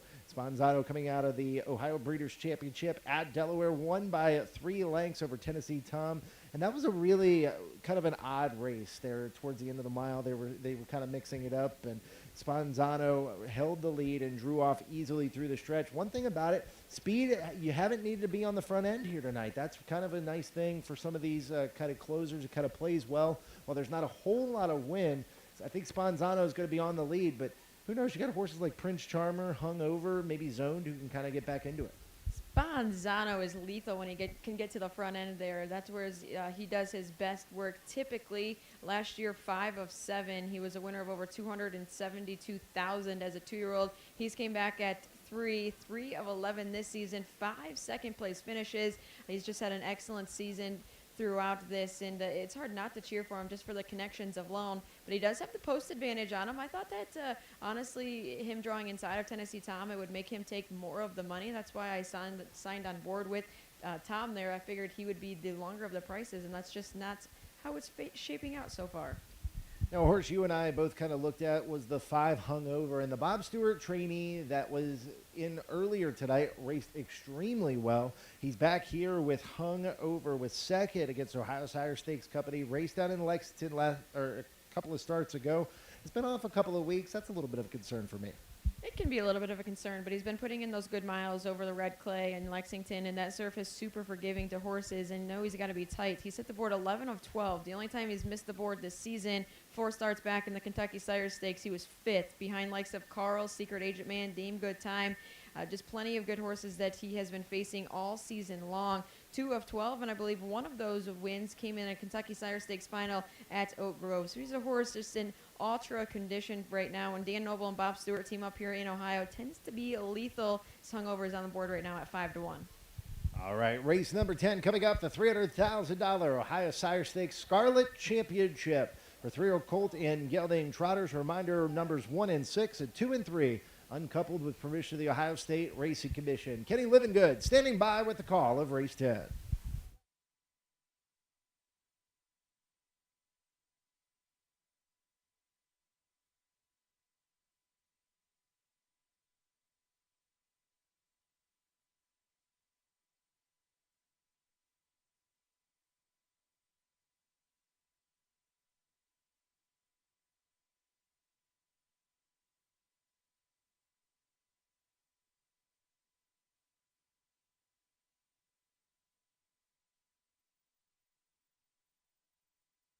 The wings open for the 10th 3-year-old colt and gelding trotters Scarlet Championship. In behind the gate,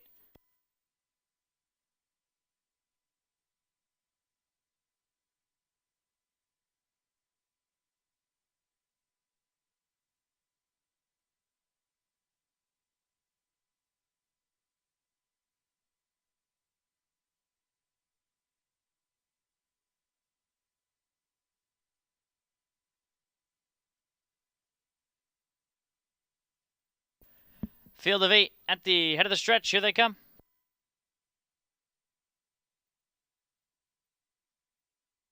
They're off and trotting. Royal Precedent out looking for the lead. Hung Over flashes good speed down the center, and Spanzano was away in good shape toward the inside. They're 3 across the course early on as Spanzano cuts the corner up into the front.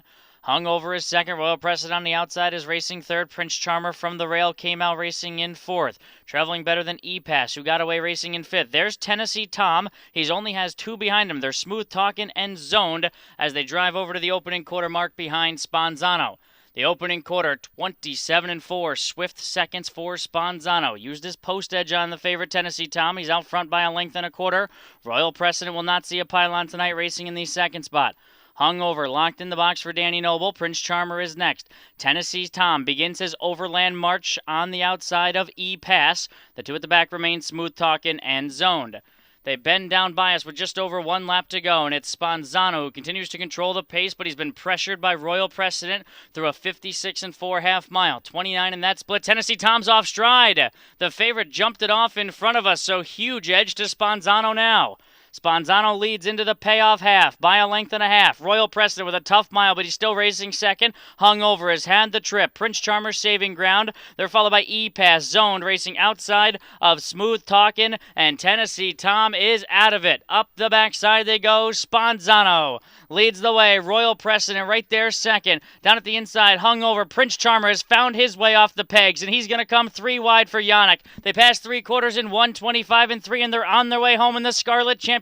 Sponzano's still there. Royal Precedent's put in a huge effort, and he's just 3/4 of a length behind. Fanning 3 wide comes Prince Charmer as they make their way to the top of the stretch. Hung Over into the passing lane. Royal Precedent trying to get to Sponzano. Hung Over down at the inside. Sponzano's digging in. Hung Over on the inside. These two in a thriller. That's tight. I can't call it. It's either Hung Over or Sponzano. Royal Precedent was a game third. 155 3.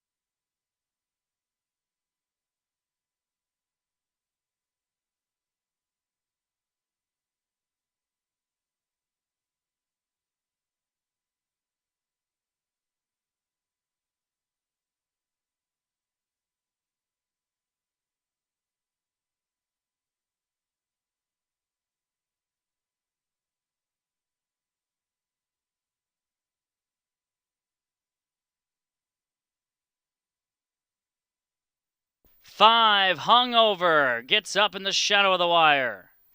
2, Sponzano second, 7, Royal Precedent third, 1, Prince Charmer fourth, 5-2, 7-1, unofficial.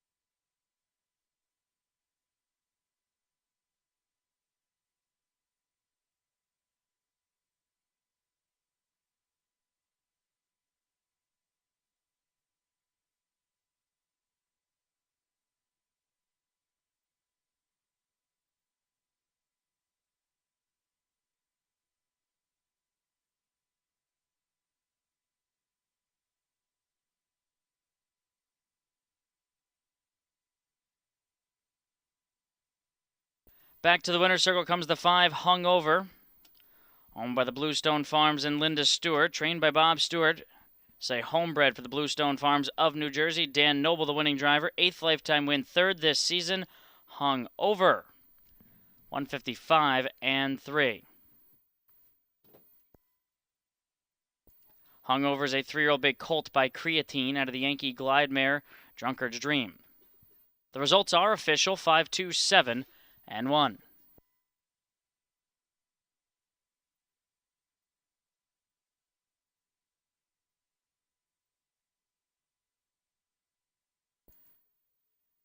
The trophy presentation was made by Jess and Jenna Otten.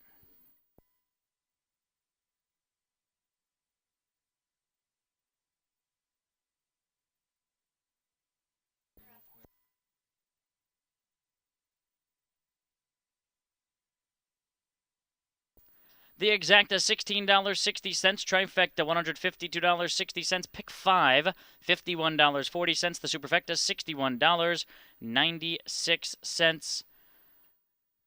And after these prices, we're going to send it down to Michael Carter, standing by with some happy connections from the 5. Hungover.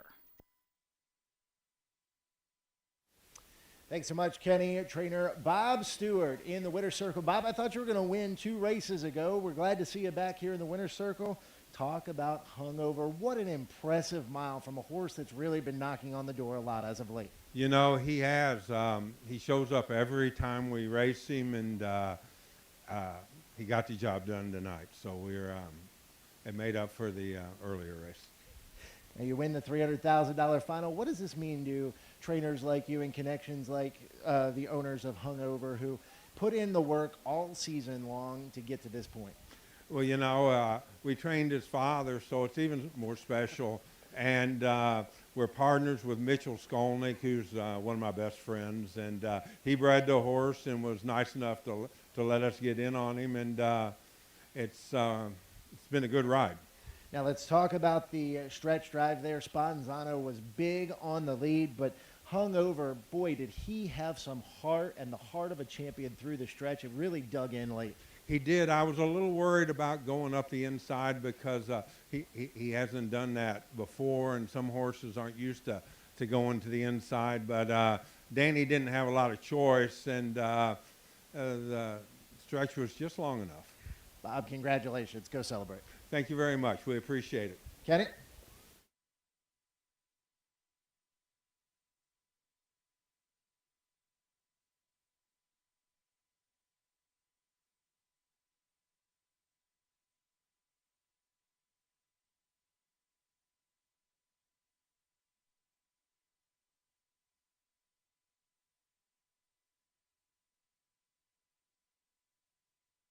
Top down from the 10th, Prince Charmer 4th, Sponzano 2nd. E-Pass was 5th. Zoned was 6th. Hungover the winner. Tennessee Tom did not finish. Royal Precedent 3rd, Smooth Talkin 7th, 4-2-5, 6-1, DNF 3-7. 11th race is next. It's the 8th and final Scarlet Championship. 3-year-old Pacing Colt and Geldings. $10,000 guaranteed in this late pick 4. Again, a couple of extra changes that were added late. Just wanted to run through those again. In the 12th race, Dexter Dunn on the 4, Don't Take My Keys. Dan Nobles on the 7, Scottish. 13th race, Aaron Merriman on the 2, Beach Chip Hanover. Scratch the 7, Bernie. And scratch the 8, Double Up. Races 14 and 15 have no changes. So those are the changes for the remaining races. This pick 4 begins in 7 minutes with the final Scarlet Championship of the evening.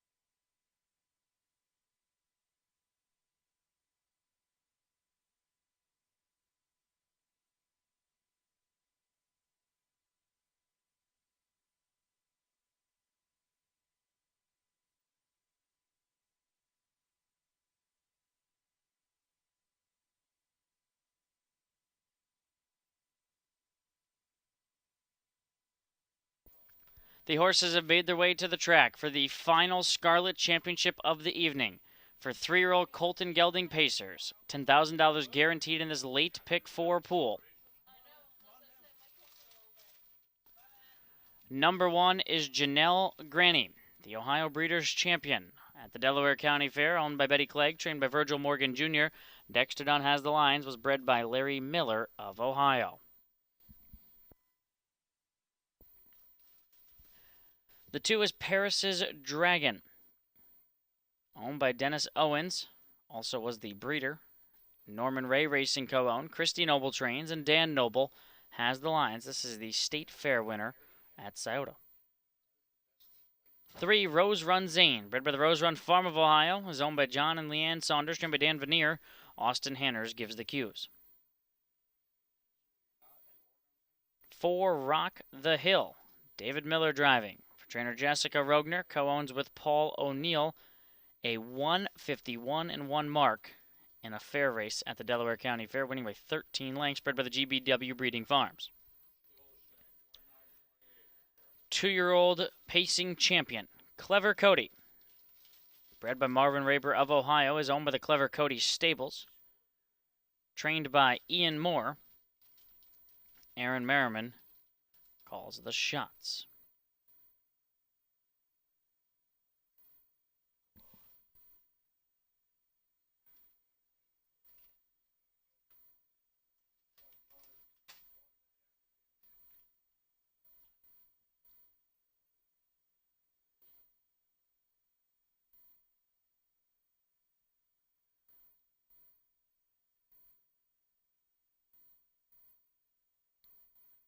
Number 6 is Brenda Teague's $100 Man, a homebred from Delaware, trained by Clyde Francis, Montrell Teague in the sulky.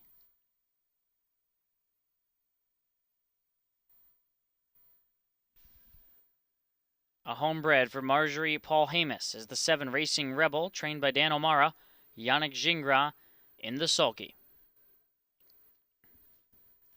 And Frank Nana of North Carolina bred the 8 Outer Banks for the Burke Racing Stable, RAS Racing, J&T Silva, Purnell and Libby, and Weaver Buscemi.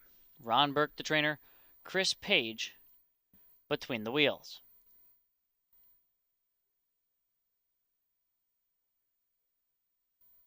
That's the field for the 3-year-old Colton Gelding Ohio Sire Stakes Scarlet Championship. Back over in race number 10.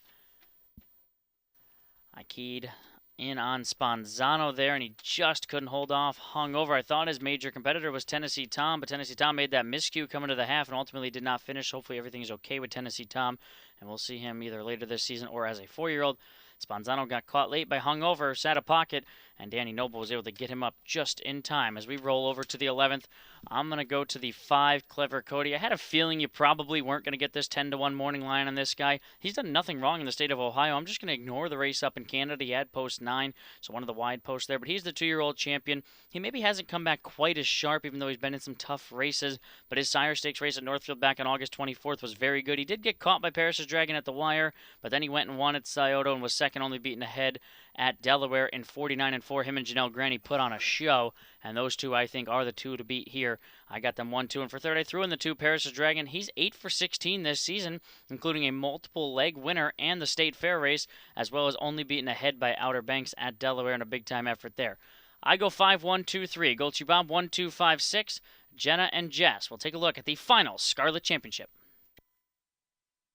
The Glamour Board division is up next. The Scarlet Championship for those 3-year-old Colton Gelding Pacers. Jenna, let's dive in deep to this. I just messaged you off camera. We'll go over maybe our top picks, but there's so much to talk about in here. We'll start with your top choice, Paris's Dragon. Christy and Dan Noble tear up here with the Son of Fear, the Dragon. Super consistent colt here. 8 wins from 16 starts. Comes off a head loss there at Delaware. He left nicely off the gate, then sat the pack at Outer Banks. Just kind of got the jump on him. He was able to secure a second-place finish there. Just didn't get any room, as much room as he needed late. Second by a head. Still a good effort. Prior to that, he was a winner at the Greenville Fair convincingly before rifling off 2 wins in the Sire Stakes. He has really done nothing wrong in his last 4. He's won half of his starts this season, over $161,000, just after 1 win last year at the age of 2. This gelding by Fear the Dragon has really took off at the age of 3, and Danny and Christy Noble have teamed up to win plenty of races throughout the last course of the week, the Buckeye Stallion Series finals and constellations. They're just a barn that is on fire as of late here in the season. It was a really tough choice. There's about 4 of them bouncing back and forth. The Paris's Dragon does get my top selection. Rose Run Zane is on the board right now at 9-1. Austin Hanner is the primary pilot behind this son of Racing Hill. Dan Vanier, of course, trains. Was able to meet John at the Little Brown Jug. Love the story behind this guy. Always rooting for them. A 6-time winner from 17 starts this season. Didn't go his way in that jug elimination. You can't fault that. Of course, he had plenty of pace. What I like about this, Jenna, is they gave him a little bit of time off in between starts. He's coming into this race with fresh legs. He gets a good post to work with. I think he's got a big chance in here. He opened eyes at the end of his 2-year-old season as he was a late starter, I believe, last year, and he was 3 of 6 last year, and he's just been on a roll here as a 3-year-old. He was 5th in the Milstein, but kind of had to go a big trip there before being 3rd behind Paris's Dragon and Clever Cody after making a little mistake down the backside here in that Sire Stakes, but he gathered himself nicely. He got out of the way of everyone. He paced home 27-2. It's just a horse in good form. Talked a little bit about it. I was shocked to see him on the morning line at 25-1. I'm even more shocked to see him still up there at 9-1. He's definitely the value in this race. Janelle Granny has had a career for himself as well. Another son of Fear the Dragon. 10 wins from 32 lifetime starts. Over $300,000 in the bank. He traveled over to the Messenger, I believe, and won one of those eliminations. Didn't quite work out for his way in the final. He was in the Milstein. They recently added Lasix. They recently turned the training over to one of the top trainers here in Ohio, Virgil Morgan Jr. A very game effort in Delaware. Bounced back with another good qualifier prepping for this race. You'll see majority of Virgil's horses race on Lasix, and that's the case here for Janelle Granny joining the Virgil Morgan Jr. barn. Opted to put him on Lasix in that first start in his barn, then went on to win the Ohio Breeders' Championship there at Delaware, where him and Clever Cody were battling in the stretch there. Just held him off by a head in 49-4. He's 4 of 16 lifetime. Dexter has the rail to work with. He has sat behind him 2 starts, one of them at Scioto, one of them on Delaware. So he's familiar with this son of Fear the Dragon. We'll see where he gets away from the rail. Over $500,000 in the bank for the 5, Clever Cody, a son of the Panda Rosa. 10 wins from 25 lifetime starts there. I feel like sometimes he can be his own worst enemy. He can get a little bit hot out there on the racetrack. I will say, though, Aaron Merriman has been to be the perfect fit for this guy. He's done nothing wrong in the state of Ohio. Like Kenny mentioned after post-parade there, he's tried the Grand Circuit action. It just hasn't worked out for him. And Aaron's the one guy that has been able to get him relaxed on the gates and calmly placed there. He can be a handful in the barn and in the paddock, but he looks really professional on the track now as he's looking to defend his title as the Ohio 3-year-old horse of the year. The 6, one quick comment on him, the $100 man, a homebred for the Teagues, of course, the son of Lathrop, a 5-time winner from 14 starts this season. He comes off a good sharpening mile at Harrington, Delaware. He was 3rd in Delaware, Ohio, in that Breeders' Championship there. He's another horse. I feel like if they mix things up, he's a horse who can track things down. I feel like every time he draws maybe in the softer division of the Sire Stakes, he always has an outside post, and that's just the key here today. Post 6, not typically the best to work with here, but 4 starts ago, post 7, got away 2nd. Montreal opted to move him to the front, and he was just a 2.5 B length there by Outer Banks that night. So we get ready to roll here for the Scarlet Championship. 3-year-old Colt in Gelding Pacers. 4-5 on the favorite, Janelle Granny. I go 2-3-1-5. Jessica goes 3-6-2-1 here in race 11. Good luck.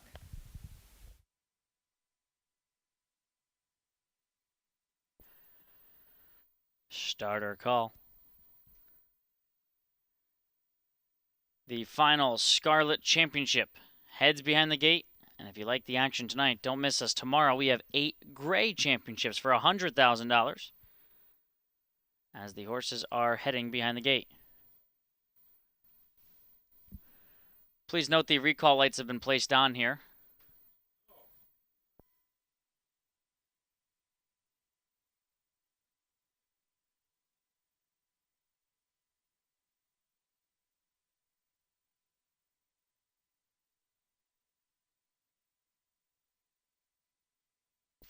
Well, we have extra couple of minutes here. This is the 11th race. $10,000 guaranteed in this pick 4. Still a minute or 2 left to wager the final Scarlet Championship for $300,000. What a night it's already been, and this race looks like it's shaping up to be action-packed 2 minutes here at the home of the Flying Terns.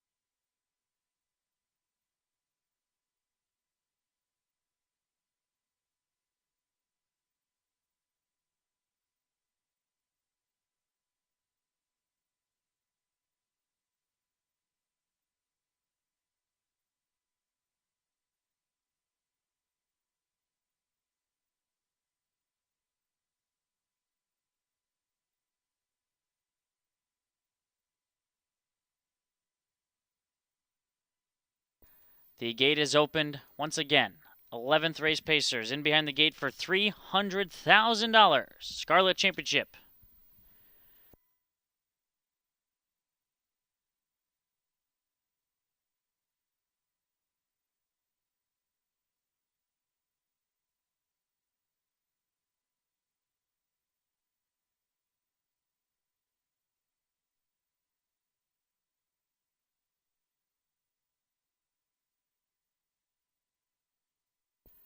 Here they come.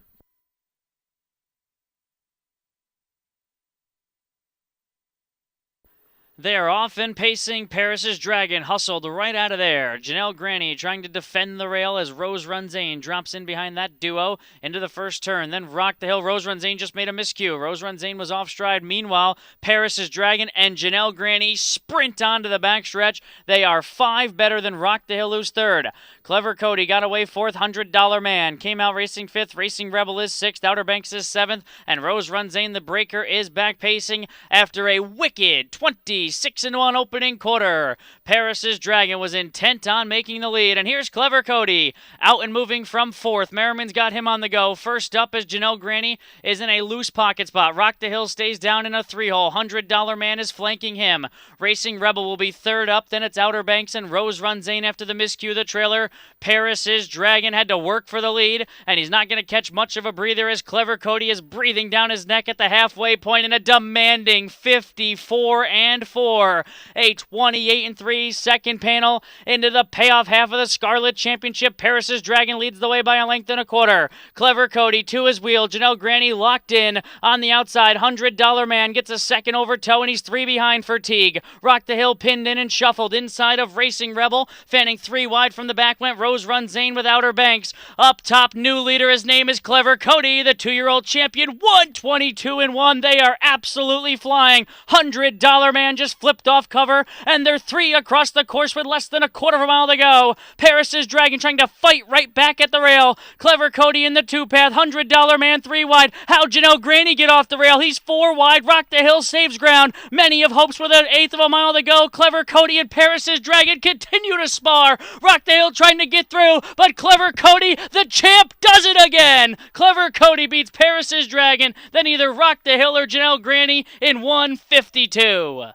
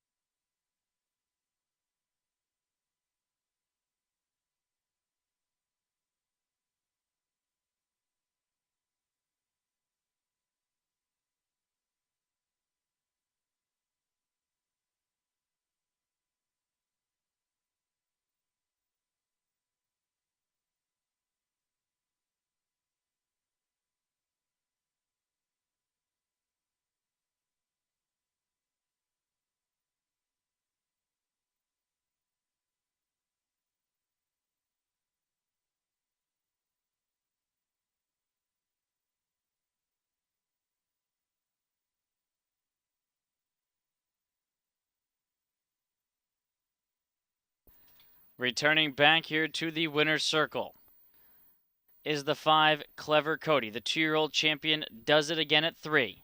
Bred by Marvin Raber of Ohio, he's owned by the Clever Cody Stables. Trained by Dr. Ian Moore, Aaron Merriman, Northfield Park's leading driver, with the victory aboard Clever Cody. 3-year-old Black Colt by the Ponderosa out of the Real Artist Mare Cams Van Gogh. 11th lifetime win, 5th this season. Clever Cody, 152.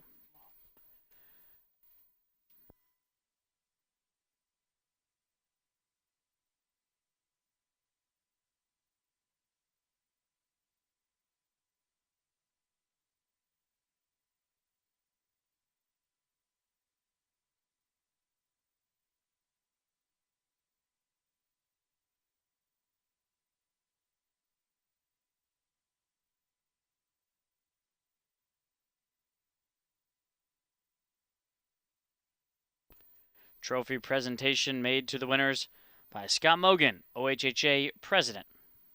Making that trophy presentation to Clever Cody. A big-time effort to wrap up our Scarlet Championships here tonight from MGM Northfield Park.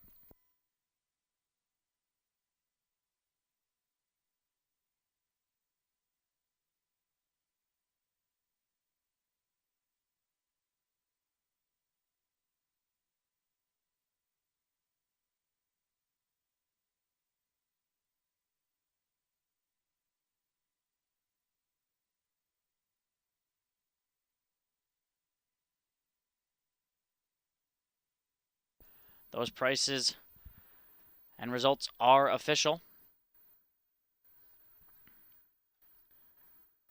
The Exacta, $25.20. Trifecta, $197.20. Pick 3, $555, $32.50. Pick 4, $37.30.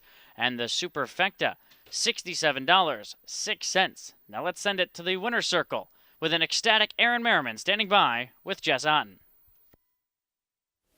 Thanks, Kenny, standing by with winning driver Aaron Merriman. In the Glamour Void division, Clever Cody goes back-to-back years in the championship here. Just talk about this colt from the age of 2 to 3 and the progression he's had. He's had a lot of progression. You know, he's got a little bit of immaturity problems, behind the gate. He's been a gentleman to me for the most part, but we got a little bit of a bad spot in the middle of the year there for about a month. I think I really drove him bad, over-raced him a couple starts. This horse, for being a colt, really bounced back well, especially with, like I said, I think part of it was my mistake. I have to agree with you there. Maybe just a few off starts, but I said here when we were going over the race, I feel like you're the perfect fit for this guy. He just seems to respect you out there on the racetrack. Yeah, he does. Like I said, he kind of makes you feel good about yourself. You know, with a couple other guys drive him, you know, Hall of Famers, and they don't get along with him. But the horse, like I said, he's been very good for me.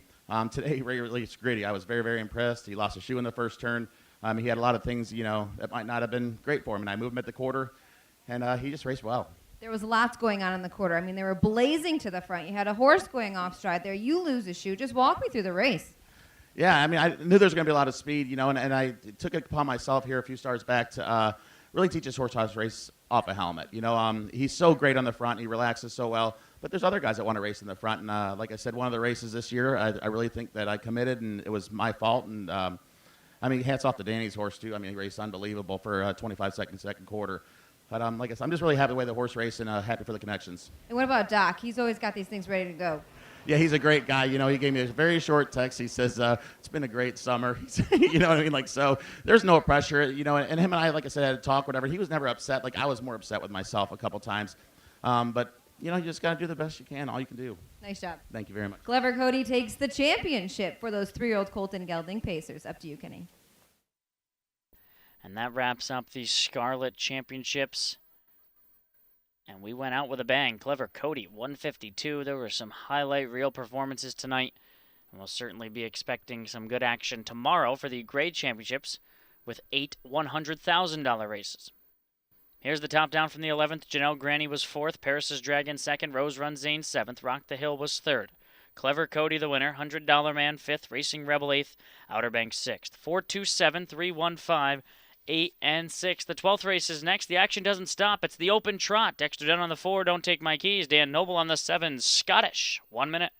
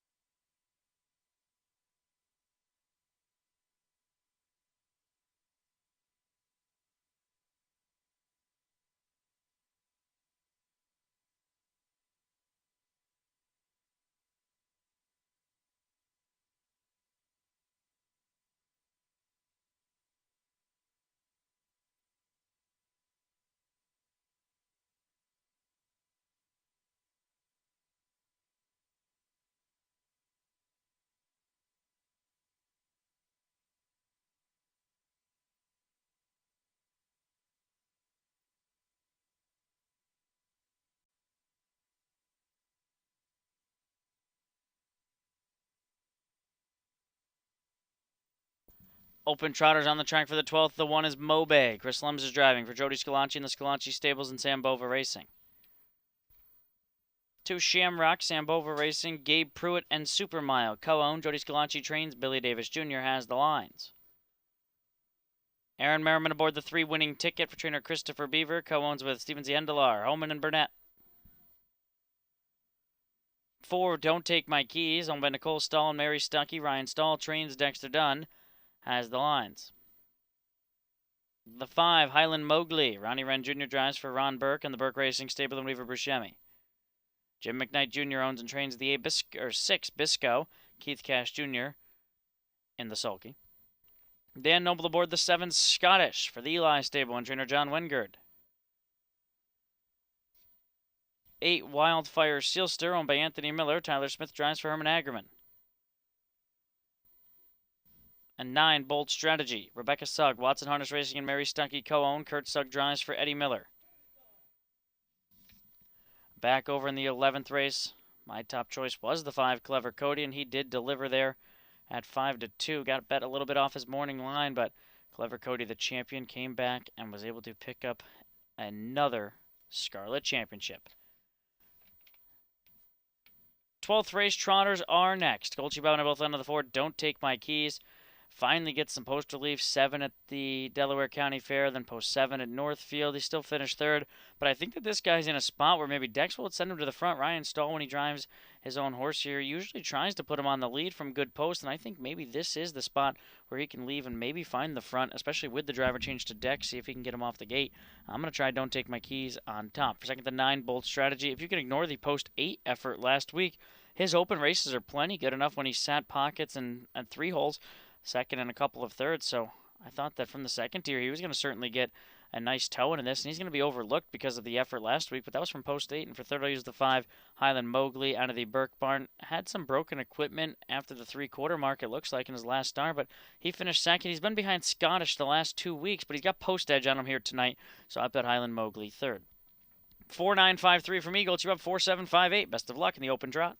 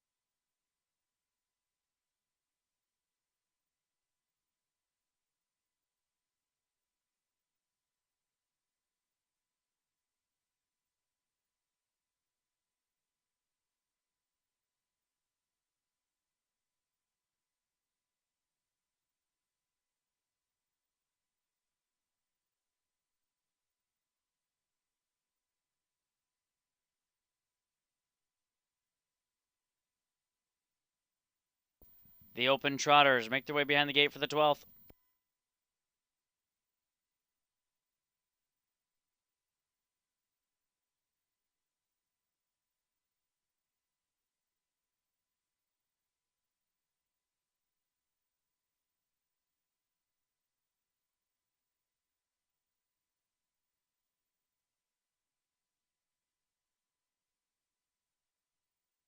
Here they come.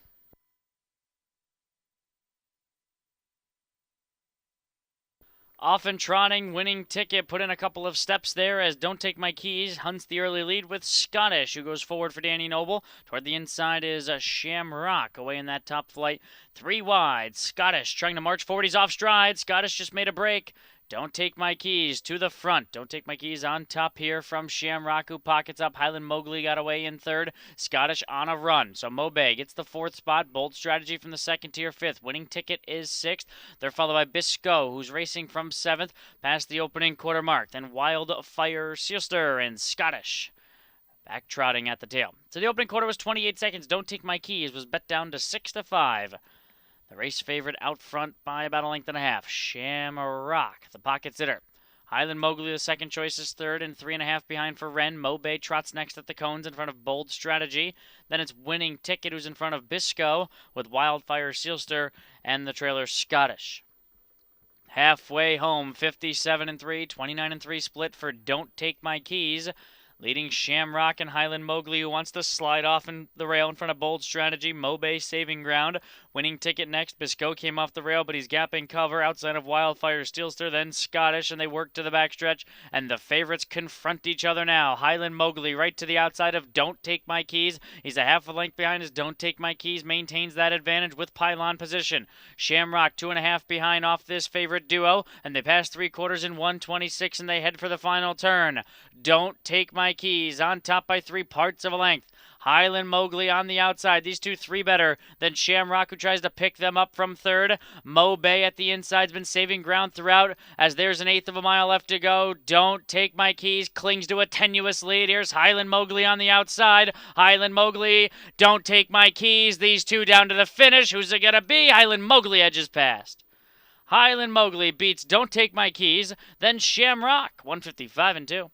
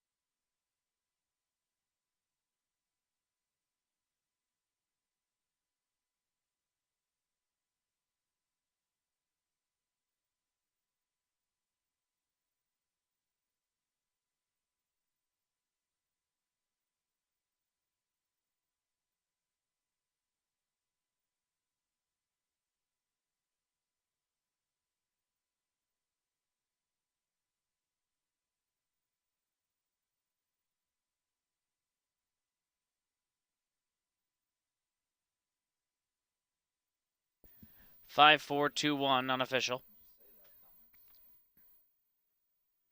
Back to the winner's circle for a 4th training victory. For trainer Ron Burke comes the 5, Highland Mowgli. Owned by the Burke Racing Stable in Weaver Buscemi, trained by Ron Burke and piloted the victory by Ronnie Wren Jr. That's his 2nd on the program. Bred by the Highland Thoroughbred Farm of Ontario, Canada, 23rd lifetime win, 7th this season. 155-2 as the rain begins to fall.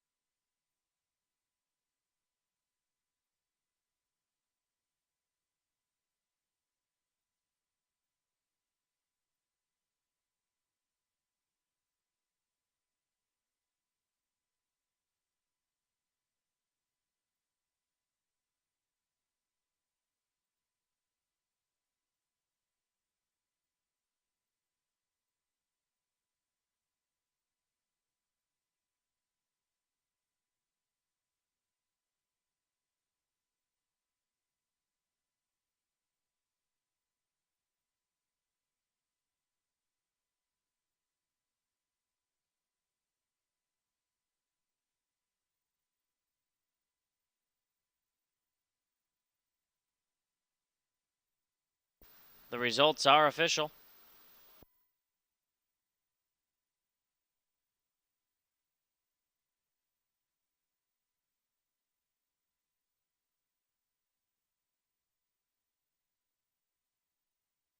Exacta $9.20, trifecta $132.80, superfecta $117.92.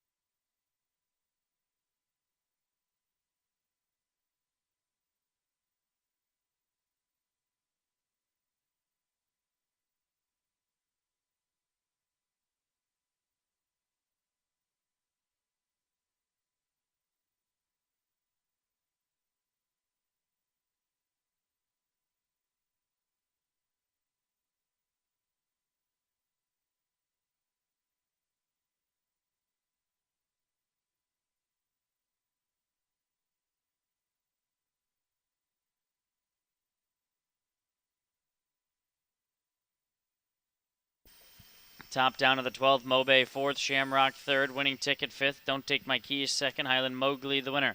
Biscoe 7th, Scottish 9th, Wildfire Seal Stir was 6th, and Bold Strategy 8th.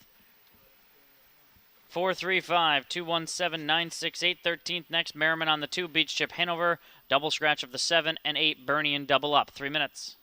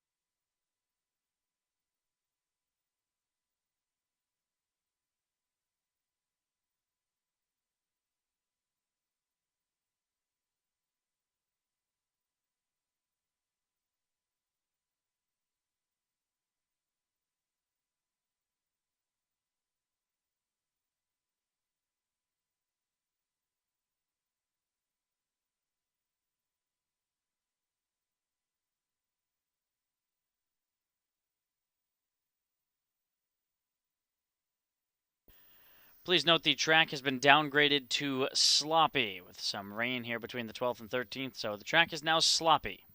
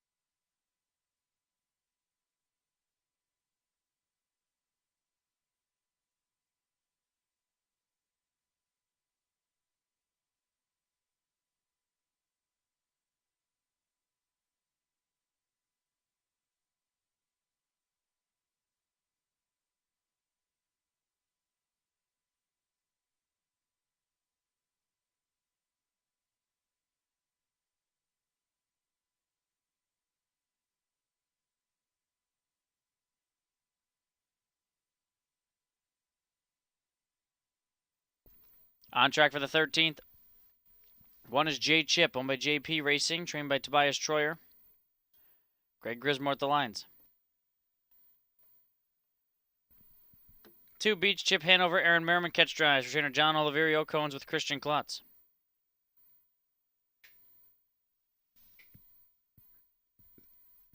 Number 3 is JW's Crone, owned by Melvin Fink, trained by Paul Holtzman using Justin Irvine.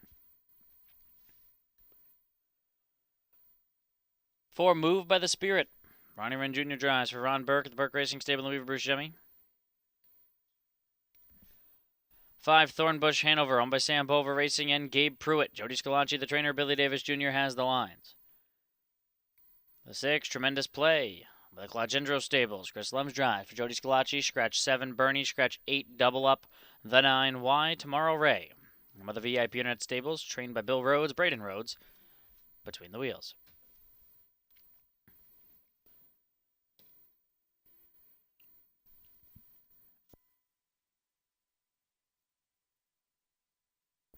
Back over in the 12th race, my top choice, Don't Take My Keys.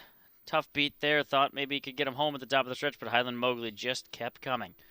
We roll to the 13th.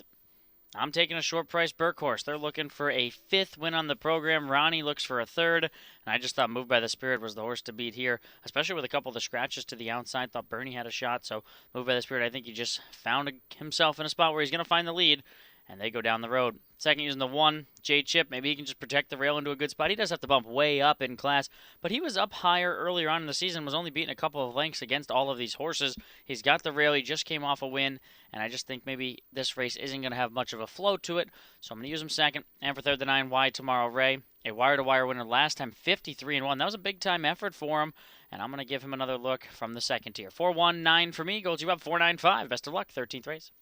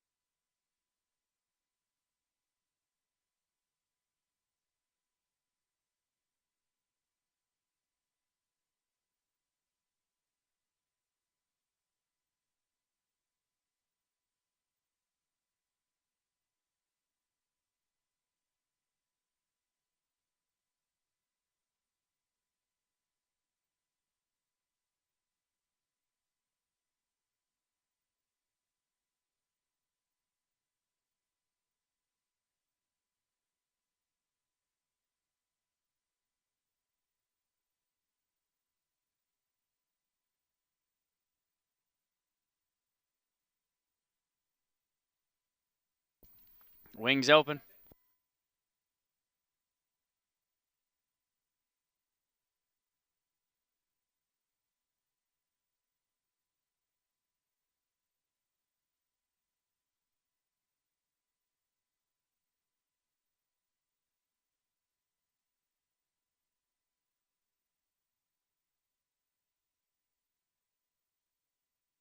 Here they come.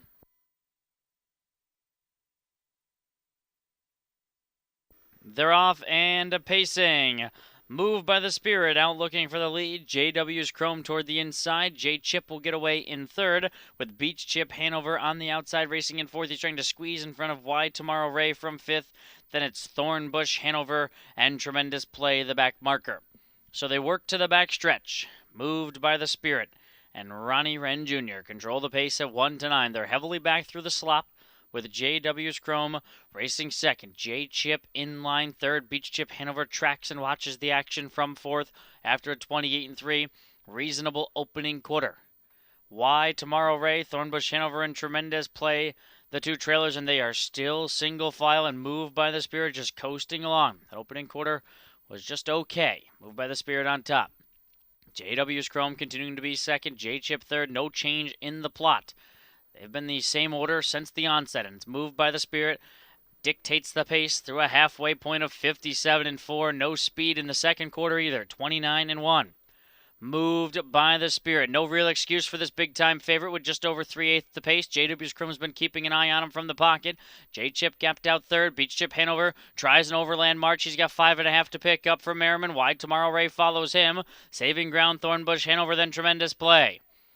Up the backstretch they go. Ronnie Wren just shaking the lines at Moved by the Spirit, and he opens up 2.5 on JW's Chrome. J-Chip inside of Beach Chip Hanover, 27-4, third panel for 125-3. And Moved by the Spirit is opening up with will. He's opened up 3.5. JW's Chrome has the same margin in second in front of J-Chip, who's third. And as they hit the top of the stretch, it's all about Moved by the Spirit. Moving effortlessly down to the finish. Ronnie Wren, just a couple of reminders to keep him to task, but Moved by the Spirit gives Ron Burke a fifth and Ronnie Wren Jr. a third. JW's Chrome second, J Chip third, 153-2.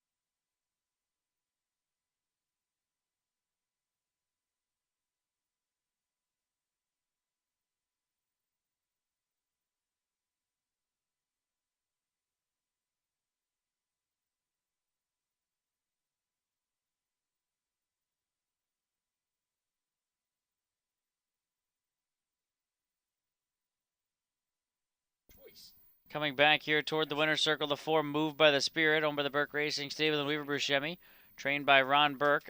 That's a 5th training victory. Ronnie Wren Jr. with a hat trick.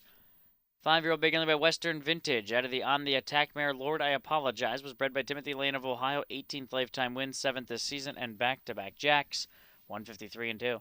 43192 unofficial.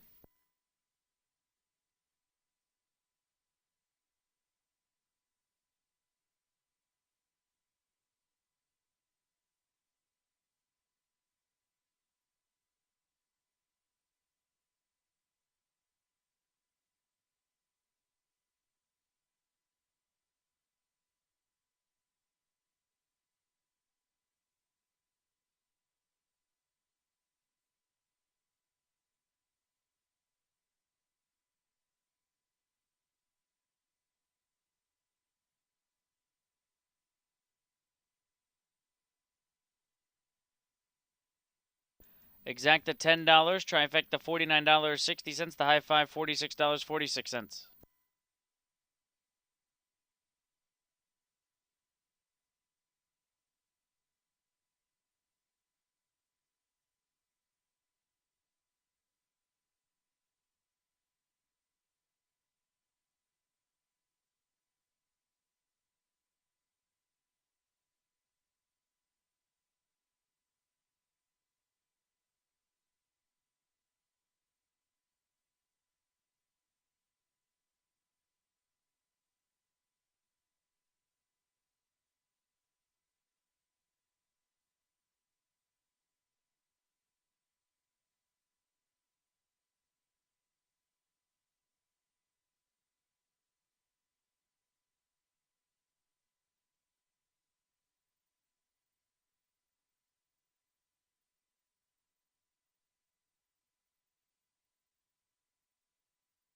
Top down Jade Chip third, Beach Chip Hanover fifth, JW's Chrome second, moved by the Spirit the winner. Thornbush Hanover was sixth, Tremendous Place seventh, Scratch Bernie, Scratch Double Up, Wide Tomorrow Ray fourth. 3 5 2 1 6 7 double scratch 4. 14th race to start the late double, no changes, it's 3 minutes away.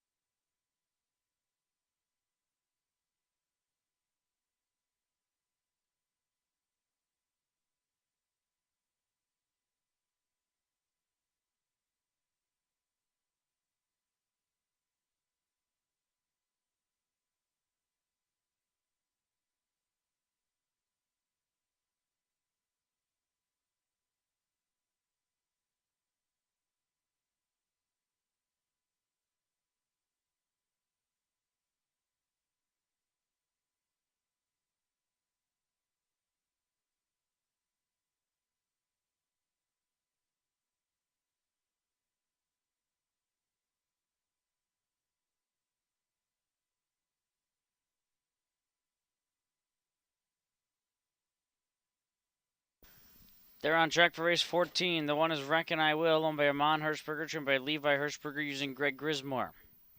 Don Irvine Jr. drives the 2 Global Girl for owner-trainer Sue Stockwell.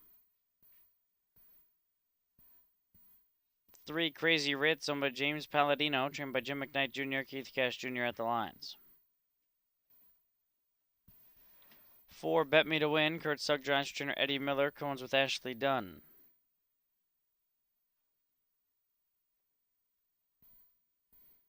5 Corn Star, Chris Lems drives for Scott Cox and owner Vicki Jennings. 6 Bjornson, owned by Corey Hendricks and Melanie O'Donnell, trained by Andy Rickert using Hunter Myers.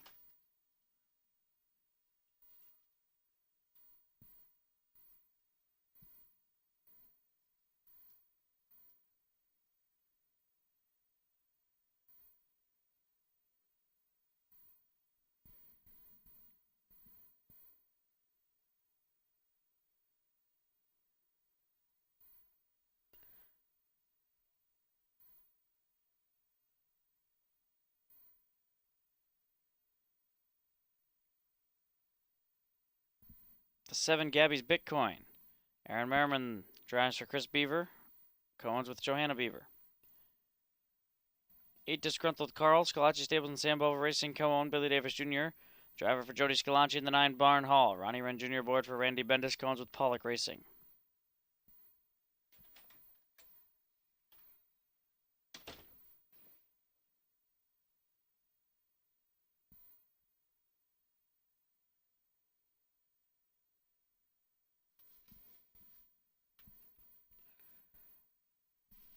Back over in race number 13. My top choice, Big Favorite, moved by the Spirit, picked up the victory as we roll to the 14th.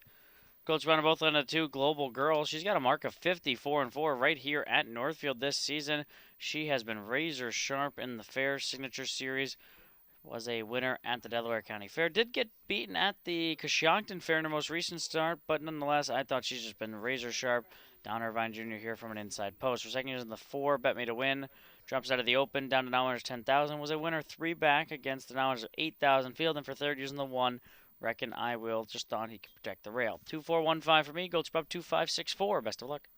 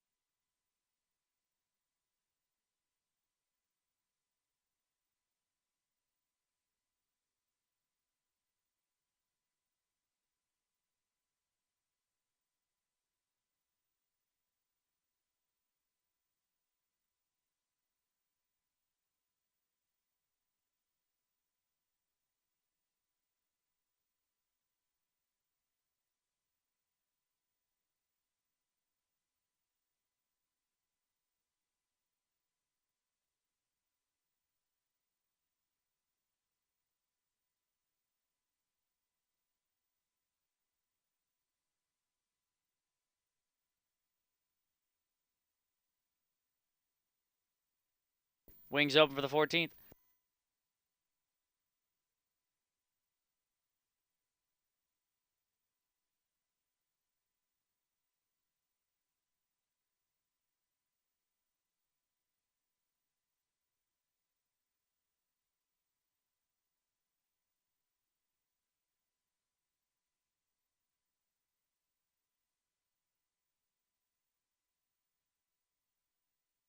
Here they come.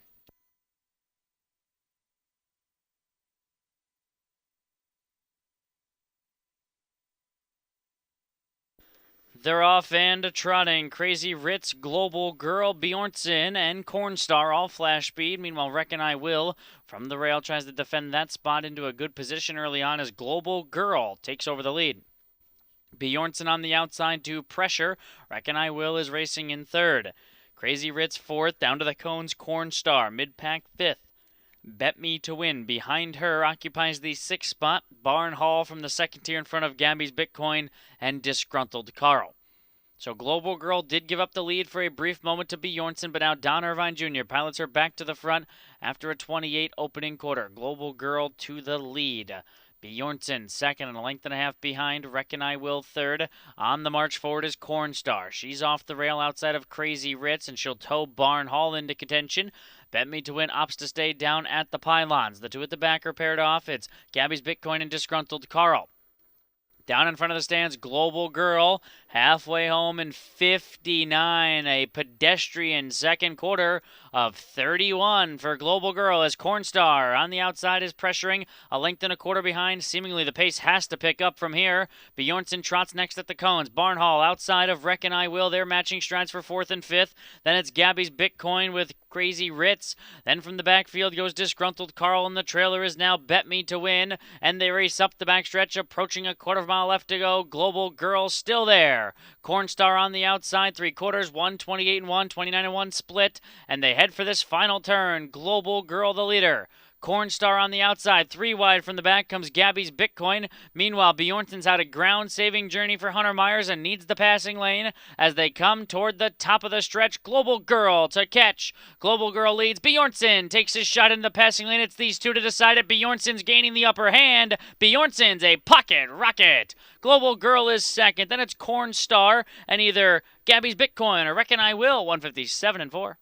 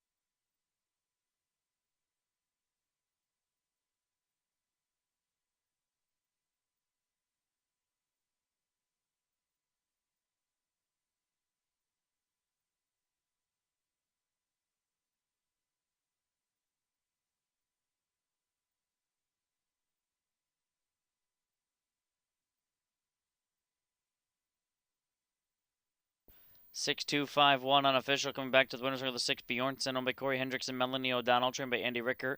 Hunter Myers, the winning driver. 5-year-old bay horse by Muscle Hill out of the Andover Hall mare Missy May Bluestone. For the Southland Farms of New Jersey, 16th lifetime win, 7th this season, back to back, 157 and 4.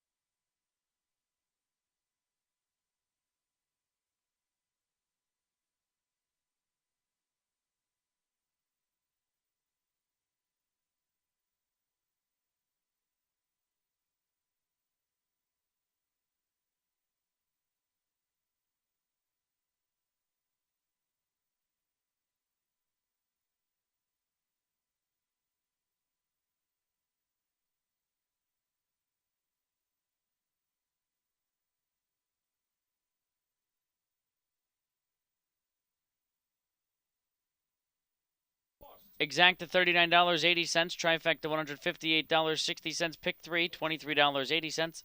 Pick 4 $73.20. Superfecta $66.84.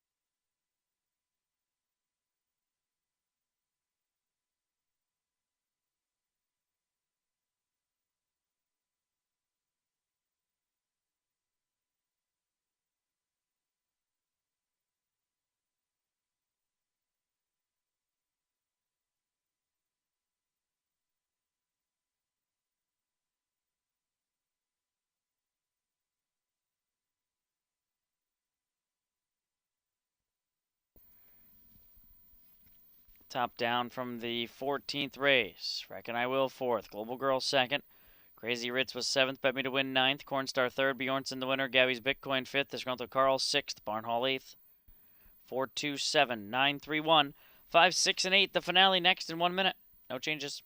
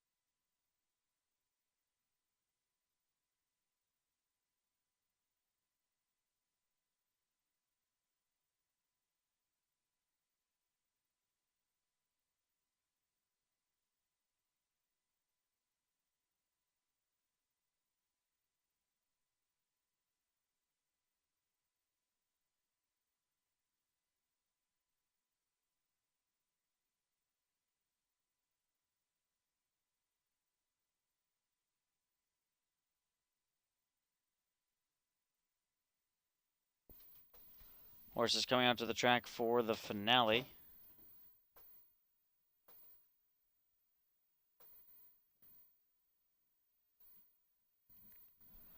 One Pocket the Cash. Jody Scalacci trains for Sam Bova Racing and John Manning. Billy Davis Jr. calls the shots. Elson Miller owns, trains, and drives the 2 Juju Hanover. 3 Idiosyncratic. Roddy Wren Jr. drives for Ron Burke and the Burke Racing Stable and Weaver Buscemi. 4 Mayhem Like Me. Lucinda Belcher, Hagerman Racing co-owner, Herman Hagerman trains, Chris Lems drives. 5 Rocked and Loaded. Owned and trained by Andy Rickert using Hunter Myers. 6 Whitehair Rocks. Keith Cash Jr. drives and trains for Bruce Salsby. The 7 is Odds On Pick 6. Dawn Sammartino owns. Renee Loney trains. Justin Irvine has the lines. 8 Making Some Noise. Kurt Sugg drives. Trainer Eddie Miller and owner Rebecca Sugg. And the 9 Gray Dragon. Aaron Merriman drives for Randy Bendis and Pollock Racing.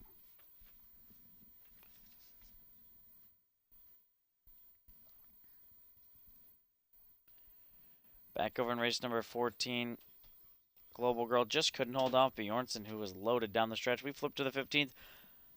Goldschmidt and I both going to the 8, Making Some Noise. I just thought that if he was right, he was the horse to beat and would be a short price from post 8 against a now under 6,500 field, as he's been in stakes races and very high efforts in opens.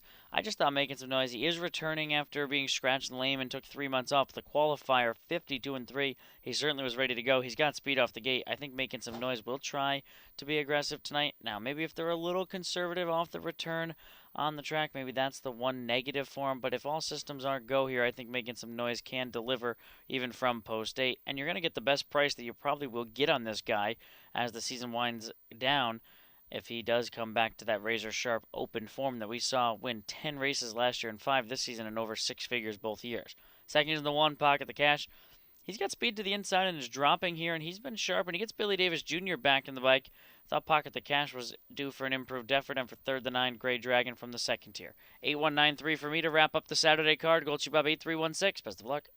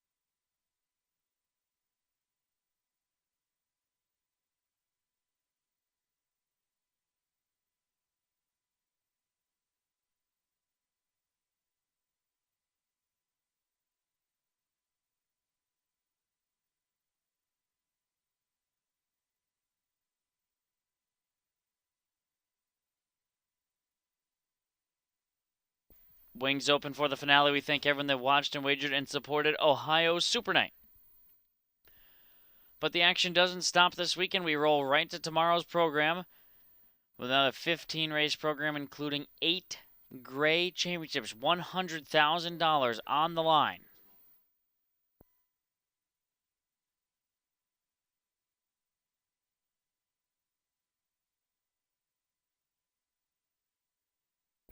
Here they come.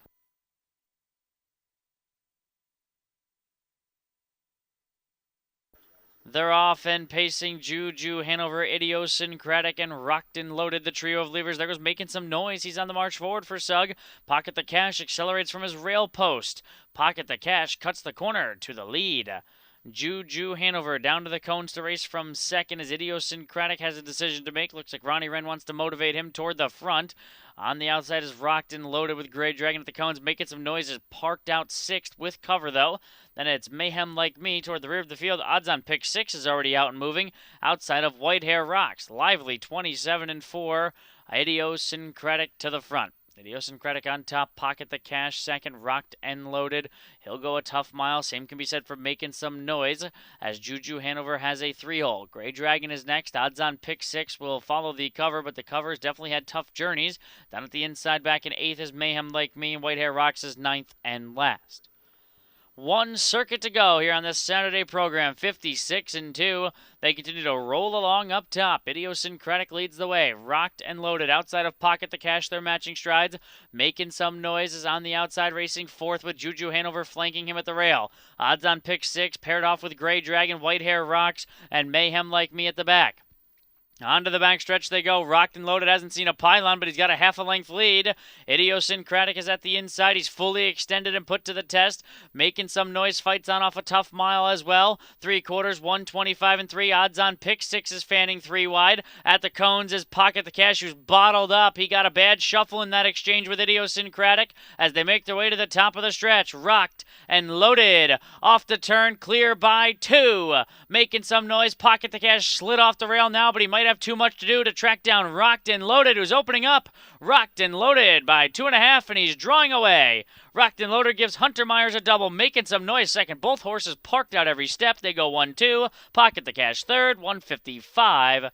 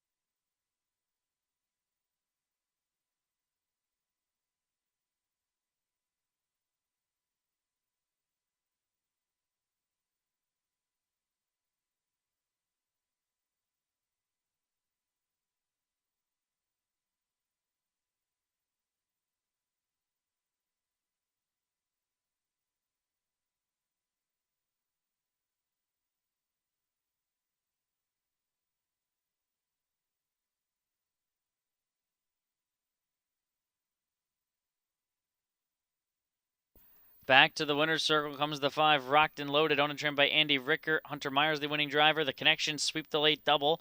7-year-old Black Gelding by Pet Rock out of the Real Artist Mare. And Original, bred by Andy Rickard of Pennsylvania. 17th lifetime win, third this season. 155-1.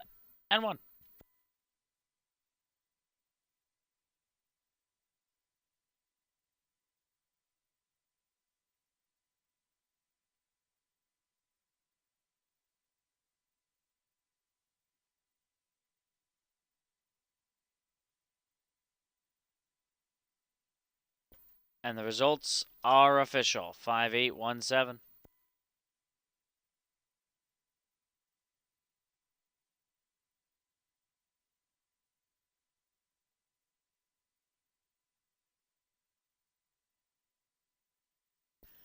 Exacta $178.20. Trifecta $601.40.